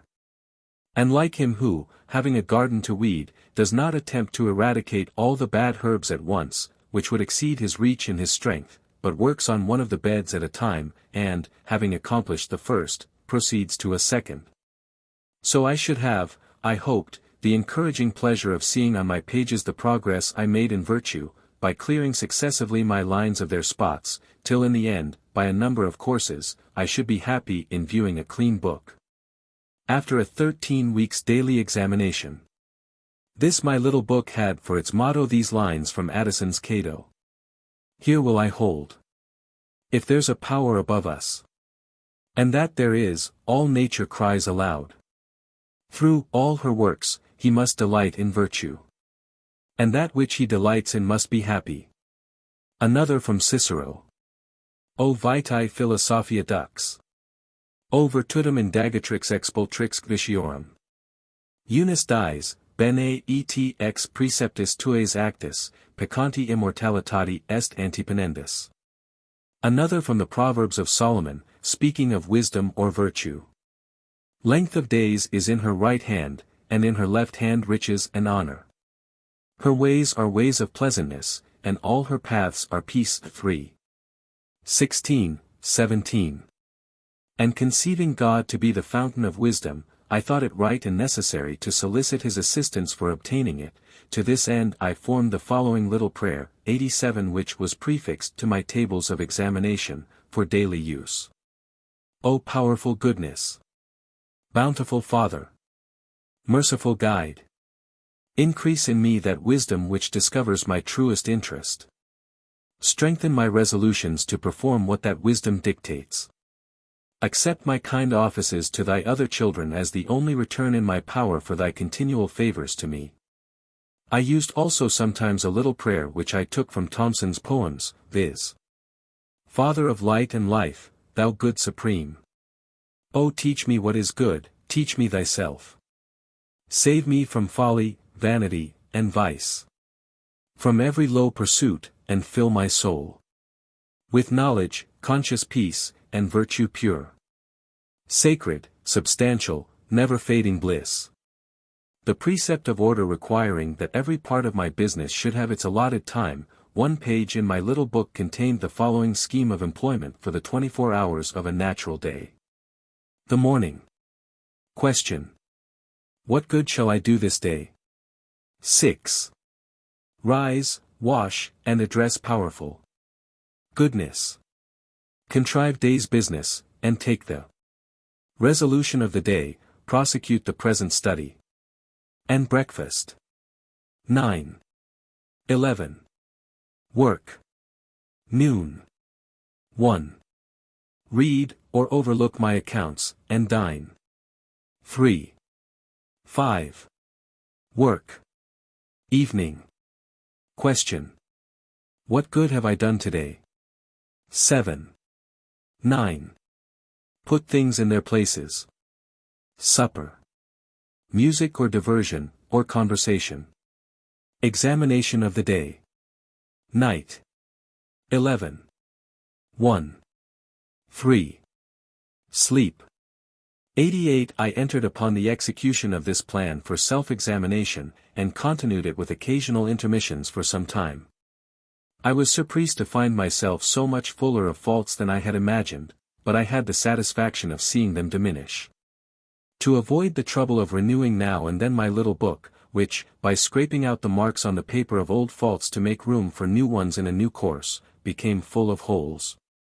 I transferred my tables and precepts to the ivory leaves of a memorandum book, on which the lines were drawn with red ink, that made a durable stain, and on those lines I marked my faults with a black lead pencil. which marks I could easily wipe out with a wet sponge. After a while I went through one course only in a year, and afterward only one in several years, till at length I omitted them entirely, being employed in voyages and business abroad, with a multiplicity of affairs that interfered. But I always carried my little book with me. My scheme of order gave me the most trouble. And I found that, though it might be practicable where a man's business was such as to leave him the disposition of his time, that of a journeyman printer, for instance, it was not possible to be exactly observed by a master, who must mix with the world, and often receive people of business at their own hours. Order, too, with regard to places for things, papers, etc., I found extremely difficult to acquire. I had not been early accustomed to it, and, having an exceeding good memory, I was not so sensible of the inconvenience attending want of method.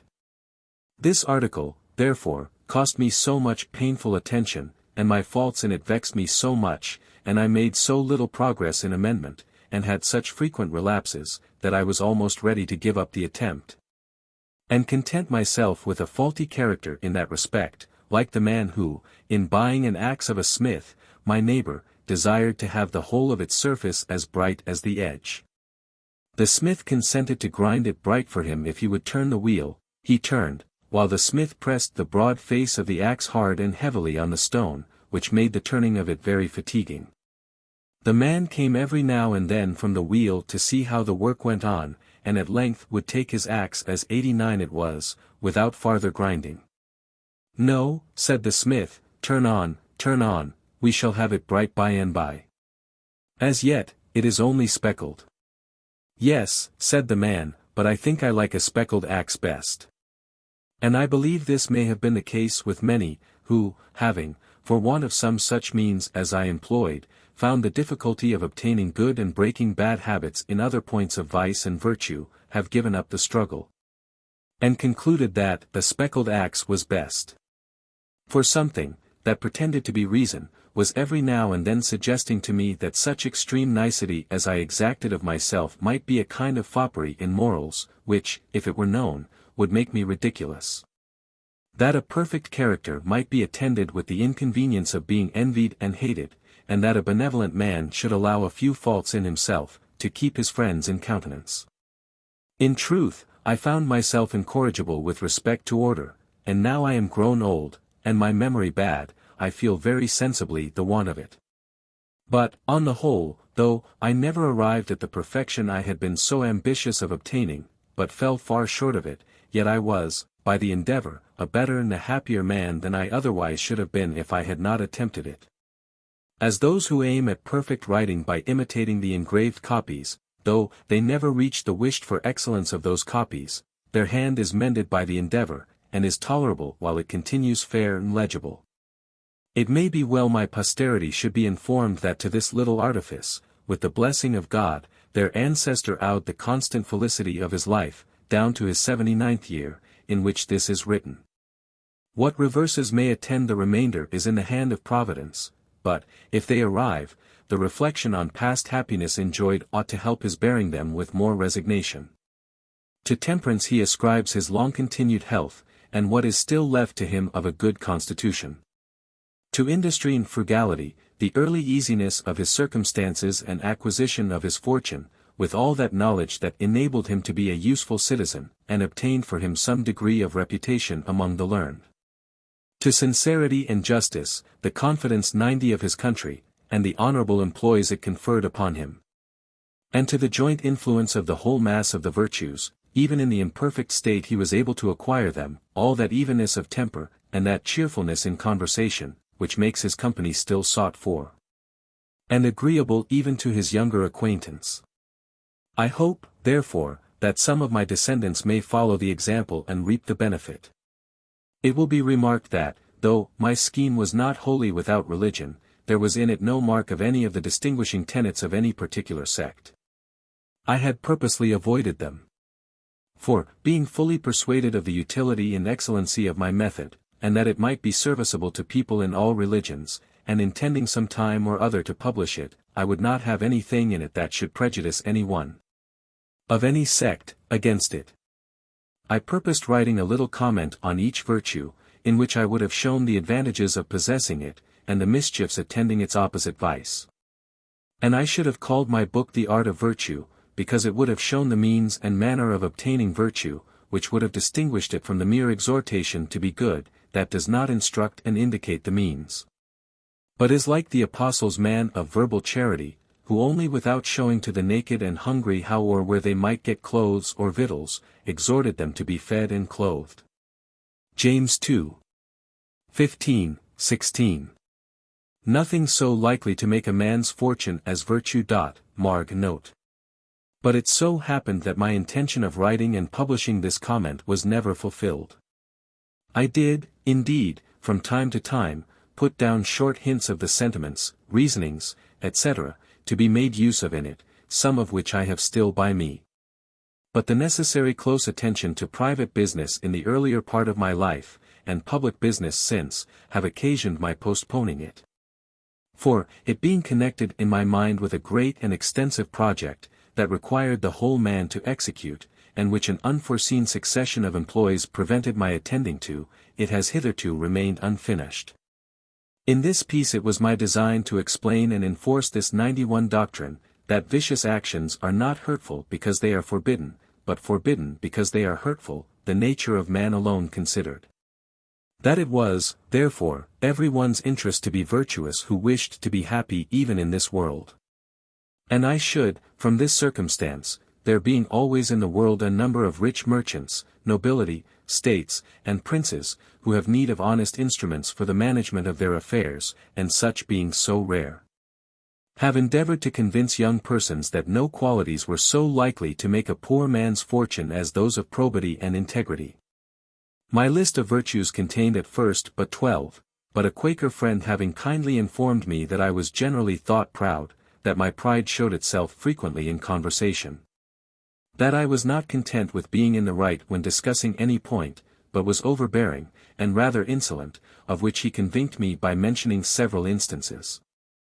I determined endeavoring to cure myself, if I could, of this vice or folly among the rest, and I added humility to my list, giving an extensive meaning to the word. I cannot boast of much success in acquiring the reality of this virtue, but I had a good deal with regard to the appearance of it. I made it a rule to forbear all direct contradiction to the sentiments of others, and all positive assertion of my own. I even forbid myself, agreeably to the old laws of Argento, the use of every word or expression in the language that imported a fixed opinion, such as certainly, undoubtedly, etc. And I adopted, instead of them, I conceive, I apprehend, or I imagine a thing to be so, or it so appears to me at present. When another asserted something that I thought an error, I denied myself the pleasure of contradicting him abruptly, and of showing immediately some absurdity in his proposition. And in answering I began by observing that in certain cases or circumstances his opinion would be right, but in the present case there appeared or seemed to me some difference, etc. I soon found the advantage of this change in my manner. The conversations I engagged and went on more pleasantly. The modest way in which I proposed my opinions procured them a readier reception 92 and less contradiction. I had less mortification when I was found to be in the wrong, and I more easily prevailed with others to give up their mistakes and join with me when I happened to be in the right. And this mode, which I at first put on with some violence to natural inclination, became at length so easy, and so habitual to me, that perhaps for these 50 years past no one has ever heard a dogmatical expression escape me. And to this habit, after my character of integrity, I think it principally owing that I had early so much weight with my fellow citizens when I proposed new institutions, or alterations in the old, and so much influence in public councils when I became a member. For I was but a bad speaker, never eloquent, subject to much hesitation in my choice of words, hardly correct in language, and yet I generally carried my points.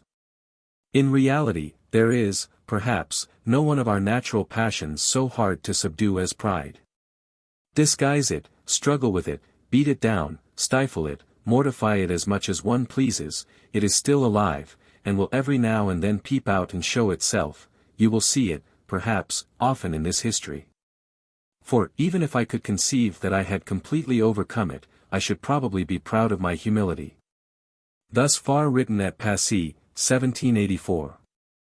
93. I am now about to write at home, August, 1788, but cannot have the help expected from my papers, many of them being lost in the war. I have, however, found the following. Having mentioned a great and extensive project which I had conceived, it seems proper that some account should be here given of that project and its object. Its first rise in my mind appears in the following little paper, accidentally preserved, viz. This is a marginal memorandum. B. Observations on my reading history, in library, May 19, 1731.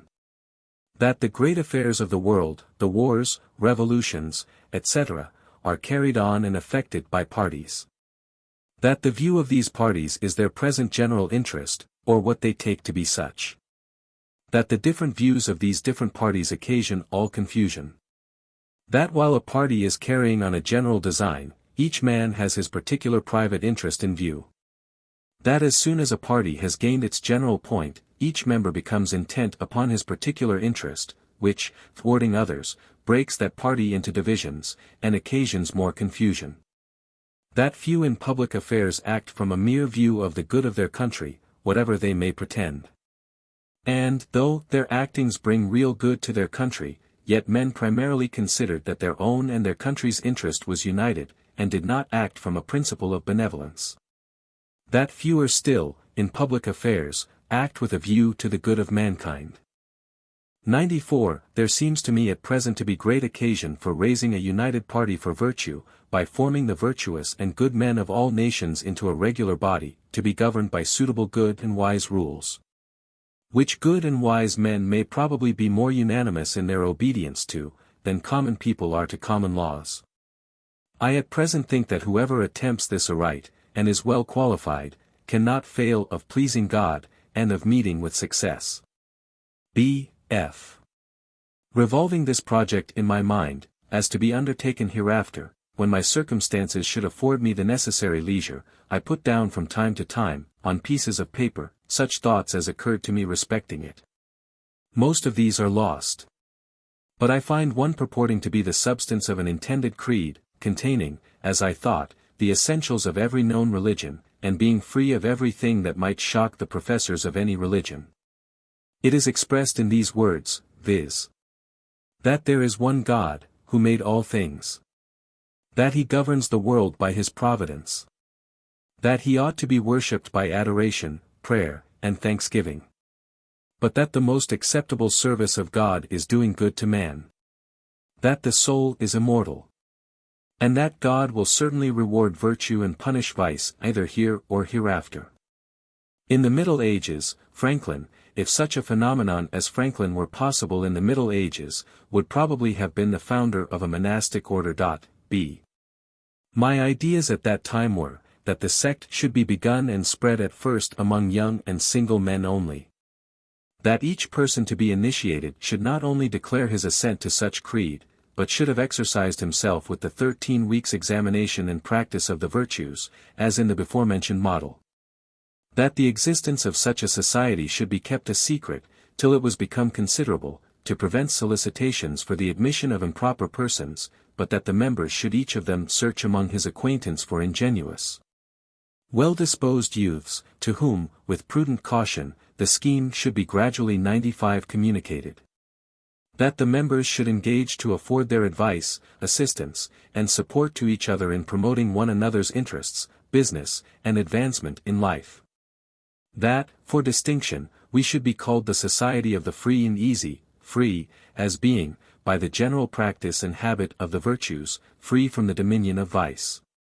And particularly by the practice of industry and frugality, free from debt, which exposes a man to confinement, and a species of slavery to his creditors. This is as much as I can now recollect of the project, except that I communicated it in part to 2 young men, who adopted it with some enthusiasm. But my then narrow circumstances, and the necessity I was under of sticking close to my business, occasioned my postponing the further prosecution of it at that time. And my multifarious occupations, public and private, induct me to continue postponing, so that it has been omitted till I have no longer strength or activity left sufficient for such an enterprise. Though, I am still of opinion that it was a practicable scheme, and might have been very useful, by forming a great number of good citizens. And I was not discouraged by the seeming magnitude of the undertaking, as I have always thought that one man of tolerable abilities may work great changes, and accomplish great affairs among mankind, if he first forms a good plan, and, cutting off all amusements or other employments that would divert his attention, makes the execution of that same plan his sole study and business. In 1732 I first published my almanac, under the name of Richard Saunders. It was continued by me about 25 years, commonly called Poor Richard's Almanac. I endeavored to make it both entertaining and useful, and it accordingly came to be in such demand, that I reaped considerable profit from it, vending annually near 10,000. And observing that it was generally read, scarce any neighborhood in the province being without it, I considered it as a proper vehicle for conveying instruction among the common people, who bought scarcely any other books. I therefore filled all the little spaces that occurred between the remarkable days in the calendar with proverbial sentences, chiefly such as inculcated industry and frugality, as the 96 means of procuring wealth, and thereby securing virtue.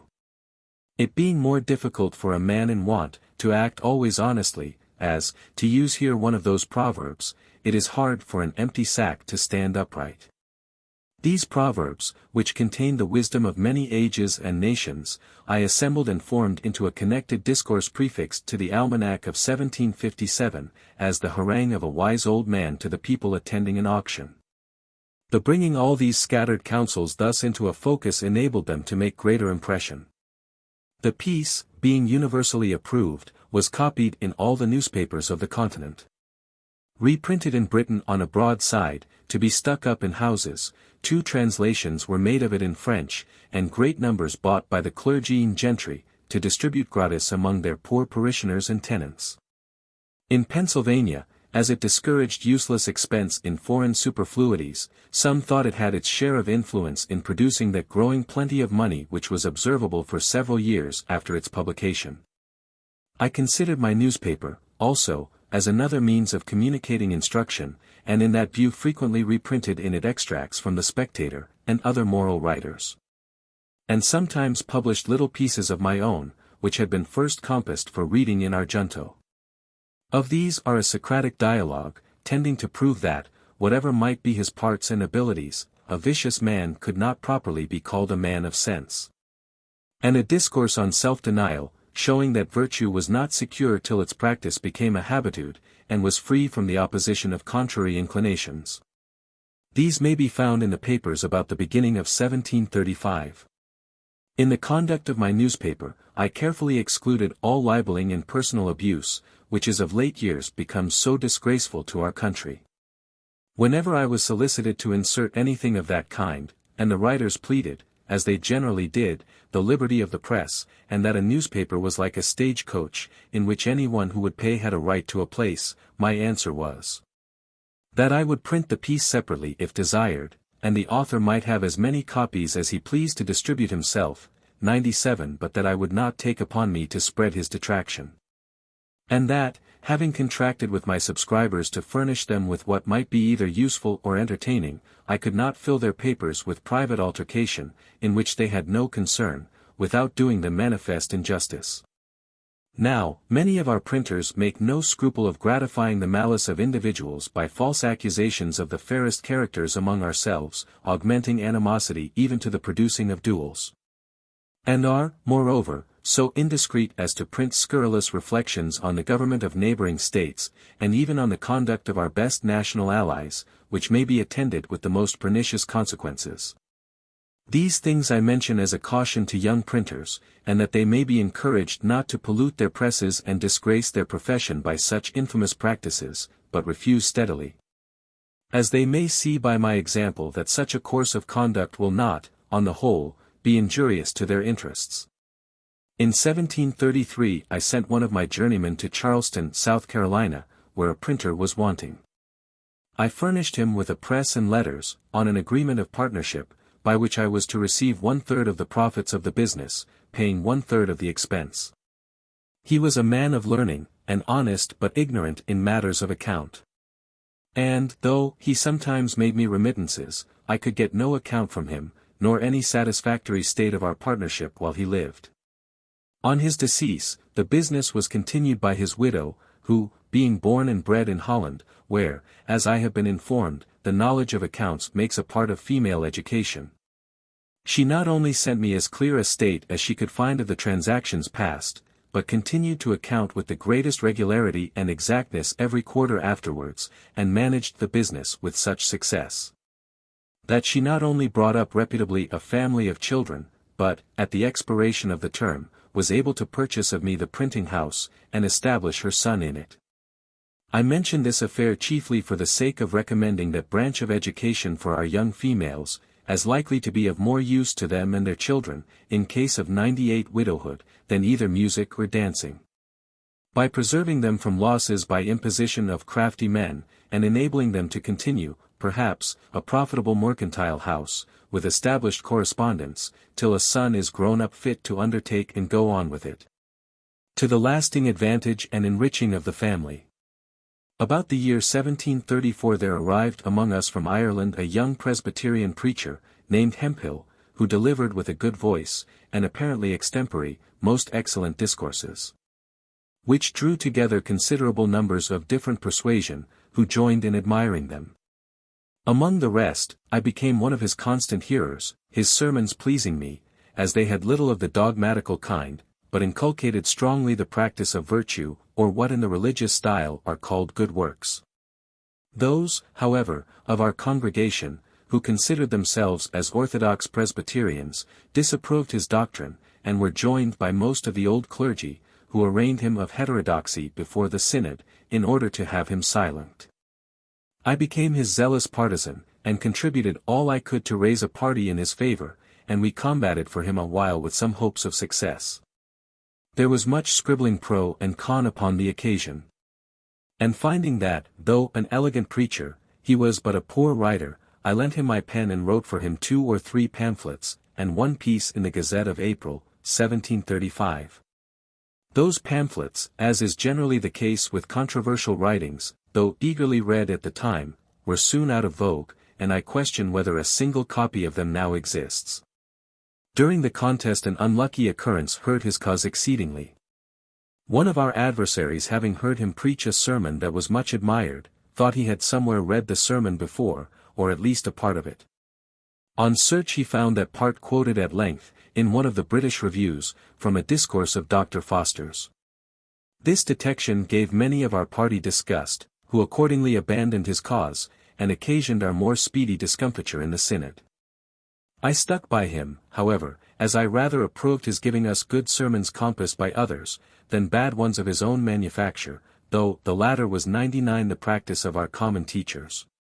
He afterward acknowledged to me that none of those he preached were his own, adding, that his memory was such as enabled him to retain and repeat any sermon after one reading only.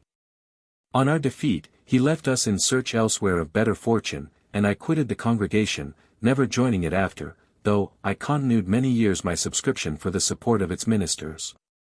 I had begun in 1733 to study languages. I soon made myself so much a master of the French as to be able to read the books with ease. I then undertook the Italian. An acquaintance, who was also learning it, used often to tempt me to play chess with him. Finding this took up too much of the time I had to spare for study, I at length refused to play any more, unless on this condition, that the victor in every game should have a right to impose a task, either in parts of the grammar to be got by heart, or in translations, etc. Which tasks the vanquished was to perform upon honor, before our next meeting. As we played pretty equally, we thus beat one another into that language. I afterwards with a little painstaking, acquired as much of the Spanish as to read their books also. I have already mentioned that I had only 1 year's instruction in a Latin school, and that when very young, after which I neglected that language entirely. But, when I had attained an acquaintance with the French, Italian, and Spanish, I was surprised to find, on looking over a Latin Testament, that I understood so much more of that language than I had imagined. Which encouraged me to apply myself again to the study of it, and I met with more success, as those preceding languages had greatly smoothed my way. From these circumstances, I have thought that there is some inconsistency in our common mode of teaching languages. We are told that it is proper to begin first with the Latin, and, having acquired that, it will be more easy to attain those modern languages which are derived from it. And yet we do not begin with the Greek, in order more easily to acquire the Latin. It is true that, if you can clamber and get to the top of a staircase without using the steps, you will more easily gain them in descending. But 100 certainly, if you begin with the lowest you will with more ease ascend to the top. And I would therefore offer it to the consideration of those who superintend the education of our youth, whether, since many of those who begin with the Latin quit the same after spending some years without having made any great proficiency, and what they have learnt becomes almost useless, so that their time has been lost, it would not have been better to have begun with the French, proceeding to the Italian, etc. For, though, after spending the same time, they should quit the study of languages and never arrive at the Latin, they would, however, have acquired another tongue or two, that, being in modern use, might be serviceable to them in common life. After 10 years' absence from Boston, and having become easy in my circumstances, I made a journey thither to visit my relations, which I could not sooner well afford. In returning, I called at Newport to see my brother, then settled there with his printing house. Our former differences were forgotten, and our meeting was very cordial and affectionate. He was fast declining in his health, and requested of me that, in case of his death, which he apprehended not far distant, I would take home his son, then but 10 years of age, and bring him up to the printing business. This I accordingly performed, sending him a few years to school before I took him into the office. His mother carried on the business till he was grown up, when I assisted him with an assortment of new types, those of his father being in a manner worn out. Thus it was that I made my brother ample amends for the service I had deprived him of by leaving him so early.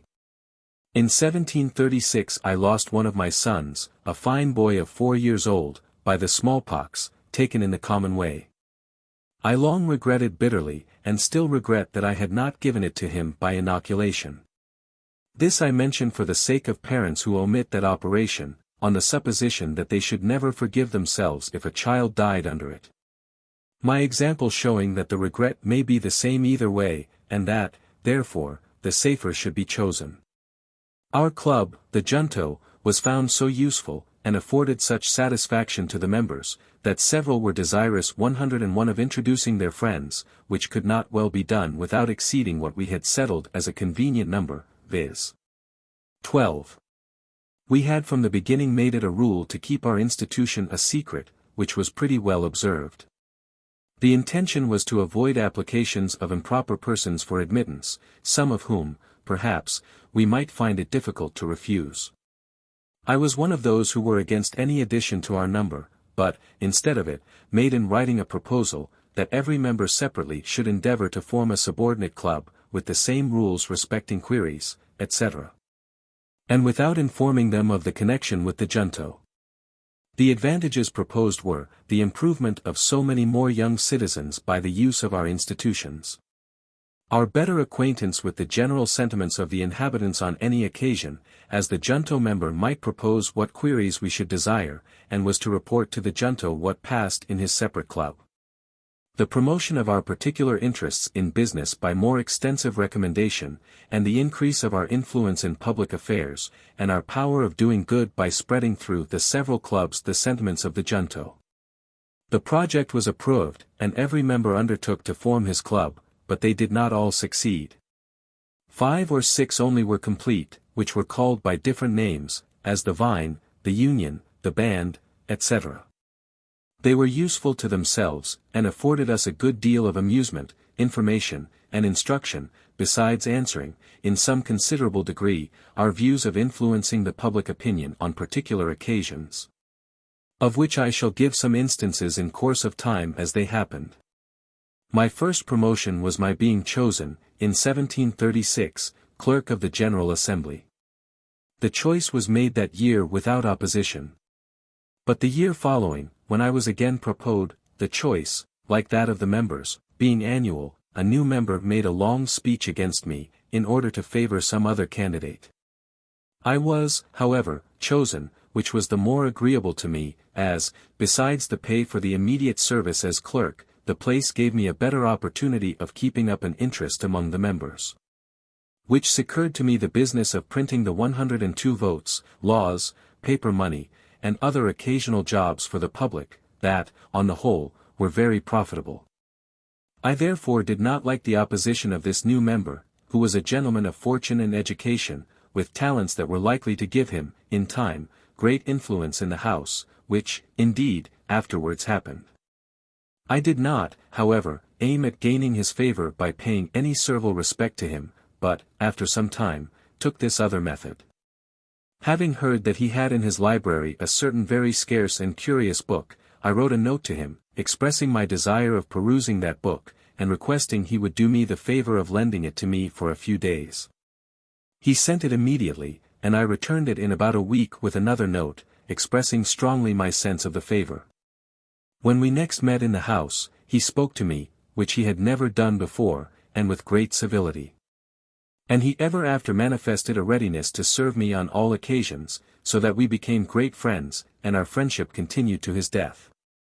This is another instance of the truth of an old maxim I had learned, which says, "He that has once done you a kindness will be more ready to do you another, than he whom you yourself have obliged." And it shows how much more profitable it is prudently to remove, than to resent, return, and continue inimical proceedings. In 1737, Colonel Spotswood, late Governor of Virginia, and then Postmaster General, being dissatisfied with the conduct of his deputy at Philadelphia, respecting some negligence in rendering, and inexactitude of his accounts, took from him the commission and offered it to me. I accepted it readily, and found it of great advantage. For, though the salary was small, it facilitated the correspondence that improved my newspaper, increased the number demanded, as well as the advertisements to be inserted, so that it came to afford me a considerable income. My old competitor's newspaper declined proportionably, and I was satisfied without retaliating his refusal, while postmaster, to permit my papers being carried by the writers. Thus he suffered greatly from his neglect in due accounting. And I mention it as a lesson to those young men who may be employed in managing affairs for others, that they should always render accounts, 103 and make remittances, with great clearness and punctuality. The character of observing such a conduct is the most powerful of all recommendations to new employments and increase of business. I began now to turn my thoughts a little to public affairs, beginning, however, with small matters. The city watch was one of the first things that I conceived to want regulation.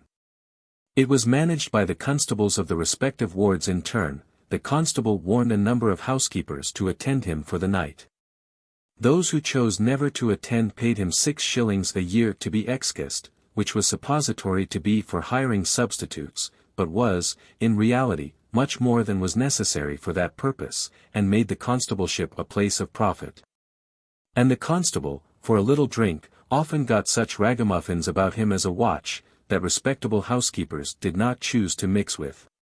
Walking the rounds, too, was often neglected, and most of the nights spent in tippling. I thereupon wrote a paper to be read in junto, representing these irregularities, but insisting more particularly on the inequality of this 6-shilling tax of the constables, respecting the circumstances of those who paid it. Since a poor widow housekeeper, all whose property to be guarded by the watch did not perhaps exceed the value of £50, paid as much as the wealthiest merchant, who had thousands of pounds worth of goods in his stores. On the whole, I proposed as a more effectual watch, the hiring of proper men to serve constantly in that business, and as a more equitable way of supporting the charge the levying a tax that should be proportioned to the property. This idea, being approved by the junto, was communicated to the other clubs, but as arising in each of them. And though the plan was not immediately carried into execution, yet, by preparing the minds of people for the change, it paved the way for the law obtained a few years after, when the members of our clubs were grown into more influence. About this time I wrote a paper, first to be read in junto, but it was afterward published, on the different accidents and carelessnesses by which houses were set on fire, with cautions against them, and means proposed of avoiding 104 them. This was much spoken of as a useful piece, and gave rise to a project, which soon followed it, of forming a company for the more ready extinguishing of fires, and mutual assistance in removing and securing the goods when in danger. Associates in this scheme were presently found, amounting to 30. Our articles of agreement obliged every member to keep always in good order, and fit for use, a certain number of leather buckets, with strong bags and baskets, for packing and transporting of goods, which were to be brought to every fire. And we agreed to meet once a month and spend a social evening together, in discoursing and communicating such ideas as occurred to us upon the subject of fires, as might be useful in our conduct on such occasions. The utility of this institution soon appeared, and many more desiring to be admitted than we thought convenient for one company, they were advised to form another, which was accordingly done. And this went on, one new company being formed after another, till they became so numerous as to include most of the inhabitants who were men of property. And now, at the time of my writing this, though upward of 50 years since its establishment, that which I first formed, called the Union Fire Company, still subsists and flourishes, though the first members are all deceased but myself and one, who is older by a year than I am. The small fines that have been paid by members for absence at the monthly meetings have been applied to the purchase of fire engines, ladders, fire hooks, and other useful implements for each company. So that I question whether there is a city in the world better provided with the means of putting a stop to beginning conflagrations. And, in fact, since these institutions, the city has never lost by fire more than 1 or 2 houses at a time, and the flames have often been extinguished before the house in which they began has been half consumed. In 1739 arrived among us from Ireland the Reverend Mr. Whitefield, who had made himself remarkable there as an itinerant preacher. He was at first permitted to preach in some of our churches. But the clergy, taking a dislike to him, soon refused him their pulpits, and he was obliged to preach in the fields. The multitudes of all sects and denominations 105 that attended his sermons were enormous, and it was matter of speculation to me, who was one of the number, to observe the extraordinary influence of his oratory on his hearers. And how much they admired and respected him, notwithstanding his common abuse of them, by assuring them that they were naturally half beasts and half devils. It was wonderful to see the change soon made in the manners of our inhabitants. From being thoughtless or indifferent about religion, it seemed as if all the world were growing religious, so that one could not walk through the town in an evening without hearing psalms sung in different families of every street. And it being found inconvenient to assemble in the open air, subject to its inclemencies, the building of a house to meet in was no sooner proposed, and persons appointed to receive contributions. But sufficient sums were soon received to procure the ground and erect the building, which was 100 feet long and 70 broad, about the size of Westminster Hall. And the work was carried on with such spirit as to be finished in a much shorter time than could have been expected. Both house and ground were vested in trustees, expressly for the use of any preacher of any religious persuasion who might desire to say something to the people at Philadelphia. The design in building not being to accommodate any particular sect, but the inhabitants in general, so that even if the Mufti of Constantinople were to send a missionary to preach Mohammedanism to us, he would find a pulpit at his service. Mr.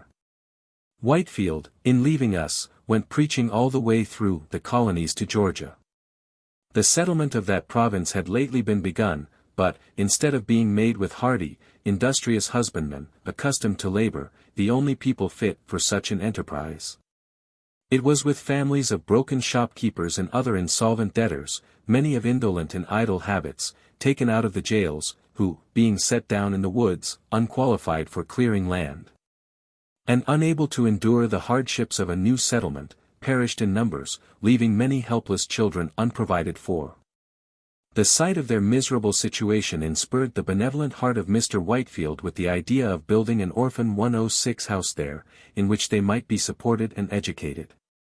Returning northward, he preached up this charity, and made large collections, for his eloquence had a wonderful power over the hearts and purses of his hearers, of which I myself was an instance. I did not disapprove of the design, but, as Georgia was then destitute of materials and workmen, and it was proposed to send them from Philadelphia at a great expense, I thought it would have been better to have built the house here, and brought the children to it. This I advised, but he was resolute in his first project, rejected my counsel, and I therefore refused to contribute. I happened soon after to attend one of his sermons, in the course of which I perceived he intended to finish with a collection, and I silently resolved he should get nothing from me. I had in my pocket a handful of copper money, 3 or 4 silver dollars, and 5 pistoles in gold. As he proceeded I began to soften, and concluded to give the coppers. Another stroke of his oratory made me ashamed of that, and determined me to give the silver, and he finished so admirably, that I emptied my pocket wholly into the collector's dish, gold and all. At this sermon there was also one of our club, who, being of my sentiments respecting the building in Georgia, and suspecting a collection might be intended, had, by precaution, emptied his pockets before he came from home. Towards the conclusion of the discourse, however, he felt a strong desire to give, and applied to a neighbor, who stood near him, to borrow some money for the purpose. The application was unfortunately made, to perhaps the only man in the company who had the firmness not to be affected by the preacher. His answer was, "At any other time, friend Hopkinson, would lend to thee freely. But not now, for thee seems to be out of thy right senses." Some of Mr. Whitefield's enemies affected to suppose that he would apply these collections to his own private emolument. But I, who was intimately acquainted with him, being employed in printing his sermons and journals, etc., never had the least suspicion of his integrity, but am to this day decidedly of opinion that he was in all his conduct a perfectly honest man, and methinks my testimony in his favor 107 ought to have the more weight. As we had no religious connection. He used, indeed, sometimes to pray for my conversion, but never had the satisfaction of believing that his prayers were heard. Ours was a mere civil friendship, sincere on both sides, and lasted to his death. The following instance will show something of the terms on which we stood. Upon one of his arrivals from England at Boston, he wrote to me that he should come soon to Philadelphia, but knew not where he could lodge when there, as he understood his old friend and host, Mr. Benezet, was removed to Germantown. My answer was, "You know my house, if you can make shift with its scanty accommodations, you will be most heartily welcome." He replied, that if I made that kind offer for Christ's sake, I should not miss of a reward. And I returned, "Don't let me be mistaken, it was not for Christ's sake, but for your sake." One of our common acquaintance jocosely remarked, that, knowing it to be the custom of the saints, when they received any favor, to shift the burden of the obligation from off their own shoulders, and place it in heaven, I had contrived to fix it on earth. The last time I saw Mr. Whitefield was in London, when he consulted me about his orphan house concern, and his purpose of appropriating it to the establishment of a college. He had a loud and clear voice, and articulated his words and sentences so perfectly, that he might be heard and understood at a great distance, especially as his auditories, however numerous, observed the most exact silence. He preached one evening from the top of the courthouse steps, which are in the middle of Market Street, and on the west side of Second Street, which crosses it at right angles. Both streets were filled with his hearers to a considerable distance. Being among the hindmost in Market Street, I had the curiosity to learn how far he could be heard, by retiring backwards down the street towards the river. And I found his voice distinct till I came near Front Street, when some noise in that street obscured it. Imagining then a semicircle, of which my distance should be the radius, and that it were filled with auditors, to each of whom I allowed 2 square feet, I computed that he might well be heard by 108 more than 30,000. This reconciled me to the newspaper accounts of his having preached to 25,000 people in the fields, and to the ancient histories of generals haranguing whole armies, of which I had sometimes doubted. By hearing him often, I came to distinguish easily between sermons newly compassed, and those which he had often preached in the course of his travels.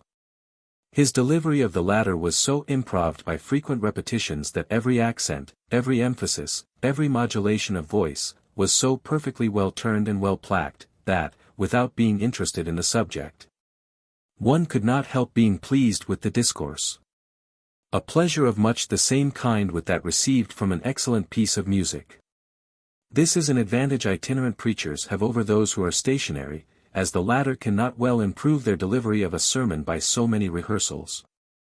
His writing and printing from time to time gave great advantage to his enemies. Unguarded expressions, and even erroneous opinions, delivered in preaching, might have been afterwards explained or qualified by supposing others that might have accompanied them, or they might have been denied, but litera scripta manet. Critics attacked his writings violently, and with so much appearance of reason as to diminish the number of his votaries and prevent their increase. So that I am of opinion if he had never written anything, he would have left behind him a much more numerous and important sect, and his reputation might in that case have been still growing, even after his death. As there being nothing of his writing on which to found a censure and give him a lower character, his proselytes would be left at liberty to feign for him as great a variety of excellence as their enthusiastic admiration might wish him to have possessed. My business was now continually augmenting, and my circumstances growing daily easier, my newspaper having become very profitable, as being for a time almost the only one in this and the neighboring provinces. I experienced, too, the truth of the observation, that after getting the first £100, it is more easy to get the second, money itself being of a prolific nature. The partnership at Carolina having succeeded, I was encouraged 109 to engage in others, and to promote several of my workmen, who had behaved well, by establishing them with printing houses in different colonies, on the same terms with that in Carolina. Most of them did well, being enabled at the end of our term, 6 years, to purchase the types of me and go on working for themselves, by which means several families were raised. Partnerships often finish in quarrels. But I was happy in this, that mine were all carried on and ended amicably, owing, I think, a good deal to the precaution of having very explicitly settled, in our articles, everything to be done by or expected from each partner. So that there was nothing to dispute, which precaution I would therefore recommend to all who enter into partnerships. For, whatever esteem partners may have for, and confidence in each other at the time of the contract, little jealousies and disgusts may arise, with ideas of inequality in the care and burden of the business, etc., which are attended often with breach of friendship and of the connection, perhaps with lawsuits and other disagreeable consequences. I had, on the whole, abundant reason to be satisfied with my being established in Pennsylvania. There were, however, 2 things that I regretted, there being no provision for defense, nor for a complete education of youth, no militia, nor any college. I therefore, in 1743, drew up a proposal for establishing an academy. And at that time, thinking the Reverend Mr. Peters, who was out of employ, a fit person to superintend such an institution, I communicated the project to him. But he, having more profitable views in the service of the proprietaries, which succeeded, declined the undertaking, and, not knowing another at that time suitable for such a trust, I let the scheme lie a while dormant. I succeeded better the next year, 1744, in proposing and establishing a philosophical society. The paper I wrote for that purpose will be found among my writings, when collected. With respect to defense, Spain having been several years at war against Great Britain, and being at length joined by France, which brought us into great danger. And the labored and long-continued endeavor of our governor, Thomas, to prevail with our Quaker Assembly to pass a militia law, and make other provisions for the security of 110 the province, having proved abortive, I determined to try what might be done by a voluntary association of the people. To promote this, I first wrote and published a pamphlet, entitled Plain Truth, in which I stated our defenseless situation in strong lights, with the necessity of union and discipline for our defense, and promised to propose in a few days an association, to be generally signed for that purpose. The pamphlet had a sudden and surprising effect. I was called upon for the instrument of association, and having settled the draft of it with a few friends, I appointed a meeting of the citizens in the large building before mentioned. The house was pretty full. I had prepared a number of printed copies, and provided pens and ink dispersed all over the room. I harangued them a little on the subject, read the paper, and explained it, and then distributed the copies, which were eagerly signed, not the least objection being made. When the company separated, and the papers were collected, we found above 1,200 hands, and, other copies being dispersed in the country, the subscribers amounted at length to upward of 10,000. These all furnished themselves as soon as they could with arms, formed themselves into companies and regiments, chose their own officers, and met every week to be instructed in the manual exercise, and other parts of military discipline. The women, by subscriptions among themselves, provided silk colors, which they presented to the companies, painted with different devices and mottos, which I supplied. The officers of the companies composing the Philadelphia regiment, being met, chose me for their colonel, but, conceiving myself unfit, I declined that station, and recommended Mr. Lawrence, a fine person, and man of influence, who was accordingly appointed. I then proposed a lottery to defray the expense of building a battery below the town, and furnishing it with cannon. It filled expeditiously, and the battery was soon erected, the merlons being framed of logs and filled with earth. We bought some old cannon from Boston, but, these not being sufficient, we wrote to England for more, soliciting, at the same time, our proprietaries for some assistance, though, without much expectation of obtaining it. 111 Meanwhile, Colonel Lawrence, William Allen, Abram Taylor, Esq., and myself were sent to New York by the Associators, commissioned to borrow some cannon of Governor Clinton. He at first refused us peremptorily. But at dinner with his council, where there was great drinking of Madeira wine, as the custom of that place then was, he softened by degrees, and said he would lend us 6. After a few more bumpers he advanced to 10. And at length he very good-naturedly conceded 18. They were fine cannon, 18-pounders, with their carriages, which we soon transported and mounted on our battery, where the Associators kept a nightly guard while the war lasted. And among the rest I regularly took my turn of duty there as a common soldier. My activity in these operations was agreeable to the governor and council. They took me into confidence, and I was consulted by them in every measure wherein their concurrence was thought useful to the association. Calling in the aid of religion, I proposed to them the proclaiming a fast, to promote reformation, and implore the blessing of heaven on our undertaking. They embraced the motion. But, as it was the first fast ever thought of in the province, the secretary had no precedent from which to draw the proclamation. My education in New England, where a fast is proclaimed every year, was here of some advantage. I drew it in the accustomed style, it was translated into German, printed in both languages, and divulged through the province. This gave the clergy of the different sects an opportunity of influencing their congregations to join in the association, and it would probably have been general among all but Quakers if the peace had not soon intervened. It was thought by some of my friends that, by my activity in these affairs, I should offend that sect, and thereby lose my interest in the assembly of the province, where they formed a great majority. A young gentleman who had likewise some friends in the house, and wished to succeed me as their clerk, acquainted me that it was decided to displace me at the next election. And he, therefore, in good will, advised me to resign, as more consistent with my honor than being turned out. My answer to him was, that I had read or 112 heard of some public man who made it a rule never to ask for an office, and never to refuse one when offered to him. I approve, says I, of his rule, and will practice it with a small addition. I shall never ask, never refuse, nor ever resign an office. If they will have my office of clerk to dispose of to another, they shall take it from me. I will not, by giving it up, lose my right of some time or other making reprisals on my adversaries. I heard, however, no more of this. I was chosen again unanimously as usual at the next election. Possibly, as they disliked my late intimacy with the members of council, who had joined the governors in all the disputes about military preparations, with which the house had long been harassed. They might have been pleased if I would voluntarily have left them.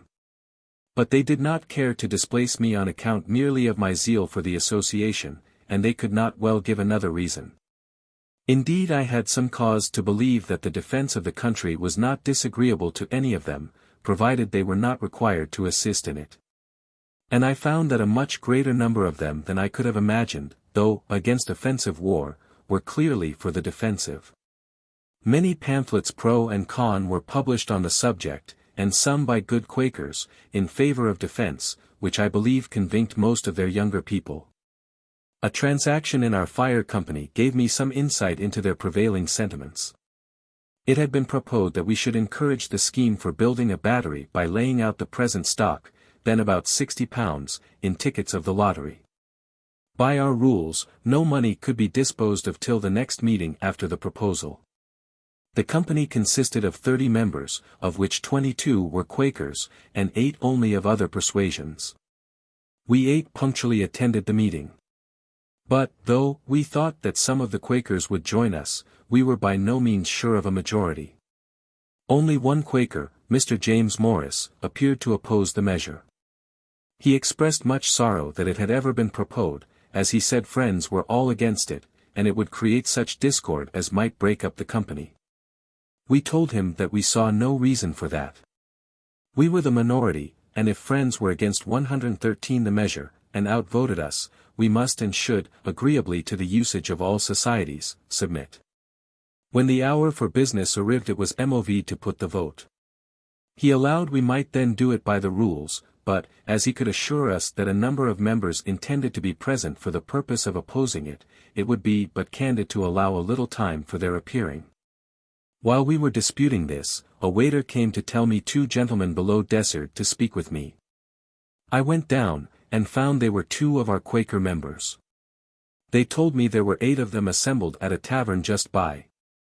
That they were determined to come and vote with us if there should be occasion, which they hoped would not be the case, and desired we would not call for their assistance if we could do without it, as their voting for such a measure might embroil them with their elders and friends.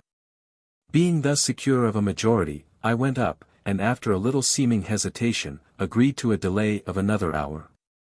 This Mr. Morris allowed to be extremely fair. Not one of his opposing friends appeared, at which he expressed great surprise. And, at the expiration of the hour, we carried the resolution 8-1. And as, of the 22 Quakers, 8 were ready to vote with us, and 13, by their absence, manifested that they were not inclined to oppose the measure. I afterward estimated the proportion of Quakers sincerely against defense as 1 to 21 only. For these were all regular members of that society, and in good reputation among them, and had due notice of what was proposed at that meeting. The Honourable and learned Mr. Logan, who had always been of that sect, was one who wrote an address to them, declaring his approbation of defensive war, and supporting his opinion by many strong arguments. He put into my hands £60 to be laid out in lottery tickets for the battery, with directions to apply what prizes might be drawn wholly to that service. He told me the following anecdote of his old master, William Penn, respecting defense. He came over from England, when a young man, with that proprietary, and as his secretary. It was war time, and their ship was chased by an armed vessel, suppository to be an enemy. 114 their captain prepared for defense. But told William Penn, and his company of Quakers, that he did not expect their assistance, and they might retire into the cabin, which they did, except James Logan, who chose to stay upon deck, and was quartered to a gun. The suppositoried enemy proved a friend, so there was no fighting. But when the secretary went down to communicate the intelligence, William Penn rebuked him severely for staying upon deck, and undertaking to assist in defending the vessel, contrary to the principles of friends. Especially as it had not been required by the captain. This reproof, being before all the company, piqued the secretary, who answered, I being thy servant, why did thee not order me to come down? But thee was willing enough that I should stay and help to fight the ship when thee thought there was danger. My being many years in the assembly, the majority of which were constantly Quakers, gave me frequent opportunities of seeing the embarrassment given them by their principle against war, whenever application was made to them, by order of the Crown, to grant aids for military purposes. They were unwilling to offend government, on the one hand, by a direct refusal, and their friends, the body of the Quakers, on the other, by a compliance contrary to their principles. Hence a variety of evasions to avoid complying, and modes of disguising the compliance when it became unavoidable. The common mode at last was, to grant money under the phrase of its being, for the king's use, and never to inquire how it was applied. But, if the demand was not directly from the Crown, that phrase was found not so proper, and some other was to be invented. As, when powder was wanting, I think it was for the garrison at Louisburg, and the government of New England solicited a grant of some from Pennsylvania, which was much urged on the House by Governor Thomas. They could not grant money to buy powder, because that was an ingredient of war. But they voted an aid to New England of £3,000, to be put into the hands of the governor, and appropriated it for the purchasing of bread, flour, wheat, or other grain. Some of the council, desirous of giving the House still further embarrassment, advised 115 the governor not to accept provision, as not being the thing he had demanded. But B replied, I shall take the money, for I understand very well their meaning, other grain is gunpowder, which he accordingly bought, and they never objected to it. See the votes.marg note. It was in allusion to this fact that, when in our fire company we feared the success of our proposal in favor of the lottery, and I had said to my friend Mr. Swengi, one of our members, if we fail, let us move the purchase of a fire engine with the money, the Quakers can have no objection to that. And then, if you nominate me and I you as a committee for that purpose, we will buy a great gun, which is certainly a fire engine. I see, says he, you have improved by being so long in the assembly. Your equivocal project would be just a match for their wheat or other grain. These embarrassments that the Quakers suffered from having established and published it as one of their principles that no kind of war was lawful, and which, being once published, they could not afterwards, however they might change their minds, easily get rid of, reminds me of what I think a more prudent conduct in another sect among us, that of the Dunkers. I was acquainted with one of its founders, Michael Welfare, soon after it appeared.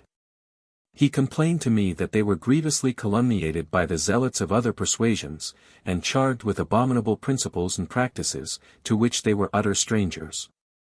I told him this had always been the case with new sects, and that, to put a stop to such abuse, I imagined it might be well to publish the articles of their belief, and the rules of their discipline.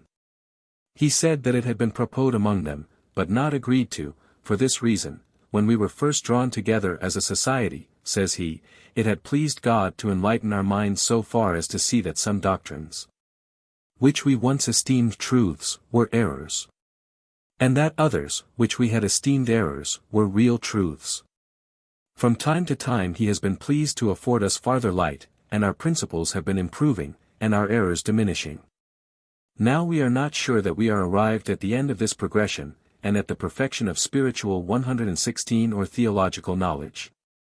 And we fear that, if we should once print our confession of faith, we should feel ourselves as if bound and confined by it, and perhaps be unwilling to receive farther improvement, and our successors still more so. As conceiving what we their elders and founders had done, to be something sacred, never to be departed from. This modesty in a sect is perhaps a singular instance in the history of mankind, every other sect supposing itself in possession of all truth, and that those who differ are so far in the wrong.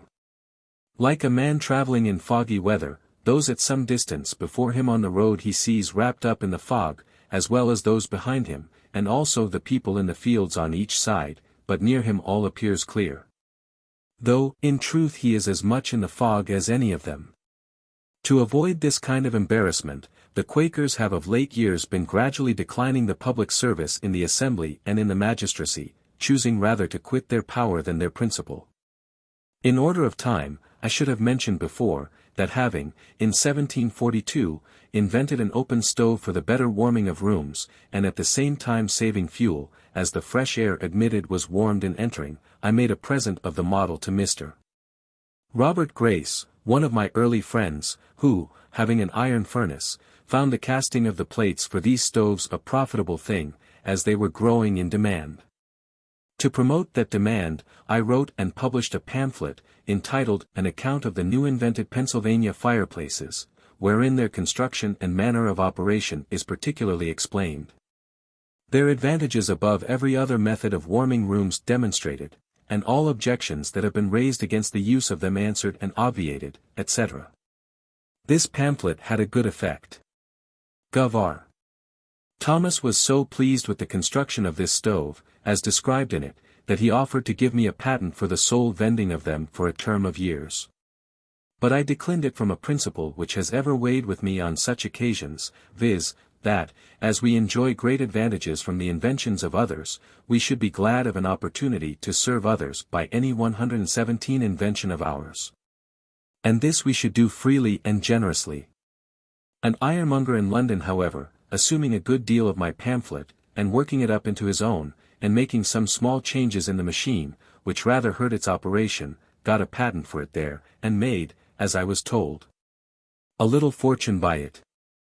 And this is not the only instance of patents taken out for my inventions by others, though not always with the same success, which I never contested, as having no desire of profiting by patents myself, and hating disputes. The use of these fireplaces in very many houses, both of this and the neighboring colonies, has been, and is, a great saving of wood to the inhabitants. Peace being concluded, and the association business therefore at an end, I turned my thoughts again to the affair of establishing an academy. The first step I took was to associate in the design a number of active friends, of whom the junto furnished a good part. The next was to write and publish a pamphlet, entitled Proposals Relating to the Education of Youth in Pennsylvania. This I distributed among the principal inhabitants gratis, and as soon as I could suppose their minds a little prepared by the perusal of it, I set on foot a subscription for opening and supporting an academy. It was to be paid in quotas yearly for 5 years. By so dividing it, I judged the subscription might be larger, and I believe it was so, amounting to no less, if I remember right, than £5,000. In the introduction to these proposals, I stated their publication, not as an act of mine, but of some public-spirited gentleman, avoiding as much as I could, according to my usual rule, the presenting myself to the public as the author of any scheme for their benefit.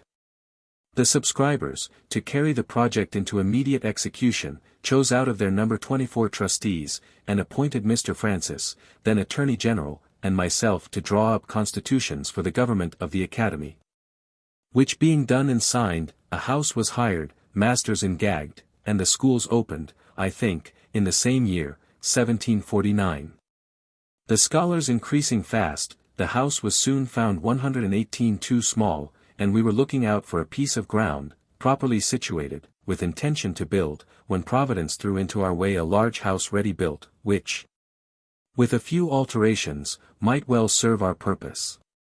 This was the building before mentioned, erected by the hearers of Mr. Whitefield, and was obtained for us in the following manner. It is to be noted that the contributions to this building being made by people of different sects, care was taken in the nomination of trustees, in whom the building and ground was to be vested, that a predominancy should not be given to any sect, lest in time that predominancy might be a means of appropriating the whole to the use of such sect, contrary to the original intention. It was therefore that one of each sect was appointed, viz., one Church of England man, one Presbyterian, one Baptist, one Moravian, etc. Those, in case of vacancy by death, were to fill it by election from among the contributors. The Moravian happened not to please his colleagues, and on his death they resolved to have no other of that sect. The difficulty then was, how to avoid having two of some other sect, by means of the new choice. Several persons were named, and for that reason not agreed to. At length one mentioned me, with the observation that I was merely an honest man, and of no sect at all, which prevailed with them to choose me. The enthusiasm which existed when the house was built had long since abated, and its trustees had not been able to procure fresh contributions for paying the ground rent, and discharging some other debts the building had occasioned, which embarrassed them greatly. Being now a member of both sets of trustees, that for the building and that for the academy, I had a good opportunity of negotiating with both, and brought them finally to an agreement, by which the trustees for the building were to cede it to those of the academy, the latter undertaking to discharge the debt, to keep for ever open in the building a large hall for occasional preachers, according to the original intention, and maintain a free school for the instruction of poor children. Writings were accordingly drawn, and on paying the debts the trustees of the academy were put in possession of the premises. And by dividing the great and lofty hall into stories, and different 119 rooms above and below for the several schools, and purchasing some additional ground, the whole was soon made fit for our purpose, and the scholars removed into the building. The care and trouble of agreeing with the workmen, purchasing materials, and superintending the work, fell upon me. And I went through it the more cheerfully, as it did not then interfere with my private business, having the year before taken a very able, industrious, and honest partner, Mr. David Hall, with whose character I was well acquainted, as he had worked for me 4 years. He took off my hands all care of the printing office, paying me punctually my share of the profits. This partnership continued 18 years, successfully for us both. The trustees of the Academy, after a while, were incorporated by a charter from the governor. Their funds were increased by contributions in Britain and grants of land from the proprietaries, to which the Assembly has since made considerable addition, and thus was established the present University of Philadelphia. I have been continued one of its trustees from the beginning, now near 40 years, and have had the very great pleasure of seeing a number of the youth who have received their education in it, distinguished by their improved abilities, serviceable in public stations, and ornaments to their country. When I disengaged myself, as above mentioned, from private business, I flattered myself that, by the sufficient though moderate fortune I had acquired, I had secured leisure during the rest of my life for philosophical studies and amusements. I purchased all Dr. Spence's apparatus, who had come from England to lecture here, and I proceeded in my electrical experiments with great alacrity. But the public, now considering me as a man of leisure, laid hold of me for their purposes, every part of our civil government, and almost at the same time, imposing some duty upon me. The governor put me into the commission of the peace. The corporation of the city chose me of the common council, and soon after an alderman, and the citizens at large chose me a burgess to represent them in assembly. This latter station was the more agreeable to me, as I was at length tired with sitting there to hear debates, in which, as clerk, 120 I could take no part, and which were often so unentertaining that I was induced to amuse myself with making magic squares or circles, or anything to avoid weariness. And I conceived my becoming a member would enlarge my power of doing good. I would not, however, insinuate that my ambition was not flattered by all these promotions. It certainly was, for, considering my low beginning, they were great things to me. And they were still more pleasing, as being so many spontaneous testimonies of the public good opinion, and by me entirely unsolicited. The office of Justice of the Peace I tried a little, by attending a few courts, and sitting on the bench to hear causes. But finding that more knowledge of the common law than I possessed was necessary to act in that station with credit, I gradually withdrew from it, excusing myself by my being obliged to attend the higher duties of a legislator in the Assembly. My election to this trust was repeated every year for 10 years, without my ever asking any elector for his vote, or signifying, either directly or indirectly, any desire of being chosen. On taking my seat in the House, my son was appointed their clerk. The year following, a treaty being to be held with the Indians at Carlisle, the governor sent a message to the House, proposing that they should nominate some of their members, to be joined with some members of council, as commissioners for that purpose. The House named the Speaker, Mr. Norris, and myself, and, being commissioned, we went to Carlisle, and met the Indians accordingly. See the votes to have this more correctly. Marg. Note. As those people are extremely apt to get drunk, and, when so, are very quarrelsome and disorderly, we strictly forbade the selling any liquor to them. And when they complained of this restriction, we told them that if they would continue sober during the treaty, we would give them plenty of rum when business was over. They promised this, and they kept their promise, because they could get no liquor, and the treaty was conducted very orderly, and concluded to mutual satisfaction. They then claimed and received the rum. This was in the afternoon. They were near 100 men, women, and children, and were lodged in temporary 121 cabins, built in the form of a square, just without the town. In the evening, hearing a great noise among them, the commissioners walked out to see what was the matter. We found they had made a great bonfire in the middle of the square. They were all drunk, men and women, quarreling and fighting. Their dark-colored bodies, half naked, seen only by the gloomy light of the bonfire, running after and beating one another with firebrands, accompanied by their horrid yellings, formed a scene the most resembling our ideas of hell that could well be imagined. There was no appeasing the tumult, and we retired to our lodging. At midnight a number of them came thundering at our door, demanding more rum, of which we took no notice. The next day, sensible they had misbehaved in giving us that disturbance, they sent 3 of their old counselors to make their apology. The orator acknowledged the fault, but laid it upon the rum. And then endeavored to excuse the rum by saying, the Great Spirit, who made all things, made everything for some use, and whatever use he designed anything for, that use it should always be put to. Now, when he made rum, he said, let this be for the Indians to get drunk with, and it must be so. And, indeed, if it be the design of Providence to extirpate these savages in order to make room for cultivators of the earth, it seems not improbable that rum may be the appointed means.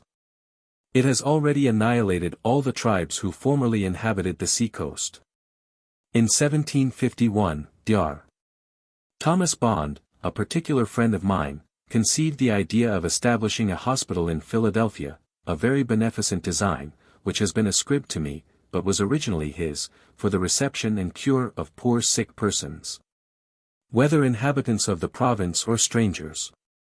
He was zealous and active in endeavoring to procure subscriptions for it, but the proposal being a novelty in America, and at first not well understood, he met but with small success.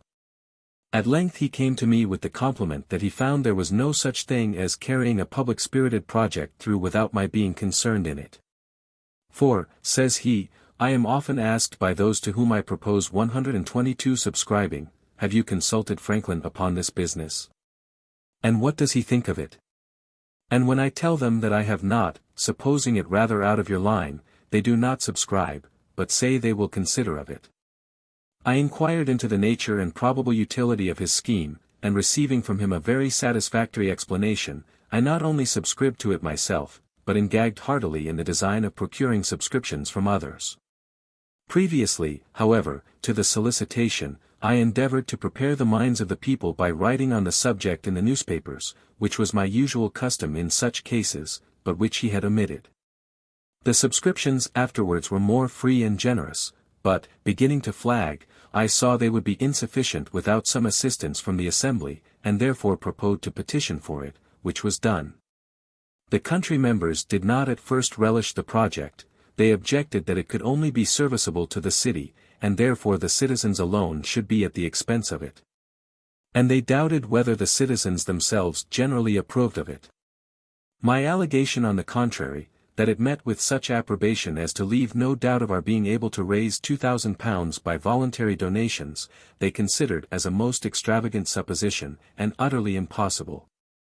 On this I formed my plan. And asking leave to bring in a bill for incorporating the contributors according to the prayer of their petition, and granting them a blank sum of money. Which leave was obtained chiefly on the consideration that the House could throw the bill out if they did not like it, I drew it so as to make the important clause a conditional one, viz. And be it enacted, by the authority aforesaid, that when the said contributors shall have met and chosen their managers and treasurer, and shall have raised by their contributions a capital stock of value, the yearly interest of which is to be applied to the accommodating of the sick poor in the said hospital, free of charge for diet, attendance, advice, and medicines. And shall make the same appear to the satisfaction of the Speaker of the Assembly for the time being, that then it shall and may be 123 lawful for the said Speaker, and he is hereby required to sign an order on the Provincial Treasurer for the payment of £2,000, in 2 yearly payments, to the Treasurer of the said hospital, to be applied to the founding, building, and finishing of the same. This condition carried the bill through, for the members, who had opposed the grant, and now conceived they might have the credit of being charitable without the expense, agreed to its passage. And then, in soliciting subscriptions among the people, we urged the conditional promise of the law as an additional motive to give, since every man's donation would be doubled, thus the clause worked both ways. The subscriptions accordingly soon exceeded the requisite sum, and we claimed and received the public gift, which enabled us to carry the design into execution. A convenient and handsome building was soon erected. The institution has by constant experience been found useful, and flourishes to this day. And I do not remember any of my political maneuvers, the success of which gave me at the time more pleasure, or wherein, after thinking of it, I more easily excused myself for having made some use of cunning. It was about this time that another projector, the Reverend Gilbert Tennant, came to me with a request that I would assist him in procuring a subscription for erecting a new meeting house. It was to be for the use of a congregation he had gathered among the Presbyterians, who were originally disciples of Mr. Whitefield. Unwilling to make myself disagreeable to my fellow citizens by too frequently soliciting their contributions, I absolutely refused. He then desired I would furnish him with a list of the names of persons I knew by experience to be generous and public-spirited. I thought it would be unbecoming in me, after their kind compliance with my solicitations, to mark them out to be worried by other beggars, and therefore refused also to give such a list. He then desired I would at least give him my advice. "That I will readily do," said I, "and, in the first place, I advise you to apply to all those whom you know will give something. Next, to those whom you are uncertain whether they will give anything or not, and show them the list of those who have given, and, lastly, do not neglect 124 those who you are sure will give nothing, for in some of them you may be mistaken." He laughed and thanked me, and said he would take my advice. He did so, for he asked of everybody, and he obtained a much larger sum than he expected, with which he erected the capacious and very elegant meeting house that stands in Arch Street. Our city, though laid out with a beautiful regularity, the streets large, straight, and crossing each other at right angles, had the disgrace of suffering those streets to remain long unpaved. And in wet weather the wheels of heavy carriages ploughed them into a quagmire, so that it was difficult to cross them. And in dry weather the dust was offensive. I had lived near what was called the Jersey Market, and saw with pain the inhabitants wading in mud while purchasing their provisions. A strip of ground down the middle of that market was at length paved with brick, so that, being once in the market, they had firm footing, but were often over shoes in dirt to get there. By talking and writing on the subject, I was at length instrumental in getting the street paved with stone between the market and the bricked foot pavement, that was on each side next the houses. This, for some time, gave an easy access to the market dryshod. But, the rest of the street not being paved, whenever a carriage came out of the mud upon this pavement, it shook off and left its dirt upon it, and it was soon covered with mire, which was not removed, the city as yet having no scavengers. After some inquiry I found a poor industrious man, who was willing to undertake keeping the pavement clean, by sweeping it twice a week, carrying off the dirt from before all the neighbors' doors, for the sum of 6 pence per month. To be paid by each house. I then wrote and printed a paper setting forth the advantages to the neighborhood that might be obtained by this small expense, the greater ease in keeping our houses clean, so much dirt not being brought in by people's feet. The benefit to the shops by more custom, etc., etc., as buyers could more easily get at them, and by not having, in windy weather, the dust blown in upon their goods, etc., etc.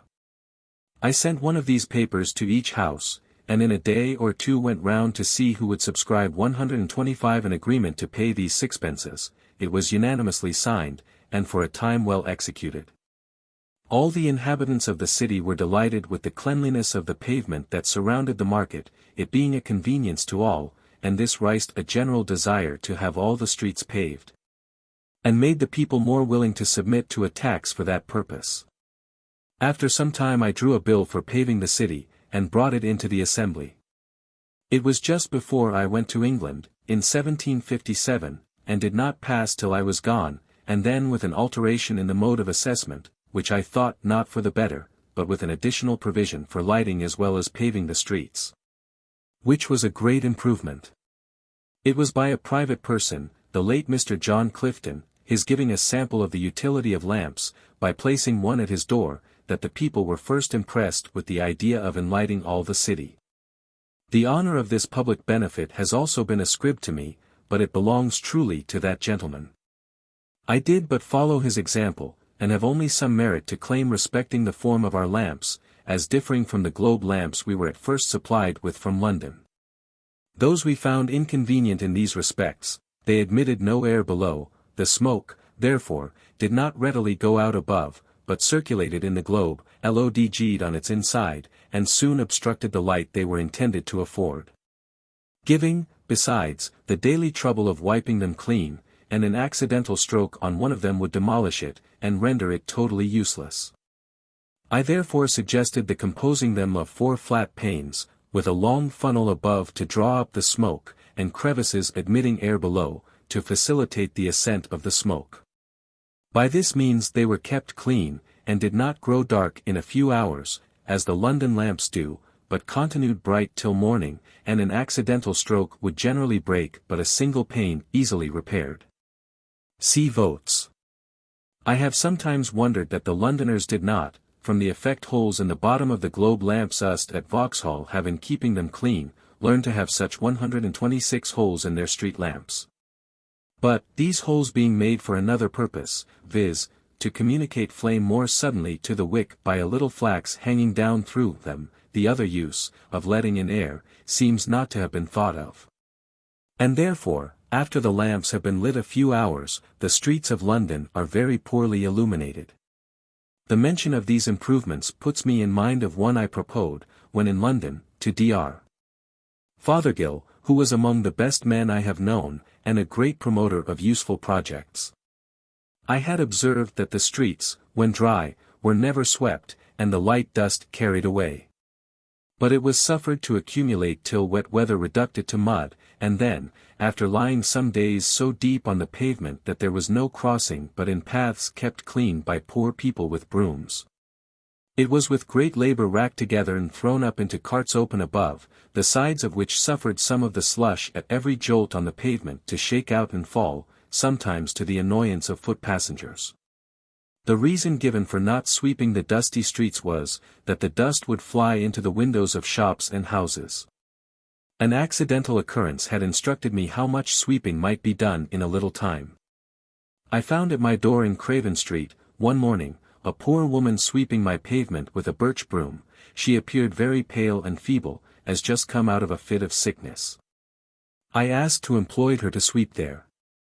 She said, "Nobody, but I am very poor and in distress, and I sweeps before gentlefolks' doors, and hopes they will give me something."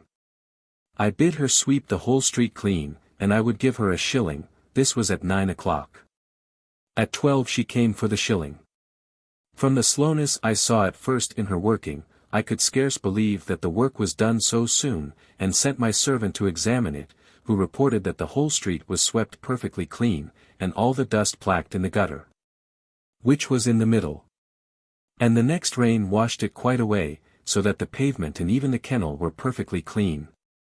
I then judged that, if that feeble woman could sweep 127 such a street in 3 hours, a strong, active man might have done it in half the time. And here let me remark the convenience of having but one gutter in such a narrow street, running down its middle, instead of 2, one on each side, near the footway. For where all the rain that falls on a street runs from the sides and meets in the middle, it forms there a current strong enough to wash away all the mud it meets with. But when divided into 2 channels, it is often too weak to cleanse either, and only makes the mud it finds more fluid, so that the wheels of carriages and feet of horses throw and dash it upon the foot pavement, which is thereby rendered foul and slippery, and sometimes splash it upon those who are walking. My proposal, communicated to the good doctor, was as follows. For the more effectual cleaning and keeping clean the streets of London and Westminster, it is proposed that the several watchmen be contracted with to have the dust swept up in dry seasons, and the mud racked up at other times, each in the several streets and lanes of his round. That they be furnished with brooms and other proper instruments for these purposes, to be kept at their respective stands, ready to furnish the poor people they may employ in the service. That in the dry summer months the dust be all swept up into heaps at proper distances, before the shops and windows of houses are usually opened, when the scavengers, with close-covered carts, shall also carry it all away. That the mud, when racked up, be not left in heaps to be spread abroad again by the wheels of carriages and trampling of horses, but that the scavengers be provided with bodies of carts, not placked high upon wheels, but low upon sliders, with lattice bottoms, which, being covered with straw, will retain the mud thrown into them, and permit the water to drain from it, whereby it will become much lighter, water making the greatest part of its weight. These bodies of carts to be placked at convenient distances, and the mud brought to them in wheelbarrows, they remaining where placked till the mud is drained, and then horses brought to draw them away. I have since had doubts of the practicability of the latter part of this proposal, on account of the narrowness of some 128 streets, and the difficulty of placing the draining sleds so as not to encumber too much the passage.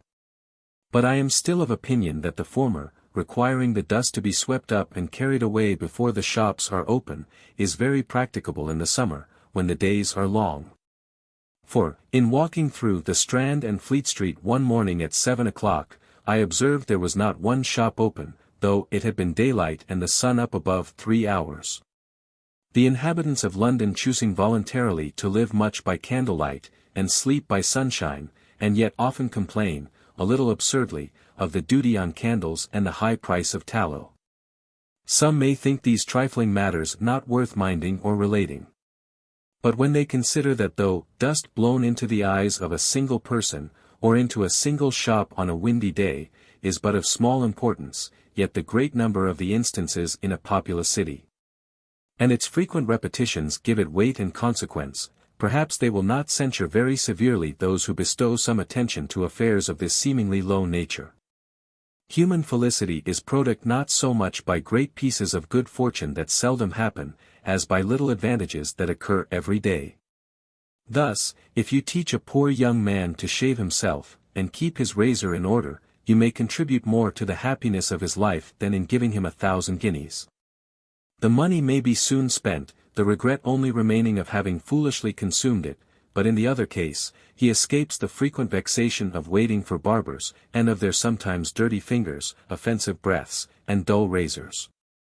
He shaves when most convenient to him, and enjoys daily the pleasure of its being done with a good instrument. With these sentiments I have hazarded the few preceding pages, hoping they may afford hints which some time or other may be useful to a city I love, having lived many years in it very happily, and perhaps to some of our towns in America. Having been for some time employed by the Postmaster General of America as his comptroller in regulating several offices, and bringing the officers to account, I was, upon his death in 1753, appointed, jointly with Mr. William Hunter, 129 to succeed him, by a commission from the Postmaster General in England. The American office never had hitherto paid anything to that of Britain. We were to have £600 a year between us, if we could make that sum out of the profits of the office. To do this, a variety of improvements were necessary. Some of these were inevitably at first expensive, so that in the first 4 years the office became above £900 in debt to us. But it soon after began to repay us. And before I was displacked by a freak of the ministers, of which I shall speak hereafter, we had brought it to yield 3 times as much clear revenue to the Crown as the Post Office of Ireland. Since that imprudent transaction, they have received from it, not 1 farthing. The business of the Post Office occasioned my taking a journey this year to New England, where the College of Cambridge, of their own motion, presented me with the degree of Master of Arts. Yale College, in Connecticut, had before made me a similar compliment. Thus, without studying in any college, I came to partake of their honors. They were conferred in consideration of my improvements and discoveries in the electric branch of natural philosophy. In 1754, war with France being again apprehended, a congress of commissioners from the different colonies was, by an order of the Lords of Trade, to be assembled at Albany, there to confer with the chiefs of the 6 nations concerning the means of defending both their country and ours. Governor Hamilton, having received this order, acquainted the House with it, requesting they would furnish proper presents for the Indians, to be given on this occasion, and naming the Speaker, Mr. Norris, and myself to join Mr. Thomas Penn and Mr. Secretary Peters as commissioners to act for Pennsylvania. The House approved the nomination, and provided the goods for the present, and though they did not much like treating out of the provinces. And we met the other commissioners at Albany about the middle of June. In our way thither, I projected and drew a plan for the union of all the colonies under one government, so far as might be necessary for defense, and other important general 130 purposes.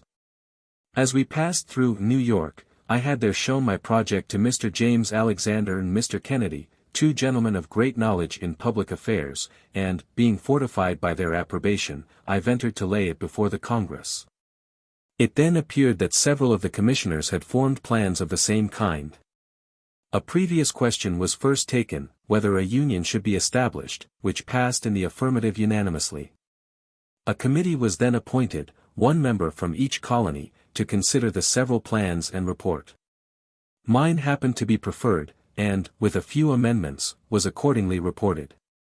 By this plan the general government was to be administered by a President General, appointed and supported by the Crown, and a Grand Council was to be chosen by the representatives of the people of the several colonies, met in their respective assemblies. The debates upon it in Congress went on daily, hand in hand with the Indian business. Many objections and difficulties were started, but at length they were all overcome, and the plan was unanimously agreed to, and copies ordered to be transmitted to the Board of Trade and to the assemblies of the several provinces. Its fate was singular. The assemblies did not adopt it, as they all thought there was too much prerogative in it, and in England it was judged to have too much of the democratic. The Board of Trade therefore did not approve of it, nor recommend it for the approbation of His Majesty. But another scheme was formed, supposed to answer the same purpose better, whereby the governors of the provinces, with some members of their respective councils, were to meet and order the raising of troops, building of forts, etc. and to draw on the treasury of Great Britain for the expense, which was afterwards to be refunded by an Act of Parliament laying a tax on America. My plan, with my reasons in support of it, is to be found among my political papers that are printed. Being the winter following in Boston, I had much conversation with Governor Shirley upon both the plans. Part of what passed between us on the occasion may also be seen among those papers. The different and contrary reasons 131 of dislike to my plan makes me suspect that it was really the true medium, and I am still of opinion it would have been happy for both sides the water if it had been adopted. The colonies, so united, would have been sufficiently strong to have defended themselves. There would then have been no need of troops from England. Of course, the subsequent pretense for taxing America, and the bloody contest it occasioned, would have been avoided. But such mistakes are not new. History is full of the errors of states and princes. Look round the habitable world, how few know their own good, or, knowing it, pursue. Those who govern, having much business on their hands, do not generally like to take the trouble of considering and carrying into execution new projects.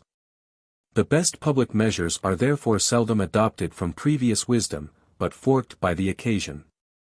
The governor of Pennsylvania, in sending it down to the Assembly, expressed his approbation of the plan, as appearing to him to be drawn up with great clearness and strength of judgment, and therefore recommended it as well worthy of their closest and most serious attention. The House, however, by the management of a certain member, took it up when I happened to be absent, which I thought not very fair, and reprobated it without paying any attention to it at all, to my no small mortification.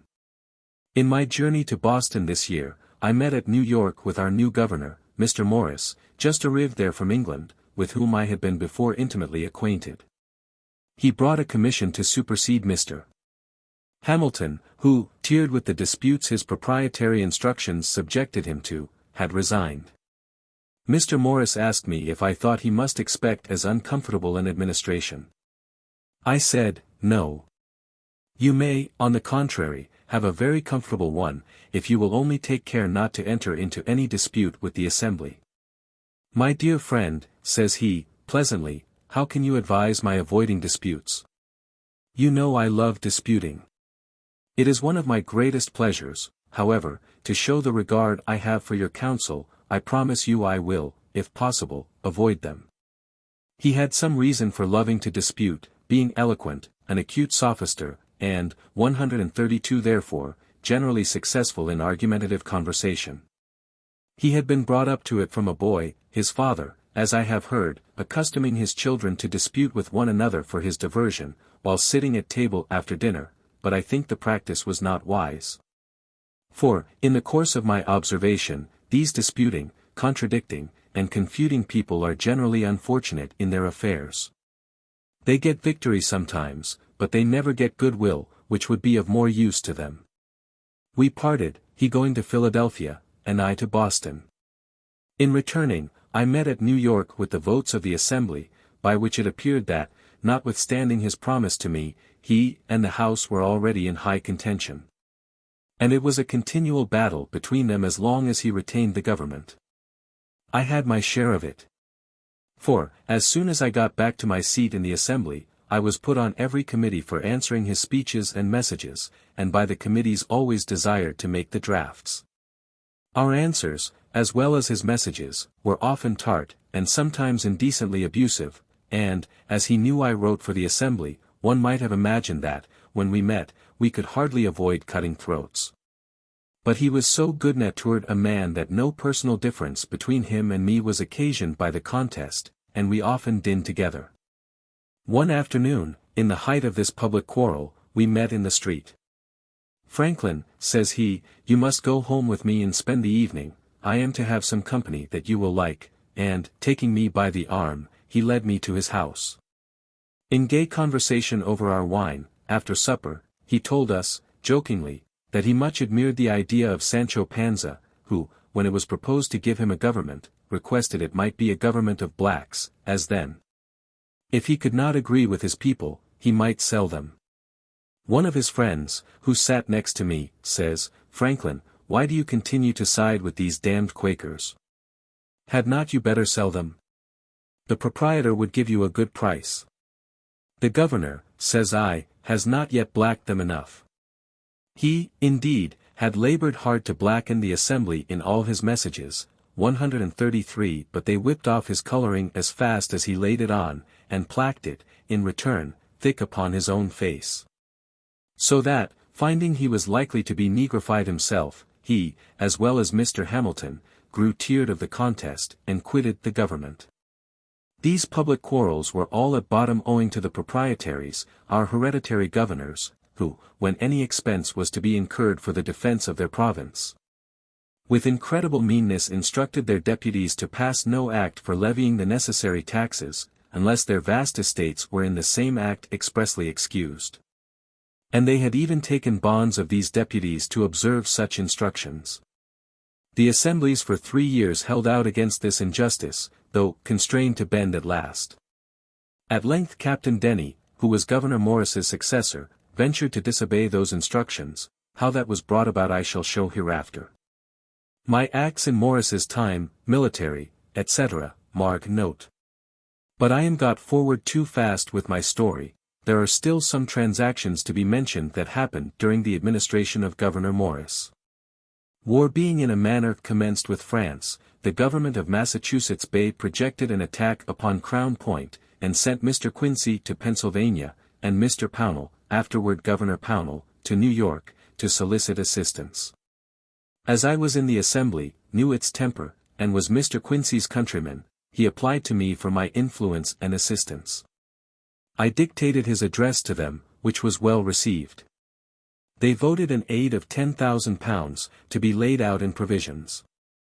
But the governor refusing his assent to their bill, which included this with other sums granted for the use of the crown, unless a clause were inserted exempting the proprietary estate from bearing any part of the tax that would be necessary.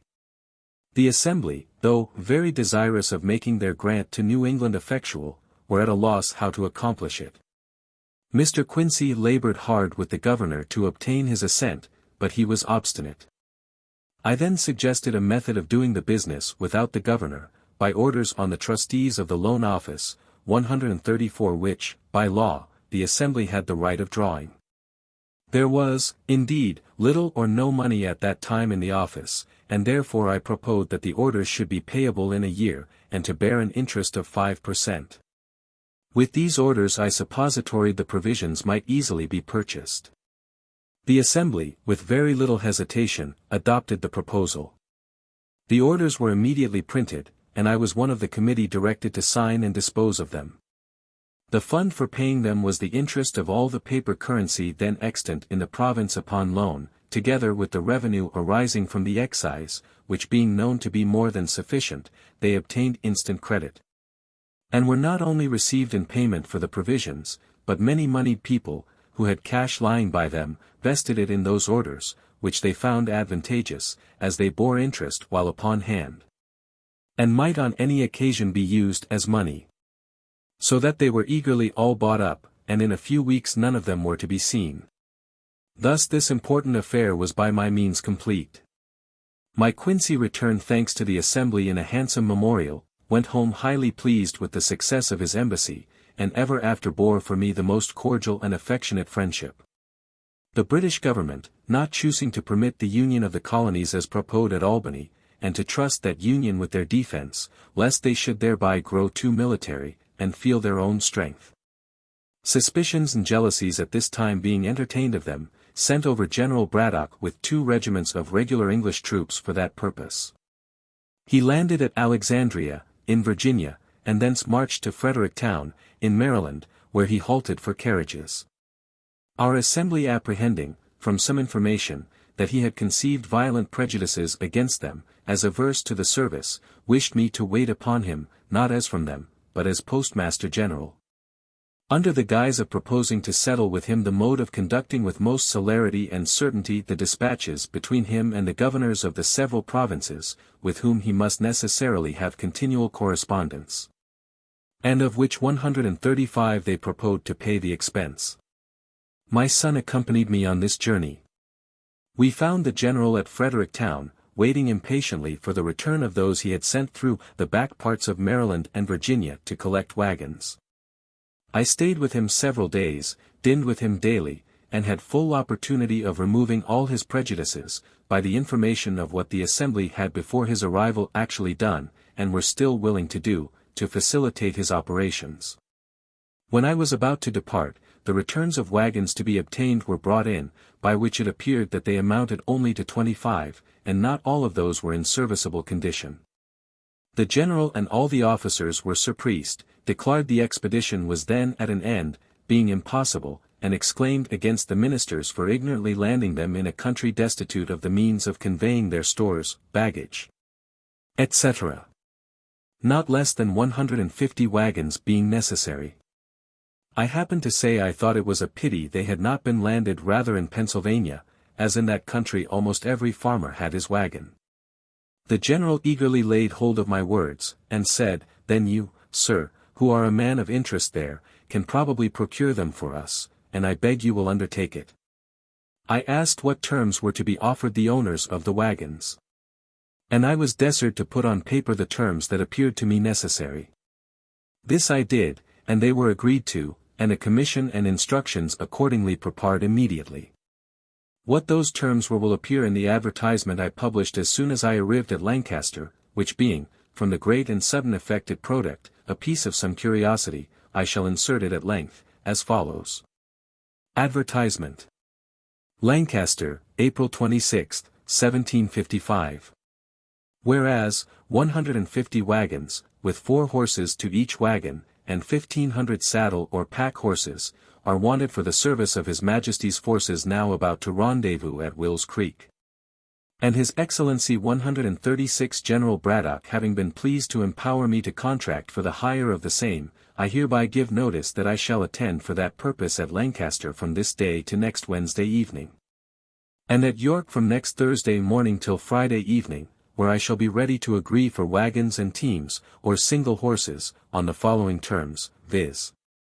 1. That there shall be paid for each wagon, with 4 good horses and a driver, 15 shillings per diem, and for each able horse with a pack saddle, or other saddle and furniture, 2 shillings per diem. And for each able horse without a saddle, 18 pence per diem. 2. That the pay commence from the time of their joining the forces at Will's Creek, which must be on or before the 20th of May ensuing. And that a reasonable allowance be paid over and above for the time necessary for their traveling to Will's Creek and home again after their discharge. 3. Each wagon and team, and every saddle or pack horse, is to be valued by indifferent persons chosen between me and the owner. And in case of the loss of any wagon, team, or other horse in the service, the price according to such valuation is to be allowed and paid. 4. 7 days' pay is to be advanced and paid in hand by me to the owner of each wagon and team, or horse, at the time of contracting, if required, and the remainder to be paid by General Braddock, or by the paymaster of the army. At the time of their discharge, or from time to time, as it shall be demanded. 5. No drivers of wagons, or persons taking care of the hired horses, are on any account to be called upon to do the duty of soldiers, or be otherwise employed than in conducting or taking care of their carriages or horses. 6. All oats, Indian corn, or other forage that wagons or horses bring to the camp, more than is necessary for the subsistence of the horses, is to be taken for the use of the army, and a reasonable price paid for the same. Note: My son, William Franklin, is empowered to enter into like contracts with any person in Cumberland County. B. Franklin. 137, to the inhabitants of the counties of Lancaster, York and Cumberland. Friends and countrymen.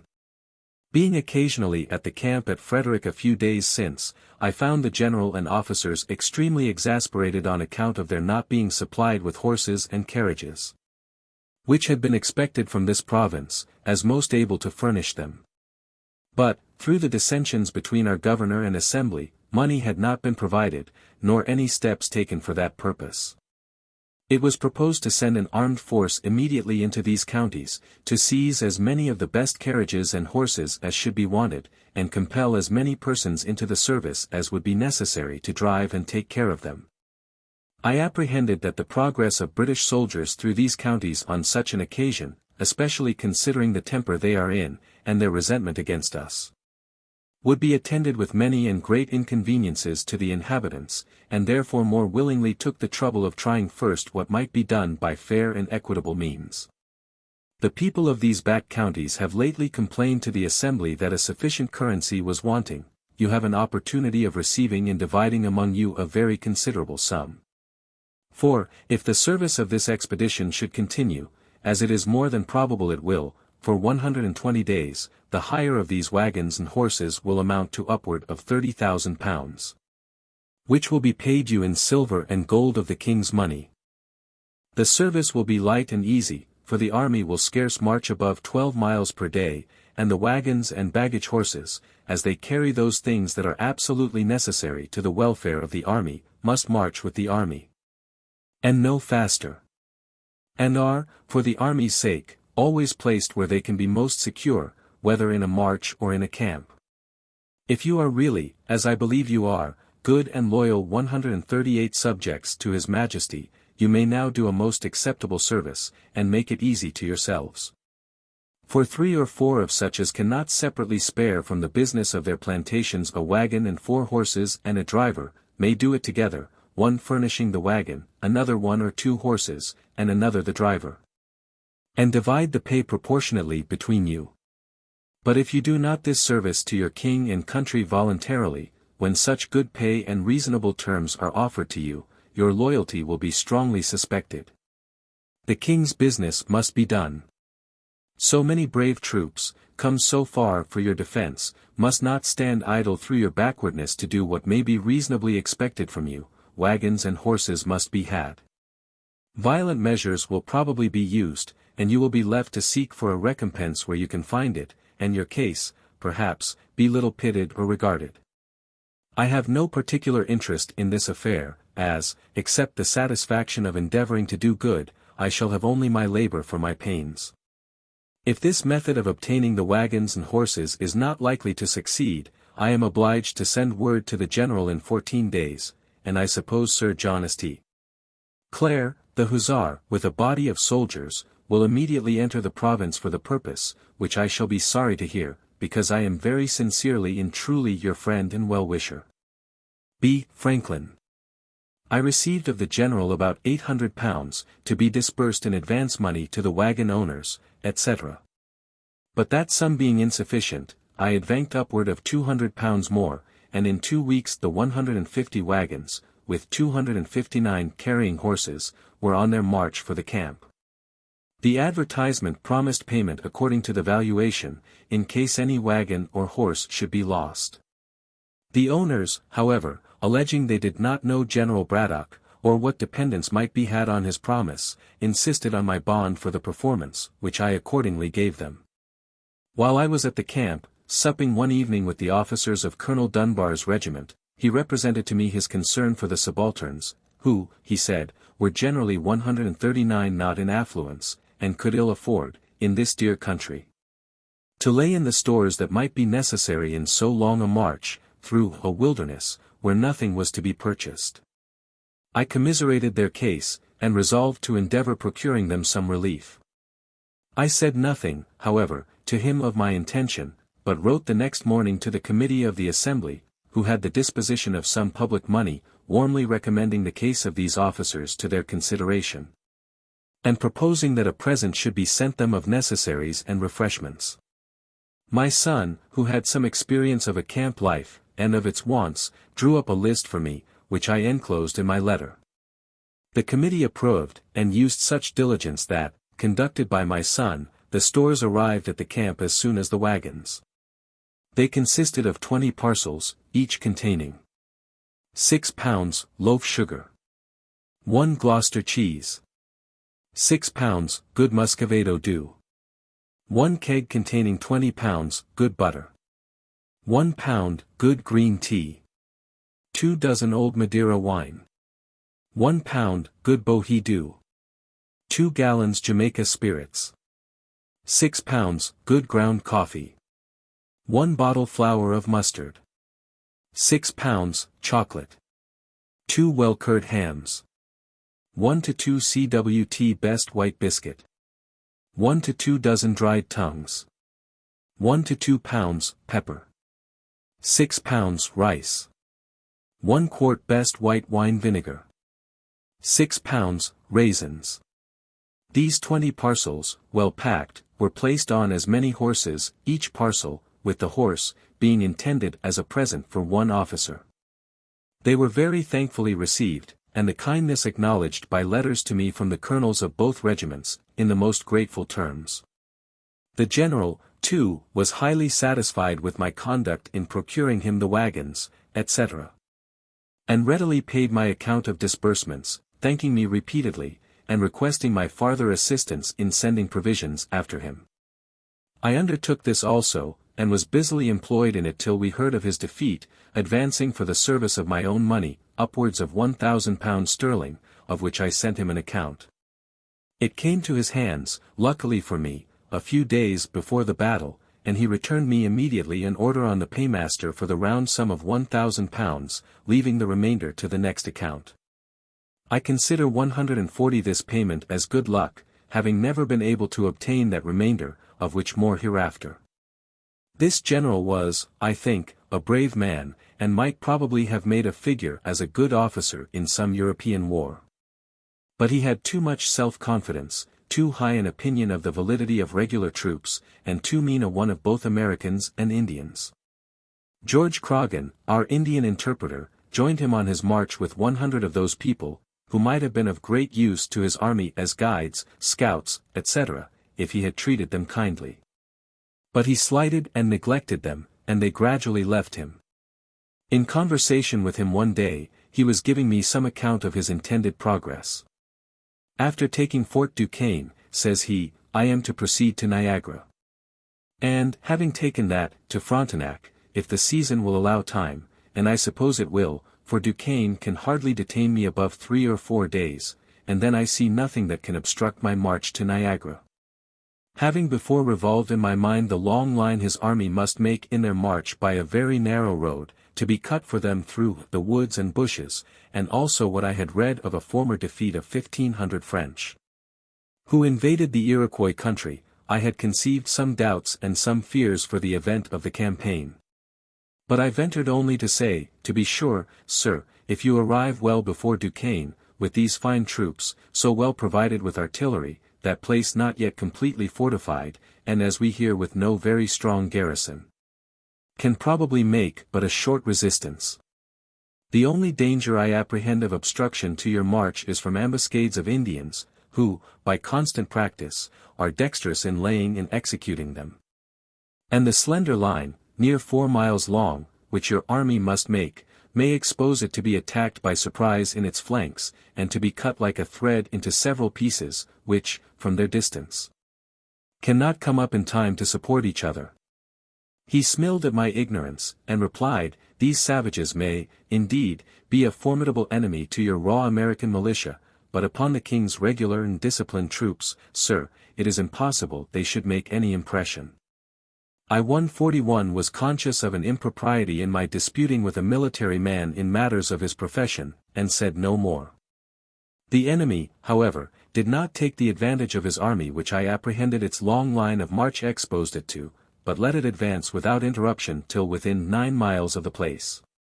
And then, when more in a body, for it had just passed a river, where the front had halted till all were come over, and in a more open part of the woods than any it had passed, attacked its advanced guard by a heavy fire from behind trees and bushes, which was the first intelligence the general had of an enemy's being near him. This guard being disordered, the general hurried the troops up to their assistance, which was done in great confusion, through wagons, baggage, and cattle. And presently the fire came upon their flank. The officers, being on horseback, were more easily distinguished, picked out as marks, and fell very fast. And the soldiers were crowded together in a huddle, having or hearing no orders, and standing to be shot at till 2/3 of them were killed, and then, being seized with a panic, the whole fled with precipitation.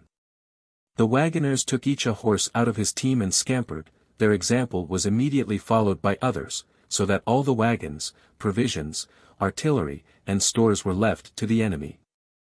The general, being wounded, was brought off with difficulty. His secretary, Mr. Shirley, was killed by his side, and out of 86 officers, 63 were killed or wounded, and 714 men killed out of 1,100. These 1,100 had been picked men from the whole army. The rest had been left behind with Colonel Dunbar, who was to follow with the heavier part of the stores, provisions, and baggage. The flyers, not being pursued, arrived at Dunbar's camp, and the panic they brought with them instantly seized him and all his people. And, though he had now above 1,000 men, and the enemy who had beaten Braddock did not at most exceed 400 Indians and French together, instead of proceeding, and endeavoring to recover some of the lost honor, he ordered all the stores, ammunition, etc., to be destroyed, that he might have more horses to assist his flight towards the settlements, and less lumber 142 to remove. He was there met with requests from the governors of Virginia, Maryland, and Pennsylvania, that he would post his troops on the frontiers, so as to afford some protection to the inhabitants. But he continued his hasty march through all the country, not thinking himself safe till he arrived at Philadelphia, where the inhabitants could protect him. This whole transaction gave us Americans the first suspicion that our exalted ideas of the prowess of British regulars had not been well founded. In their first march, too, from their landing till they got beyond the settlements, they had plundered and stripped the inhabitants, totally ruining some poor families, besides insulting, abusing, and confining the people if they remonstrated. This was enough to put us out of conceit of such defenders, if we had really wanted any. How different was the conduct of our French friends in 1781, who, during a march through the most inhabited part of our country from Rhode Island to Virginia, near 700 miles, occasioned not the smallest complaint for the loss of a pig, a chicken, or even an apple. Captain Orme, who was one of the general's aides-de-camp, and, being grievously wounded, was brought off with him, and continued with him to his death, which happened in a few days, told me that he was totally silent all the first day. And at night only said, "Who would have thought it?" That he was silent again the following day, saying only at last, "We shall better know how to deal with them another time," and died in a few minutes after. The secretary's papers, with all the general's orders, instructions, and correspondence, falling into the enemy's hands, they selected and translated into French a number of the articles, which they printed, to prove the hostile intentions of the British court before the declaration of war. Among these I saw some letters of the general to the ministry, speaking highly of the great service I had rendered the army, and recommending me to their notice. David Hume, too, who was some years after secretary to Lord Hertford, when minister in France, and afterward to General Conway, when Secretary of State, told me he had seen among the papers in that office letters from Braddock 143 highly recommending me. But, the expedition having been unfortunate, my service, it seems, was not thought of much value, for those recommendations were never of any use to me. As to rewards from himself, I asked only one, which was, that he would give orders to his officers not to enlist any more of our bought servants, and that he would discharge such as had been already enlisted. This he readily granted, and several were accordingly returned to their masters, on my application. Dunbar, when the command devolved on him, was not so generous. He being at Philadelphia, on his retreat, or rather flight, I applied to him for the discharge of the servants of 3 poor farmers of Lancaster County that he had enlisted, reminding him of the late General's orders on that head. He promised me that, if the masters would come to him at Trenton, where he should be in a few days on his march to New York, he would there deliver their men to them. They accordingly were at the expense and trouble of going to Trenton, and there he refused to perform his promise, to their great loss and disappointment. As soon as the loss of the wagons and horses was generally known, all the owners came upon me for the valuation which I had given bond to pay. Their demands gave me a great deal of trouble, my acquainting them that the money was ready in the paymaster's hands, but that orders for paying it must first be obtained from General Shirley. And my assuring them that I had applied to that general by letter. But, he being at a distance, an answer could not soon be received, and they must have patience. All this was not sufficient to satisfy, and some began to sue me. General Shirley at length relieved me from this terrible situation by appointing commissioners to examine the claims, and ordering payment.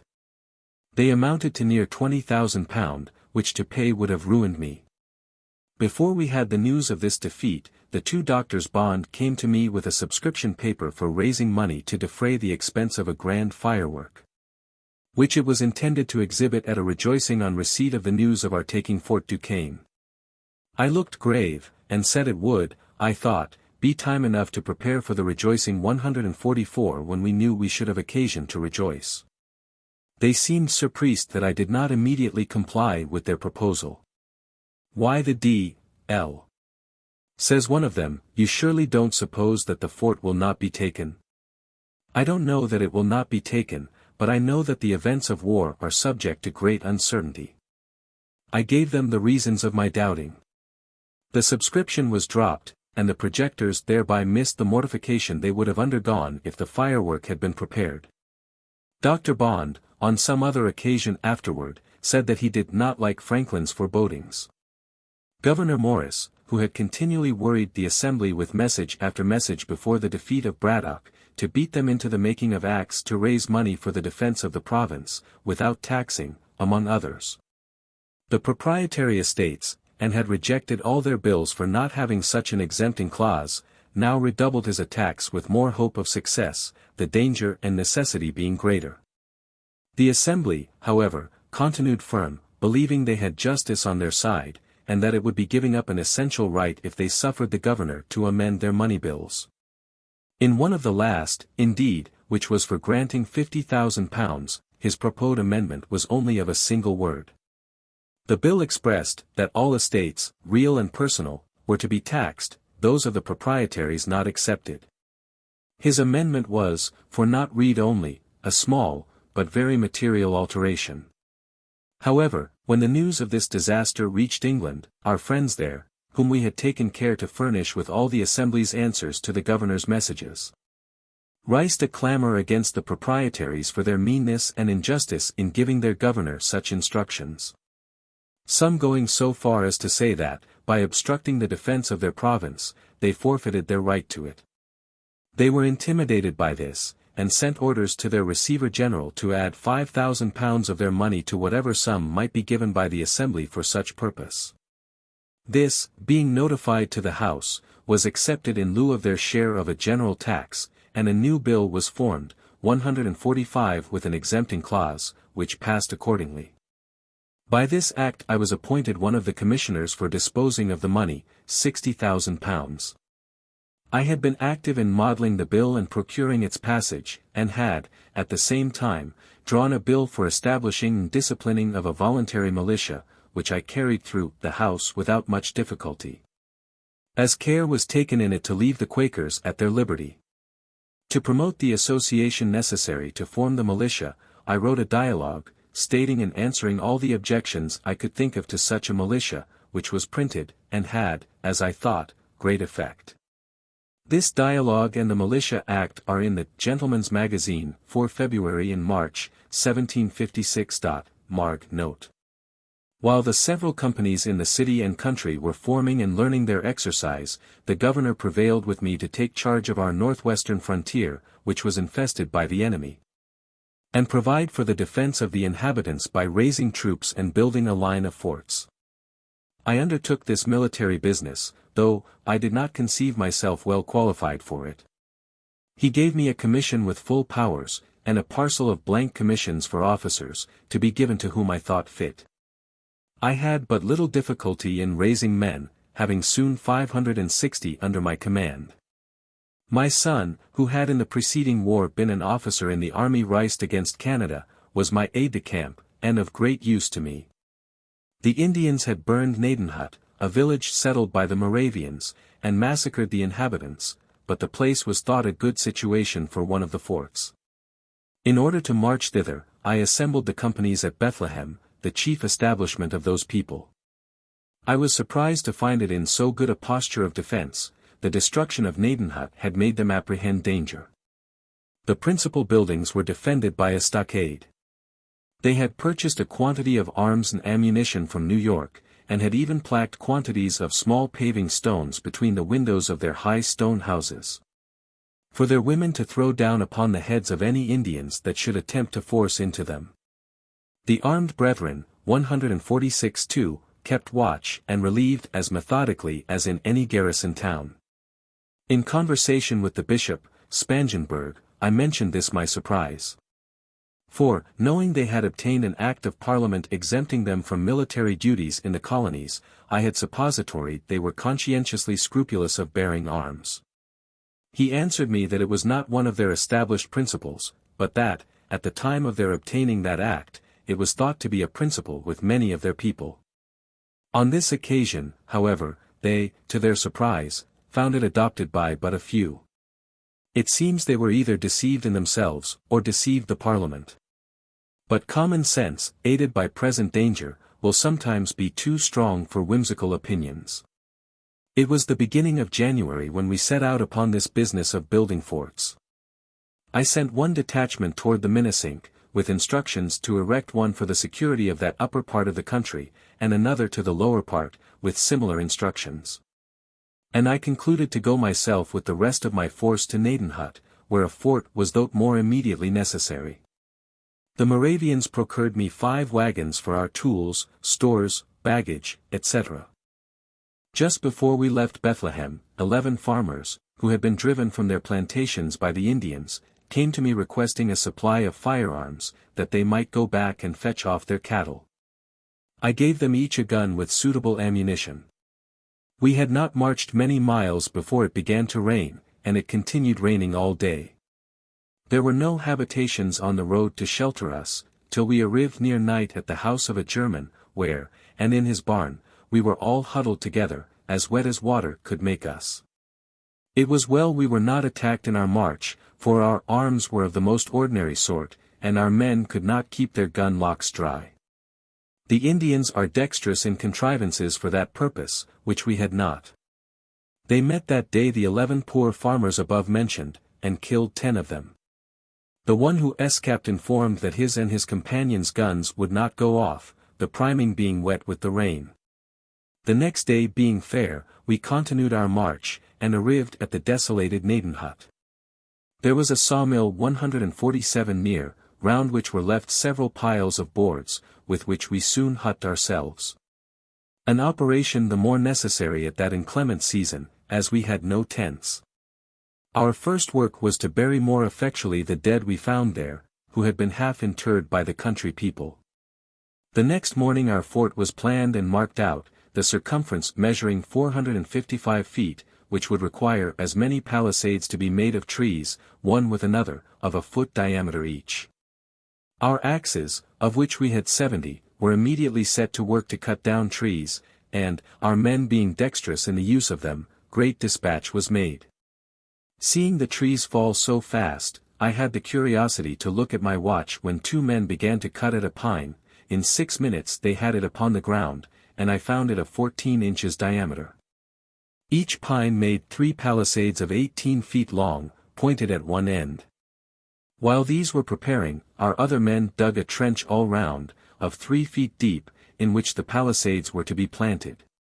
And, our wagons, the bodice being taken off, and the fore and hind wheels separated by taking out the pin which united the 2 parts of the perch, we had 10 carriages, with 2 horses each, to bring the palisades from the woods to the spot. When they were set up, our carpenters built a stage of boards all round within, about 6 feet high, for the men to stand on when to fire through the loopholes. We had 1 swivel gun, which we mounted on one of the angles, and fired it as soon as fixed, to let the Indians know, if any were within hearing, that we had such pieces.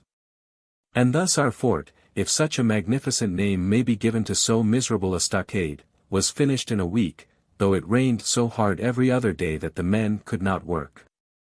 This gave me occasion to observe, that, when men are employed, they are best contented, for on the days they worked they were good-natured and cheerful, and, with the consciousness of having done a good day's work, they spent the evening jollily.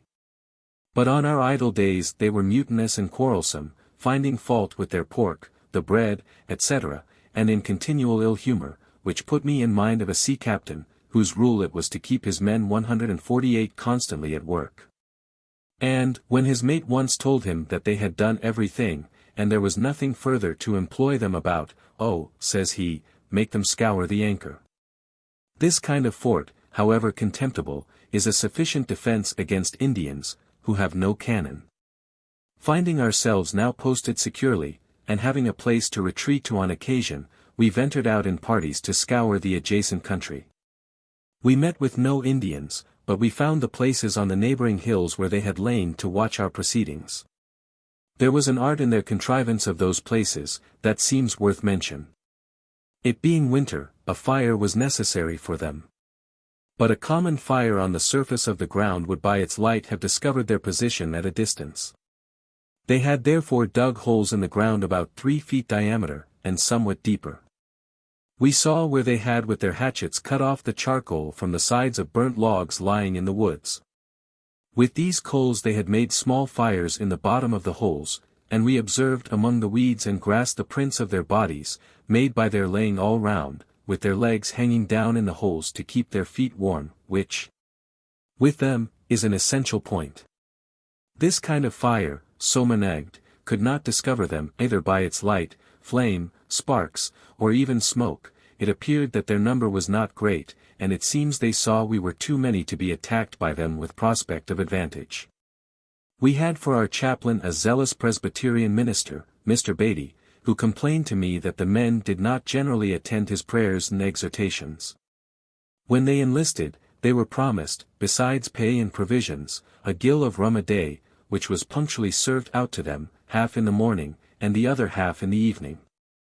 And I observed they were as punctual in attending to receive it, upon which I said to Mr. Beatty, "It is, perhaps, below the dignity of your profession to act as steward of the rum, but if you were to deal it out and only just after prayers, you would have them all about you." He liked the vote, undertook the office, and, with the help of a few hands to measure out the liquor, executed it to satisfaction, and 149 never were prayers more generally and more punctually attended. So that I thought this method preferable to the punishment inflicted by some military laws for non-attendance on divine service. I had hardly finished this business, and got my fort well stored with provisions, when I received a letter from the governor, acquainting me that he had called the assembly, and wished my attendance there. If the posture of affairs on the frontiers was such that my remaining there was no longer necessary. My friends, too, of the assembly, pressing me by their letters to be, if possible, at the meeting, and my 3 intended forts being now complete, and the inhabitants contented to remain on their farms under that protection, I resolved to return. The more willingly, as a New England officer, Colonel Clapham, experienced in Indian war, being on a visit to our establishment, consented to accept the command. I gave him a commission, and, parading the garrison, had it read before them, and introduced him to them as an officer who, from his skill in military affairs, was much more fit to command them than myself. And, giving them a little exhortation, took my leave. I was escorted as far as Bethlehem, where I rested a few days to recover from the fatigue I had undergone. The first night, being in a good bed, I could hardly sleep, it was so different from my hard lodging on the floor of our hut at Naden wrapped only in a blanket or two. While at Bethlehem, I inquired a little into the practice of the Moravians. Some of them had accompanied me, and all were very kind to me. I found they worked for a common stock, eat at common tables, and slept in common dormitories, great numbers together. In the dormitories I observed loopholes, at certain distances all along just under the ceiling, which I thought judiciously placed for change of air. I was at their church, where I was entertained with good music, the organ being accompanied with violins, hautboys, flutes, clarinets, etc. I understood that their sermons were not usually preached to mixed congregations of men, women, and children, as is our common practice, but that they assembled sometimes the married men, at other times their wives, then the young men. The young women, 150 in the little children, each division by itself. The sermon I heard was to the latter, who came in and were placked in rows on benches, the boys under the conduct of a young man, their tutor, and the girls conducted by a young woman. The discourse seemed well adapted to their capacities, and was delivered in a pleasing, familiar manner, coaxing them, as it were, to be good. They behaved very orderly, but looked pale and unhealthy, which made me suspect they were kept too much within doors, or not allowed sufficient exercise. I inquired concerning the Moravian marriages, whether the report was true that they were by lot. I was told that lots were used only in particular cases. That generally, when a young man found himself disposed to marry, he informed the elders of his class, who consulted the elder ladies that governed the young women.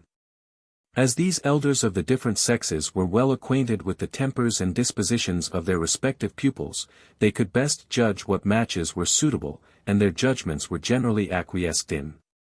But if, for example, it should happen that 2 or 3 young women were found to be equally proper for the young man, the lot was then recurred to. I objected, if the matches are not made by the mutual choice of the parties, some of them may chance to be very unhappy. And so they may, answered my informer, if you let the parties choose for themselves, which, indeed, I could not deny. Being returned to Philadelphia, I found the association went on swimmingly, the inhabitants that were not Quakers having pretty generally come into it, formed themselves into companies, and chose their captains, lieutenants, and ensigns. According to the new law. Dr. B. visited me, and gave me an account of the pains he had taken to spread a general good liking to the law, and ascribed much to those endeavors. I had had the vanity to ascribe all to my dialogue. However, not knowing but that he might be in the right, I let him enjoy his opinion, which I take to be generally the best way in such cases. The officers, meeting, chose me to be colonel of the regiment, which I this time accepted. I forget how many companies we had, but we paraded about 1,200 well-looking men, with a company of artillery, who had been furnished with 6 brass field pieces, which they 151 had become so expert in the use of as to fire 12 times in a minute. The first time I reviewed my regiment they accompanied me to my house, and would salute me with some rounds fired before my door, which shook down and broke several glasses of my electrical apparatus. And my new honor proved not much less brittle. For all our commissions were soon after broken by a repeal of the law in England. During this short time of my colonelship, being about to set out on a journey to Virginia, the officers of my regiment took it into their heads that it would be proper for them to escort me out of town, as far as the lower ferry. Just as I was getting on horseback they came to my door, between 30 and 40, mounted, and all in their uniforms. I had not been previously acquainted with the project, or I should have prevented it, being naturally averse to the assuming of state on any occasion, and I was a good deal chagrined at their appearance, as I could not avoid their accompanying me. What made it worse was, that, as soon as we began to move, they drew their swords and rode with them naked all the way. Somebody wrote an account of this to the proprietor, and it gave him great offense. No such honor had been paid him when in the province, nor to any of his governors, and he said it was only proper to princes of the blood royal, which may be true for aught I know, who was, and still am, ignorant of the etiquette in such cases. This silly affair, however, greatly increased his rancor against me, which was before not a little, on account of my conduct in the assembly respecting the exemption of his estate from taxation, which I had always opposed very warmly. And not without severe reflections on his meanness and injustice of contending for it. He accused me to the ministry as being the great obstacle to the king's service, preventing, by my influence in the House, the proper form of the bills for raising money. And he instanced this parade with my officers as a proof of my having an intention to take the government of the province out of his hands by force. He also applied to Sir Everard Falconer, the Postmaster General, to deprive me of my office, but it had no other effect than to procure from Sir Everard a gentle admonition. 152 Notwithstanding the continual wrangle between the governor and the House, in which I, as a member, had so large a share, there still subsisted a civil intercourse between that gentleman and myself, and we never had any personal difference.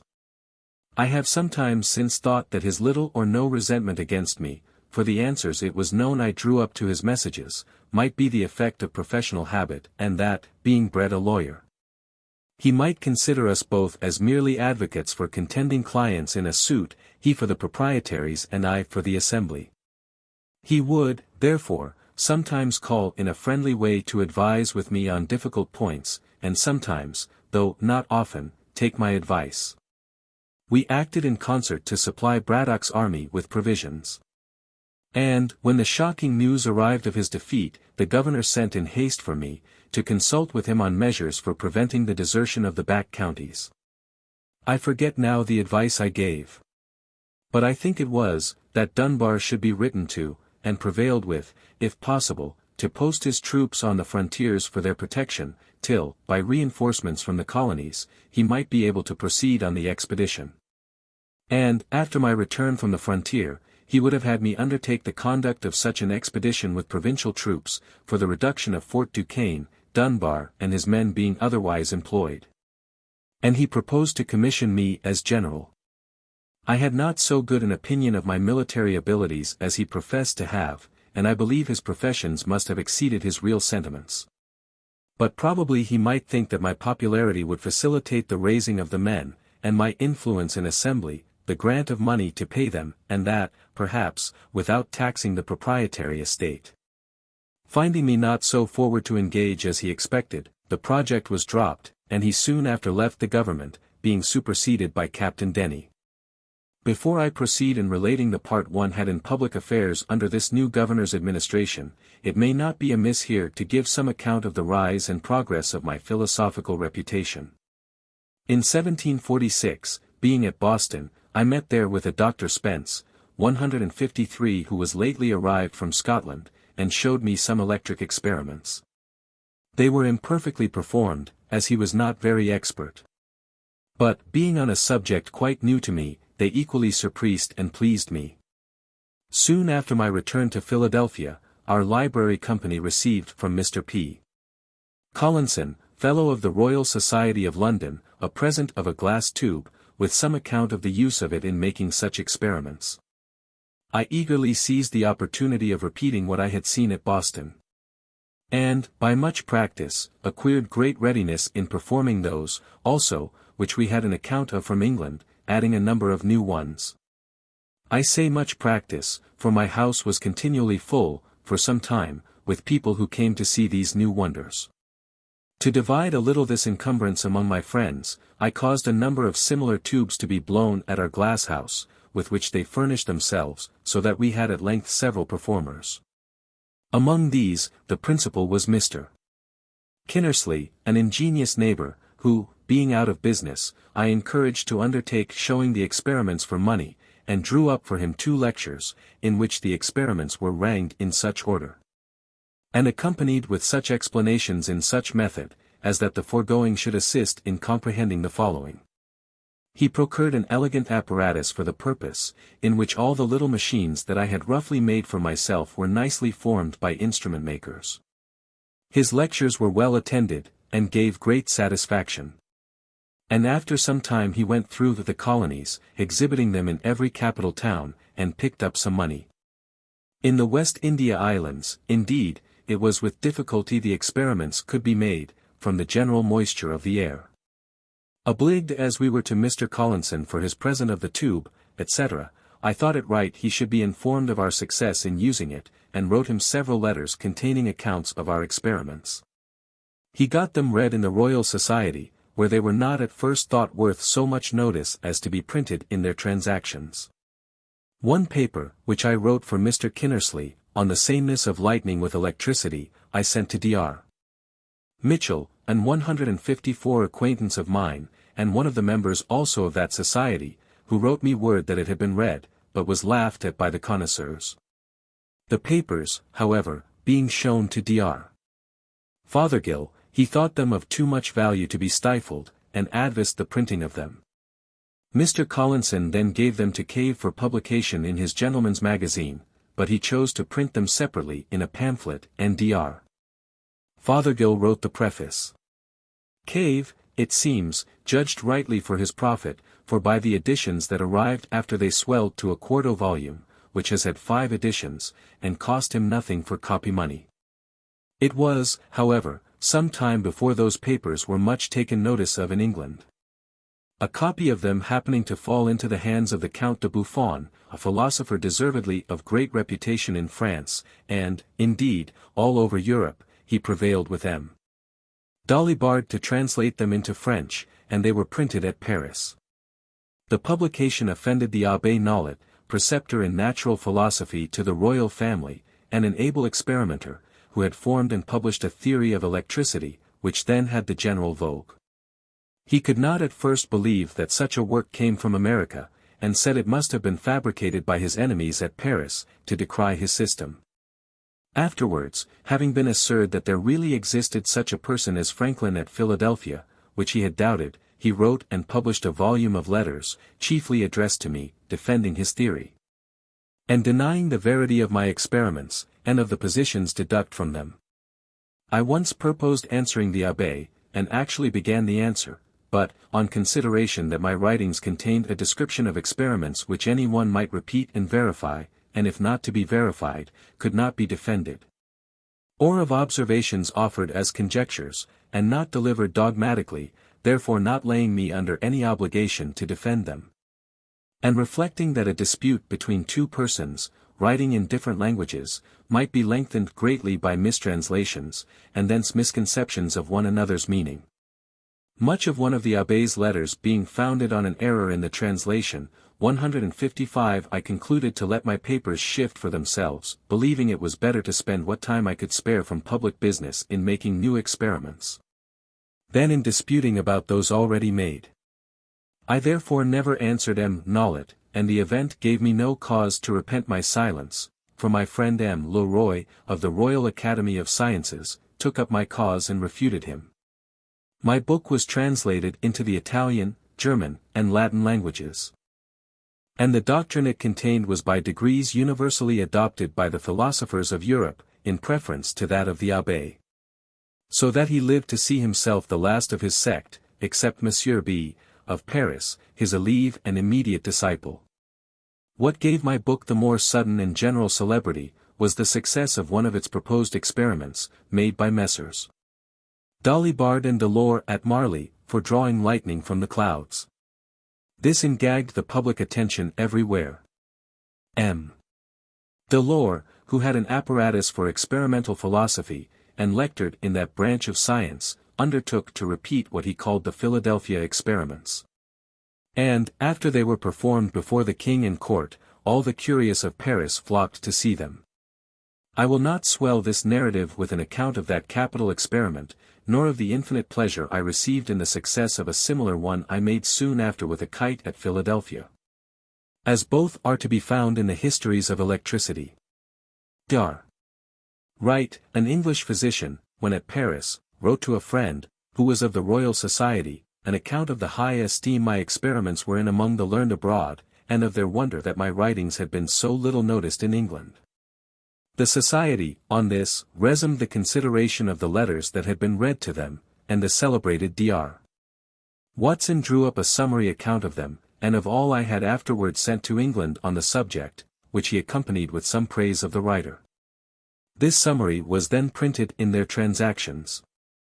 And some members of the Society in London, particularly the very ingenious Mr. Canton, having verified the experiment of procuring lightning from the clouds by a 156-pointed rod, and acquainting them with the success, they soon made me more than amends for the slight with which they had before treated me. Without my having made any application for that honor, they chose me a member, and voted that I should be excused the customary payments, which would have amounted to 25 guineas, and ever since have given me their transactions gratis. They also presented me with the gold medal of Sir Godfrey Copley for the year 1753, the delivery of which was accompanied by a very handsome speech of the President, Lord Macclesfield, wherein I was highly honoured. Our new governor, Captain Denny, brought over for me the before-mentioned medal from the Royal Society, which he presented to me at an entertainment given him by the city. He accompanied it with very polite expressions of his esteem for me, having, as he said, been long acquainted with my character. After dinner, when the company, as was customary at that time, were engagged in drinking, he took me aside into another room, and acquainted me that he had been advised by his friends in England to cultivate a friendship with me, as one who was capable of giving him the best advice, and of contributing most effectually to the making his administration easy. That he therefore desired of all things to have a good understanding with me, and he begged me to be assured of his readiness on all occasions to render me every service that might be in his power. He said much to me, also, of the proprietor's good disposition towards the province, and of the advantage it might be to us all, and to me in particular, if the opposition that had been so long continued to his measures was dropped, and harmony restored between him and the people. In effecting which, it was thought no one could be more serviceable than myself, and I might depend on adequate acknowledgments and recompenses, etc., etc.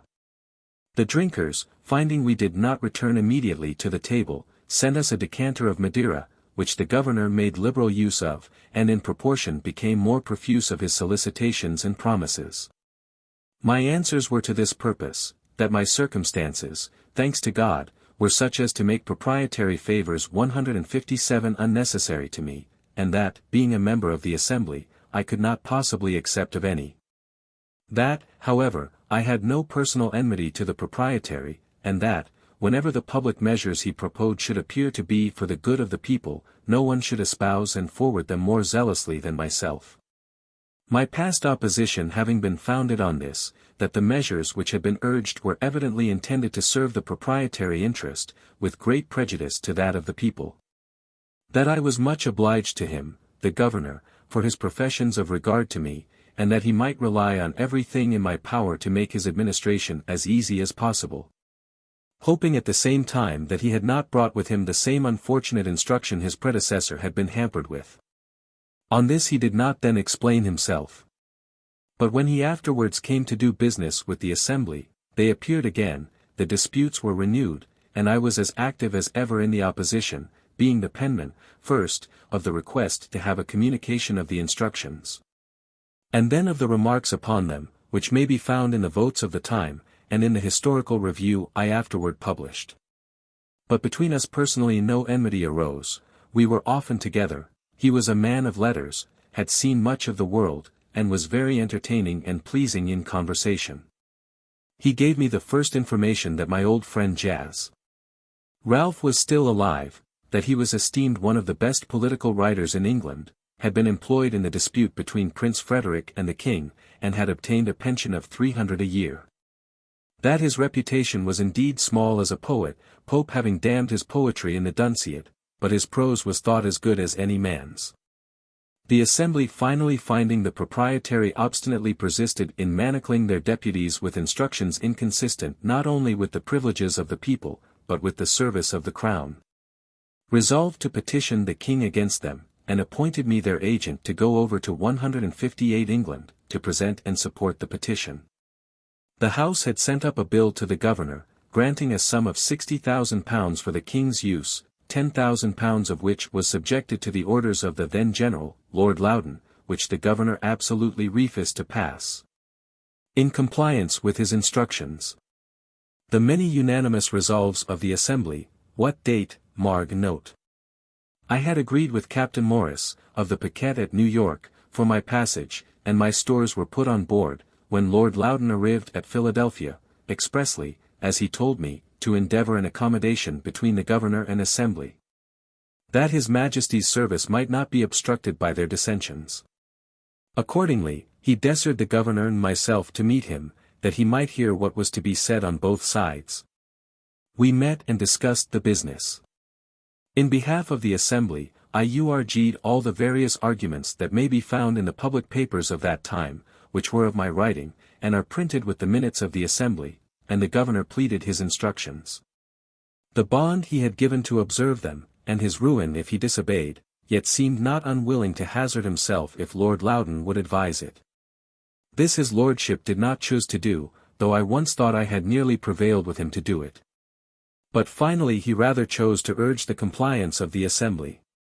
And he entreated me to use my endeavours with them for that purpose, declaring that he would spare none of the king's troops for the defence of our frontiers, and that, if we did not continue to provide for that defence ourselves, they must remain exposed to the enemy. I acquainted the House with what had passed, and, presenting them with a set of resolutions I had drawn up, declaring our rights, and that we did not relinquish our claim to those rights, but only suspended the exercise of them on this occasion through force, against which we protested, they at length agreed to drop that bill, and frame another conformable to the proprietary instructions. This of course the governor passed, and I was then at liberty to proceed on my voyage. But, in the meantime, the paquet had sailed with my sea stores, which was some loss to me, and my only recompense was his lordship's thanks for my service, 159 all the credit of obtaining the accommodation falling to his share. He set out for New York before me. And, as the time for dispatching the paquet boats was at his disposition, and there were 2 then remaining there, one of which, he said, was to sail very soon, I requested to know the precise time, that I might not miss her by any delay of mine. His answer was, I have given out that she is to sail on Saturday next, but I may let you know, entre nous, that if you are there by Monday morning, you will be in time, but do not delay longer. By some accidental hindrance at a ferry, it was Monday noon before I arrived, and I was much afraid she might have sailed, as the wind was fair. But I was soon made easy by the information that she was still in the harbour, and would not move till the next day. One would imagine that I was now on the very point of departing for Europe. I thought so. But I was not then so well acquainted with his lordship's character, of which indecision was one of the strongest features. I shall give some instances. It was about the beginning of April that I came to New York, and I think it was near the end of June before we sailed. There were then 2 of the paquet boats, which had been long in port, but were detained for the general's letters, which were always to be ready tomorrow. Another paquet arrived, she too was detained, and, before we sailed, a 4th was expected. Ours was the first to be dispatched, as having been their longest. Passengers were gagged in all, and some extremely impatient to be gone, and the merchants uneasy about their letters, and the orders they had given for insurance, it being war time, for fall goods. But their anxiety availed nothing. His lordship's letters were not ready, and yet whoever waited on him found him always at his desk, pen in hand, and concluded he must needs write abundantly. Going myself one morning to pay my respects, I found in his antechamber one Innes, a messenger of Philadelphia, who had come from thence express with a paquet from Governor Denny for the general. He delivered to me some letters from my friends there, which occasioned my inquiring when he was to return, and where he lodged, that I might send some letters by him. He told me he was ordered to 160 call tomorrow at 9 for the general's answer to the governor, and should set off immediately. I put my letters into his hands the same day. A fortnight after I met him again in the same place. So, you are soon returned, Innes? Returned? No, I am not gone yet. How so? I have called here by order every morning these 2 weeks past for his lordship's letter, and it is not yet ready. Is it possible, when he is so great a writer? For I see him constantly at his escritoire. Yes, says Innes, but he is like St. George on the signs, always on horseback, and never rides on. This observation of the messenger was, it seems, well founded. For, when in England, I understood that Mr. Pitt gave it as one reason for removing this general, and sending Generals Amherst and Wolfe, that the minister never heard from him, and could not know what he was doing. This daily expectation of sailing, and all the 3 paquettes going down to Sandy Hook, to join the fleet there, the passengers thought it best to be on board, lest by a sudden order the ship should sail, and they be left behind. There, if I remember right, we were about 6 weeks, consuming our sea stores, and obliged to procure more.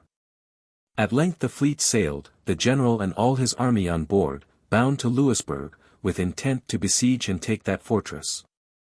All the paquette boats in company ordered to attend the general's ship, ready to receive his dispatches when they should be ready.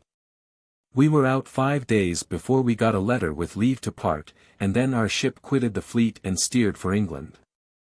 The other 2 paquettes he still detained, carried them with him to Halifax, where he stayed some time to exercise the men in sham attacks upon sham forts, then altered his mind as to besieging Louisbourg, and returned to New York, with all his troops.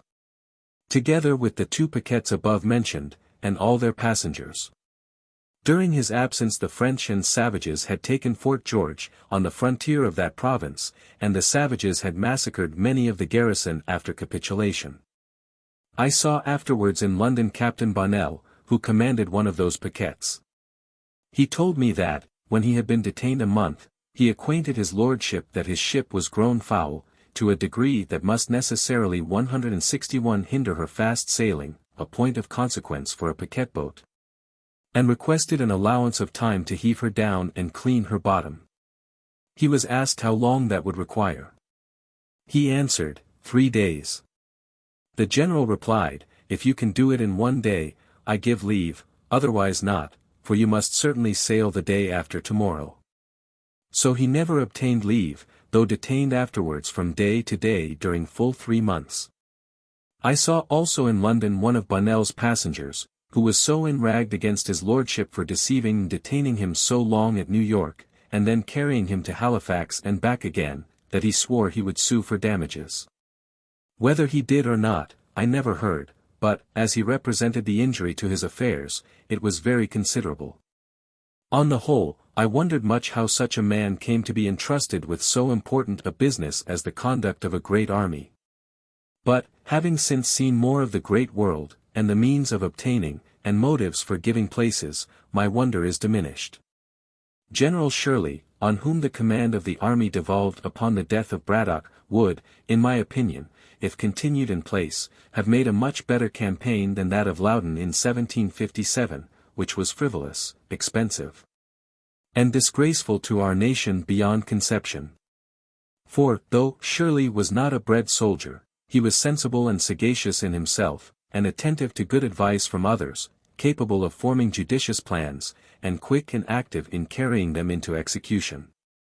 Loudon, instead of defending the colonies with his great army, left them totally exposed while he paraded idly at Halifax, by which means Fort George was lost. Besides, he deranged all our mercantile operations, and distressed our trade. By a long embargo on the exportation of provisions, on pretence of keeping supplies from being obtained by the enemy, but in reality for beating down their price in favor of the contractors, in whose profits, it was said, perhaps from suspicion only, he had a share.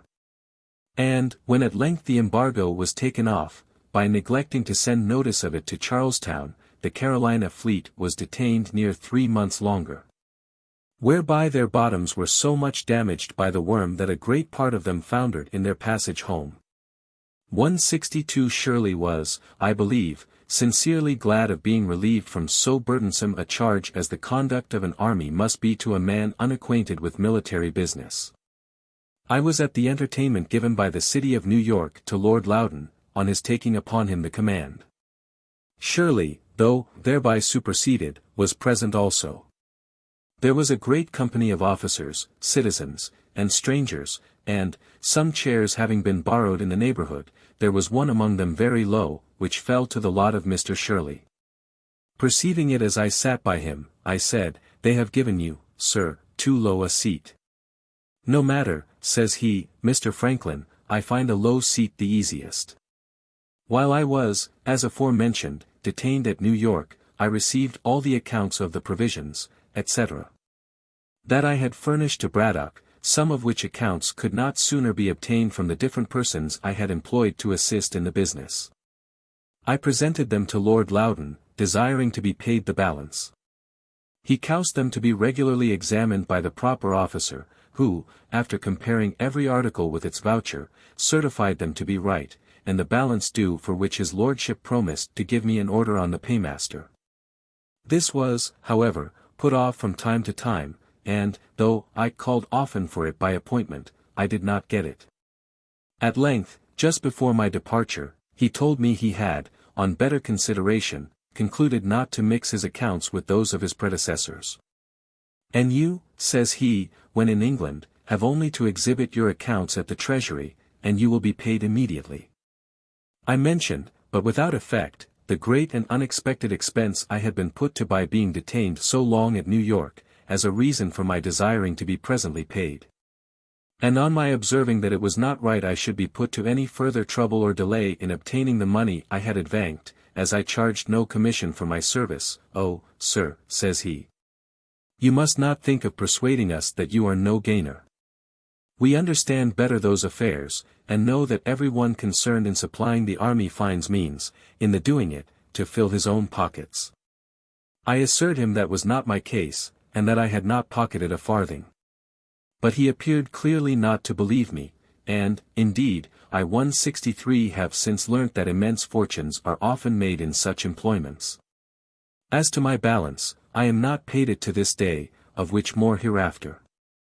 Our captain of the paquet had boasted much, before we sailed, of the swiftness of his ship. Unfortunately, when we came to sea, she proved the dullest of 96 sail, to his no small mortification. After many conjectures respecting the cause, when we were near another ship almost as dull as ours, which, however, gained upon us, the captain ordered all hands to come aft, and stand as near the ensign's staff as possible. We were, passengers included, about 40 persons. While we stood there, the ship mended her pace, and soon left her neighbor far behind, which proved clearly what our captain suspected, that she was loaded too much by the head. The casks of water, it seems, had been all placked forward. These he therefore ordered to be moved further aft, on which the ship recovered her character, and proved the sailor in the fleet. The captain said she had once gone at the rate of 13 knots, which is accounted 13 miles per hour. We had on board, as a passenger, Captain Kennedy, of the Navy, who contended that it was impossible, and that no ship ever sailed so fast, and that there must have been some error in the division of the log line, or some mistake in heaving the log. A wager ensued between the two captains, to be decided when there should be sufficient wind. Kennedy thereupon examined rigorously the log line, and, being satisfied with that, he determined to throw the log himself. Accordingly some days after, when the wind blew very fair and fresh, and the captain of the paquet, Lutwidge, said he believed she then went at the rate of 13 knots, Kennedy made the experiment, and owned his wager lost. The above fact I give for the sake of the following observation. It has been remarked, as an imperfection in the art of shipbuilding, that it can never be known, till she is tried, whether a new ship will or will not be a good sailor. For that the model of a good sailing ship has been exactly followed in a new one, which has proved, on the contrary, remarkably dull.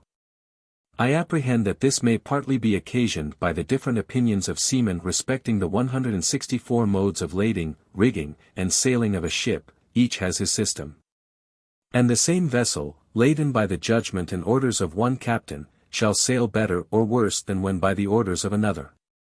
Besides, it scarce ever happens that a ship is formed, fitted for the sea, and sailed by the same person. One man builds the hull, another rigs her, a third lades and sails her. No one of these has the advantage of knowing all the ideas and experience of the others, and, therefore, cannot draw just conclusions from a combination of the whole. Even in the simple operation of sailing when at sea, I have often observed different judgments in the officers who commanded the successive watches, the wind being the same. One would have the sails trimmed sharper or flatter than another, so that they seem to have no certain rule to govern by. Yet I think a set of experiments might be instituted, first, to determine the most proper form of the hull for swift sailing. Next, the best dimensions and properest place for the masts, then the form and quantity of sails, and their position, as the wind may be, and, lastly, the disposition of the lading. This is an age of experiments, and I think a set accurately made and combined would be of great use. I am persuaded, therefore, that ere long some ingenious philosopher will undertake it, to whom I wish success. We were several times chased in our passage, but outsailed everything, and in 30 days had soundings. We had a good observation, and the captain judged himself so near our port, Falmouth, that, if we made a good run in the night, we might be off the mouth of that harbour in the morning. And by running in the night might escape the notice of the enemy's privateers, who often cruised near the entrance of the channel. Accordingly, all the sail was set that we could possibly make, and the wind being very fresh and fair, we went right before it, and made great way. The captain, after his observation, shaped his course, as he thought, so as to pass wide of the Scilly Isles, but it seems there is sometimes a strong indraught setting up St. George's Channel, which deceived seamen and caused the loss of Sir Cloudesley Shovel's squadron. This indraught was probably the cause of what happened to us. 165 We had a watchman placked in the bow, to whom they often called, "Look well out before there," and he as often answered, "Aye aye," but perhaps had his eyes shut, and was half asleep at the time, they sometimes answering, as is said, mechanically. For he did not see a light just before us, which had been hid by the stunsails from the man at the helm, and from the rest of the watch, but by an accidental yaw of the ship was discovered, and occasioned a great alarm, we being very near it. The light appearing to me as big as a cart-wheel. It was midnight, and our captain fast asleep, but Captain Kennedy, jumping upon deck, and seeing the danger, ordered the ship to wear round, all sails standing. An operation dangerous to the masts, but it carried us clear, and we escaped shipwreck, for we were running right upon the rocks on which the lighthouse was erected. This deliverance impressed me strongly with the utility of lighthouses, and made me resolve to encourage the building more of them in America, if I should live to return there. In the morning it was found by the soundings, etc., that we were near our port, but a thick fog hid the land from our sight. About 9 o'clock the fog began to rise, and seemed to be lifted up from the water like the curtain at a playhouse, discovering underneath, the town of Falmouth, the vessels in its harbour, and the fields that surrounded it. This was a most pleasing spectacle to those who had been so long without any other prospects than the uniform view of a vacant ocean, and it gave us the more pleasure as we were now free from the anxieties which the state of war occasioned. I set out immediately, with my son, for London, and we only stopped a little by the way to view Stonehenge on Salisbury Plain, and Lord Pembroke's house and gardens, with his very curious antiquities at Wilton. We arrived in London the 27th of July, 1757. Here terminates the autobiography, as published by William Temple Franklin and his successors. What follows was written in the last year of Dr. Franklin's life, and was first printed, in English, in Mr. Bigelow's edition of 1868. Ed. 166 As soon as I was settled in a lodging Mr. Charles had provided for me, I went to visit Dr.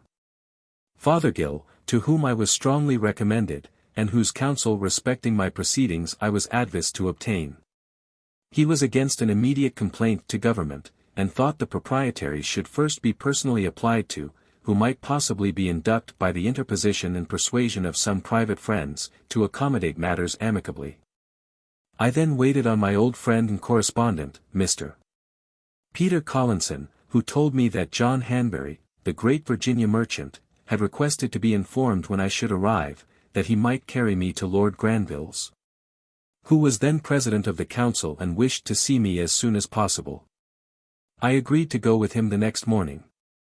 Accordingly Mr. Hanbury called for me and took me in his carriage to that nobleman's, who received me with great civility. And after some questions respecting the present state of affairs in America and discourse thereupon, he said to me, "You Americans have wrong ideas of the nature of your constitution. You contend that the king's instructions to his governors are not laws, and think yourselves at liberty to regard or disregard them at your own discretion. But those instructions are not like the pocket instructions given to a minister going abroad, for regulating his conduct in some trifling point of ceremony. They are first drawn up by judges learned in the laws. They are then considered, debated, and perhaps amended in council, after which they are signed by the king. They are then, so far as they relate to you, the law of the land, for the king is the legislator of the colonies. I told his lordship this was new doctrine to me. I had always understood from our charters that our laws were to be made by our assemblies, to be presented indeed to the king for his royal assent, but that being 167 once given the king could not repeal or alter them. And as the assemblies could not make permanent laws without his assent, so neither could he make a law for them without theirs. He assured me I was totally mistaken. I did not think so, however, and his lordship's conversation having a little alarmed me as to what might be the sentiments of the court concerning us, I wrote it down as soon as I returned to my lodgings. I recollected that about 20 years before, a clause in a bill brought into Parliament by the ministry had proposed to make the king's instructions laws in the colonies, but the clause was thrown out by the Commons. For which we adored them as our friends and friends of liberty, till by their conduct towards us in 1765 it seemed that they had refused that point of sovereignty to the king only that they might reserve it for themselves. After some days, Dr. Fothergill having spoken to the proprietaries, they agreed to a meeting with me at Mr. T. Penn's house in Spring Garden. The conversation at first consisted of mutual declarations of disposition to reasonable accommodations, but I suppose each party had its own ideas of what should be meant by reasonable. We then went into consideration of our several points of complaint, which I enumerated. The proprietaries justified their conduct as well as they could, and I the assemblies. We now appeared very wide, and so far from each other in our opinions as to discourage all hope of agreement. However, it was concluded that I should give them the heads of our complaints in writing, and they promised then to consider them. I did so soon after, but they put the paper into the hands of their solicitor, Ferdinand John Paris, who managed for them all their law business in their great suit with the neighboring proprietary of Maryland, Lord Baltimore, which had subsisted 70 years, and wrote for them all their papers and messages in their dispute with the assembly. He was a proud, angry man, and as I had occasionally in the answers of the assembly treated his papers with some severity, they being really weak in point of argument and haughty in expression, he had conceived a mortal enmity to me, which discovering itself whenever we met, I declined the proprietary's proposal that he and I should discuss the heads of complaint 168 between our two selves, and refused treating with any one but them. They then by his advice put the paper into the hands of the Attorney and Solicitor General for their opinion and counsel upon it, where it lay unanswered a year wanting 8 days. During which time I made frequent demands of an answer from the proprietaries, but without obtaining any other than that they had not yet received the opinion of the Attorney and Solicitor General. What it was when they did receive it I never learnt, for they did not communicate it to me, but sent a long message to the assembly drawn and signed by Paris, reciting my paper, complaining of its want of formality, as a rudeness on my part, and giving a flimsy justification of their conduct, adding that they should be willing to accommodate matters if the assembly would send out some person of candor to treat with them for that purpose, intimating thereby that I was not such.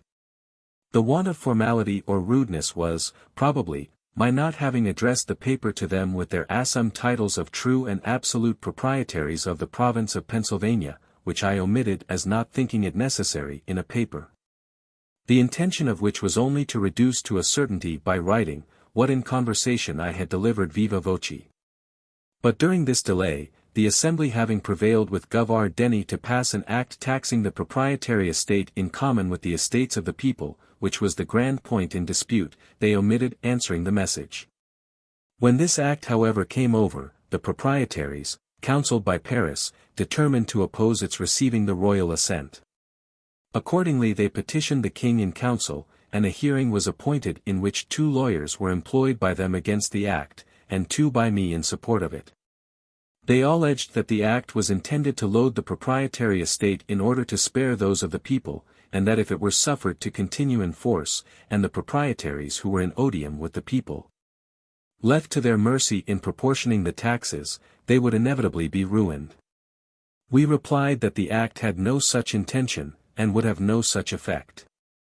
That the assessors were honest 169 and discreet men under an oath to assess fairly and equitably. And that any advantage each of them might expect in lessening his own tax by augmenting that of the proprietaries was too trifling to induce them to perjure themselves. This is the purport of what I remember as urged by both sides, except that we insisted strongly on the mischievous consequences that must attend a repeal, for that the money, £100,000, being printed and given to the king's use, expended in his service, and now spread among the people, the repeal would strike it dead in their hands to the ruin of many, and the total discouragement of future grants. And the selfishness of the proprietors in soliciting such a general catastrophe, merely from a groundless fear of their estate being taxed too highly, was insisted on in the strongest terms.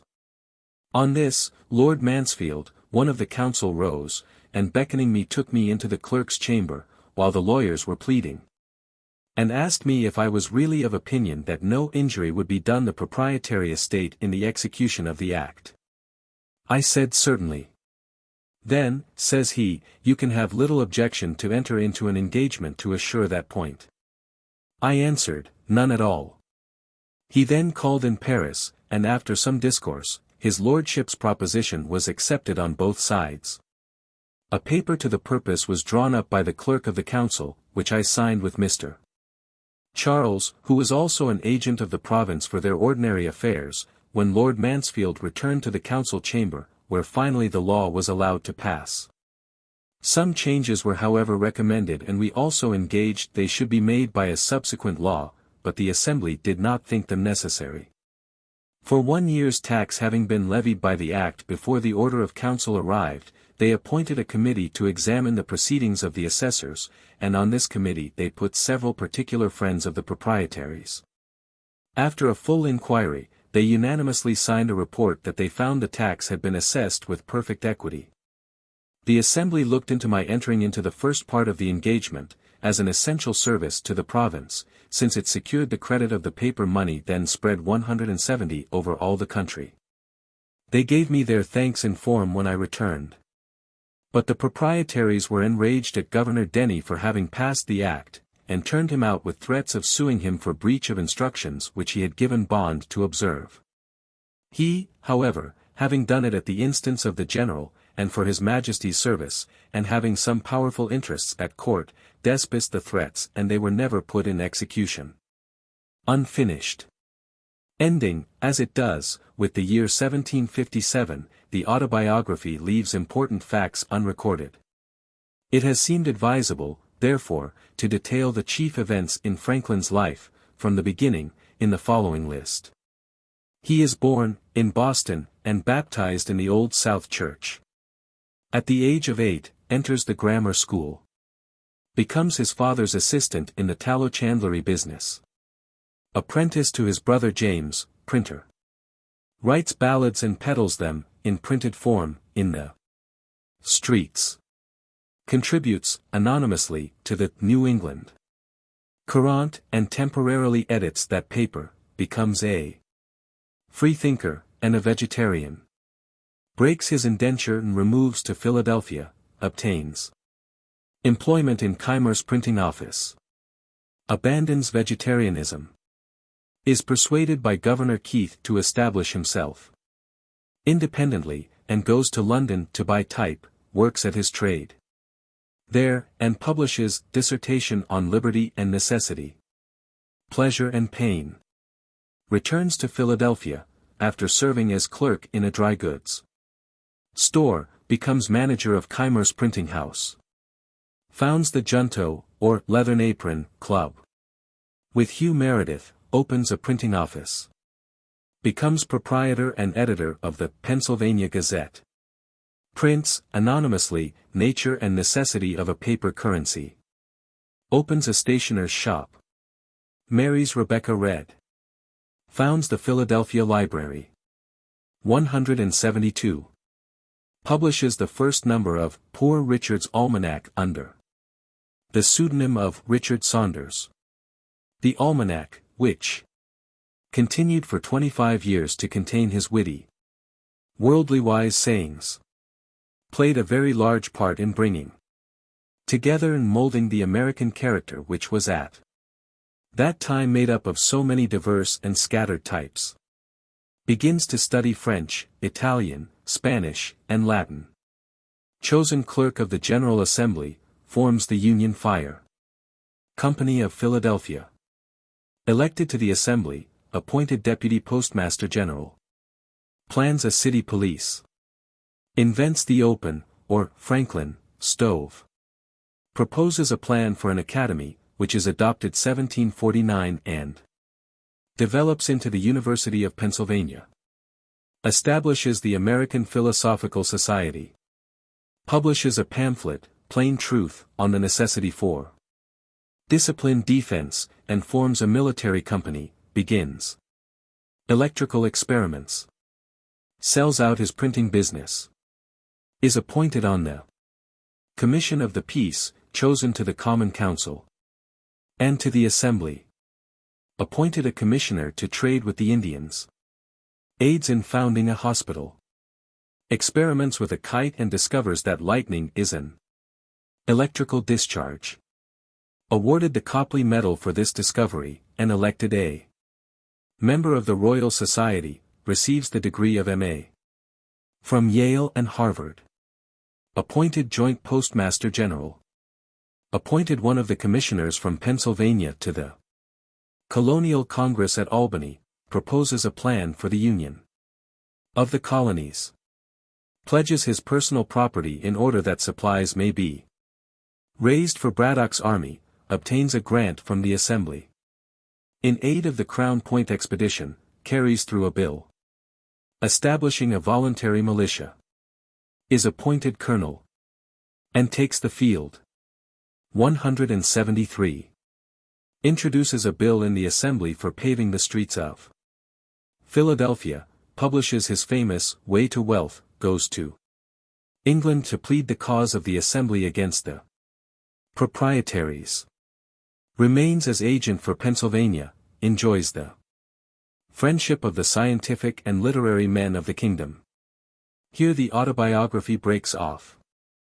Secures from the Privy Council, by a compromise, a decision obliging the proprietary estates to contribute to the public revenue. Receives the degree of Doctor of Laws from Oxford and Edinburgh. Returns to America.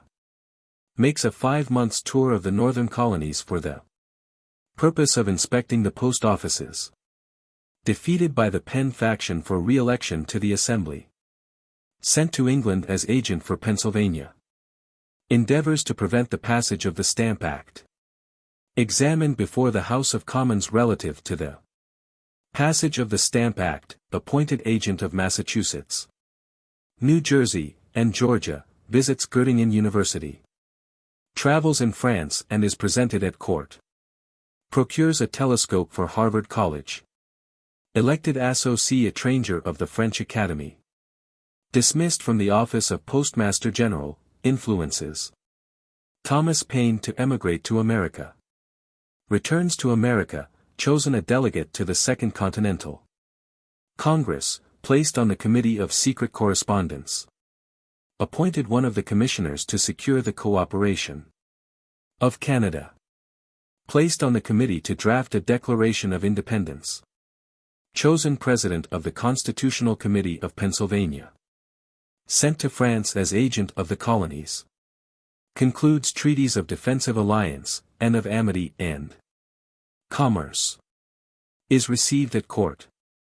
Appointed Minister Plenipotentiary to France. Appoints Paul Jones commander of the Alliance. 174. Signs the preliminary Articles of Peace. Signs the definite Treaty of Peace. Returns to America. Is chosen President of Pennsylvania. Re-elected 1786. Re-elected President, sent as delegate to the Convention for framing a federal constitution. Retires from public life. April 17, dies. His grave is in the churchyard at 5th and Arch Streets, Philadelphia. Editor. And yet the surprising and delightful thing about this book, the autobiography, is that, take it all in all, it has not the low tone of conceit, but is a staunch man's sober and unaffected assessment of himself and the circumstances of his career. Woodrow Wilson. Such, for example, was Benjamin Franklin, whose charming autobiography, in addition to being an American classic, is a fine record of self-education. Charles A. Beard and Mary Ritter Beard.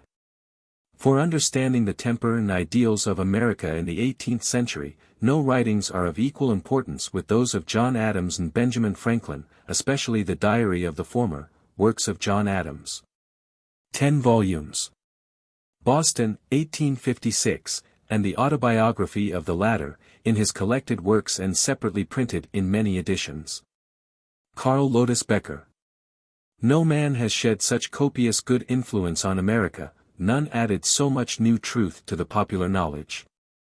None has so skillfully organized its ideas into institutions, none has so powerfully and wisely directed the nation's conduct, and advanced its welfare in so many respects. No man now has so strong a hold on the habits and manners of the people. Franklin comes home to the individual business of practical men in their daily life. Theodore Parker. The autobiography is also a uniquely American book. After a life like Franklin's had become possible and could be described matter-of-factly, the Declaration of Independence seems understandable and much less revolutionary. There was in America a society which valued the things Franklin could do well: work hard, write effectively, plan improvements, conciliate differences, and conduct public affairs with popular needs and interests in view. His autobiography records these achievements and values and habits which made them possible, and tells how a remarkable human being used his heritage and created a life on a new, revolutionary model. Leonard W. Laborie, Ralph L. Ketchum, Helen C. Boatfield, and Helene H. Feynman. T. Those who know Franklin only in his autobiography, charming as that classic production is, have made but an imperfect acquaintance with the range, the vitality, the vigor of this admirable craftsman who chose a style, smooth, clear, and short, and made it serve every purpose of his versatile and beneficent mind. Bliss Perry. Introduction. This version of the autobiography of Benjamin Franklin was part of the Harvard Classics edition published by G. P. Putnam and Sons in 1909. The physical book also included the Journal of John Woolman and Fruits of Solitude by William Penn. This document only contains the autobiography of Benjamin Franklin. A scanned version of the physical book owned by the Library of Congress is available through Hathitrust. Scores of different editions of Franklin's autobiography exist. Project Gutenberg has the Pine edition, published by Henry Holt & Company in 1916. Frank Woodworth Pine edited the Holt book and F. Boyd Smith illustrated the edition. Also available through PG is the Eclectic English Classics version published in 1910. All three editions of Franklin's autobiography in the PG collection are based on the Bigelow edition. See the section about the autobiography in the introduction of the Pine edition for more background about the Bigelow edition. 1916. 1910. 1909. We have retained the original punctuation and spelling in the book, but there are a few exceptions. See the detailed notes section of these notes for a list of changes. There are many misspelled words in this autobiography, but we made 3 changes, which we believe were made by the editor or publisher. After the 3 changes that we made, those sentences matched the same sentence from the other 2 transcriptions of the book in Project Gutenberg. The detailed notes section also includes issues that have come up during transcription. Production Notes section. This book contained no chapters and no table of contents. The navigation tools on page 2 of this book were added by the transcriber, in the hope of providing a better reading experience. The 4 parts of this book correspond to the 4 parts of the autobiography described in Wikipedia. Luckily, those 4 parts were the same breaks that Mr. Eliot added in the Harvard Classics edition. The quotations of on Franklin's autobiography were added by the transcriber. Detailed Notes section. Sixpence was hyphenated and split between 2 lines for spacing. In several other places, the word was written without the hyphen. There was the retention of a hyphen in 3 halfpence on page 47. We did not retain the hyphen in transcribing the clause, at 3 shillings and 6pence a week. Changed school to school in and open a swimming school. Brickmakers was hyphenated and split between 2 lines for spacing. The word was not used again, but several different words using the same prefix or suffix were found: bricklayers, verse makers, papermakers, and instrument makers. No pattern could be detected. The hyphen was retained for no other reason than that was how it was originally transcribed, in the clause, by wheeling clay for the brickmakers. Changed propes to proposed in, when I proped new institutions. Changed on to an in the clause, and on accidental stroke on one of them would demolish it.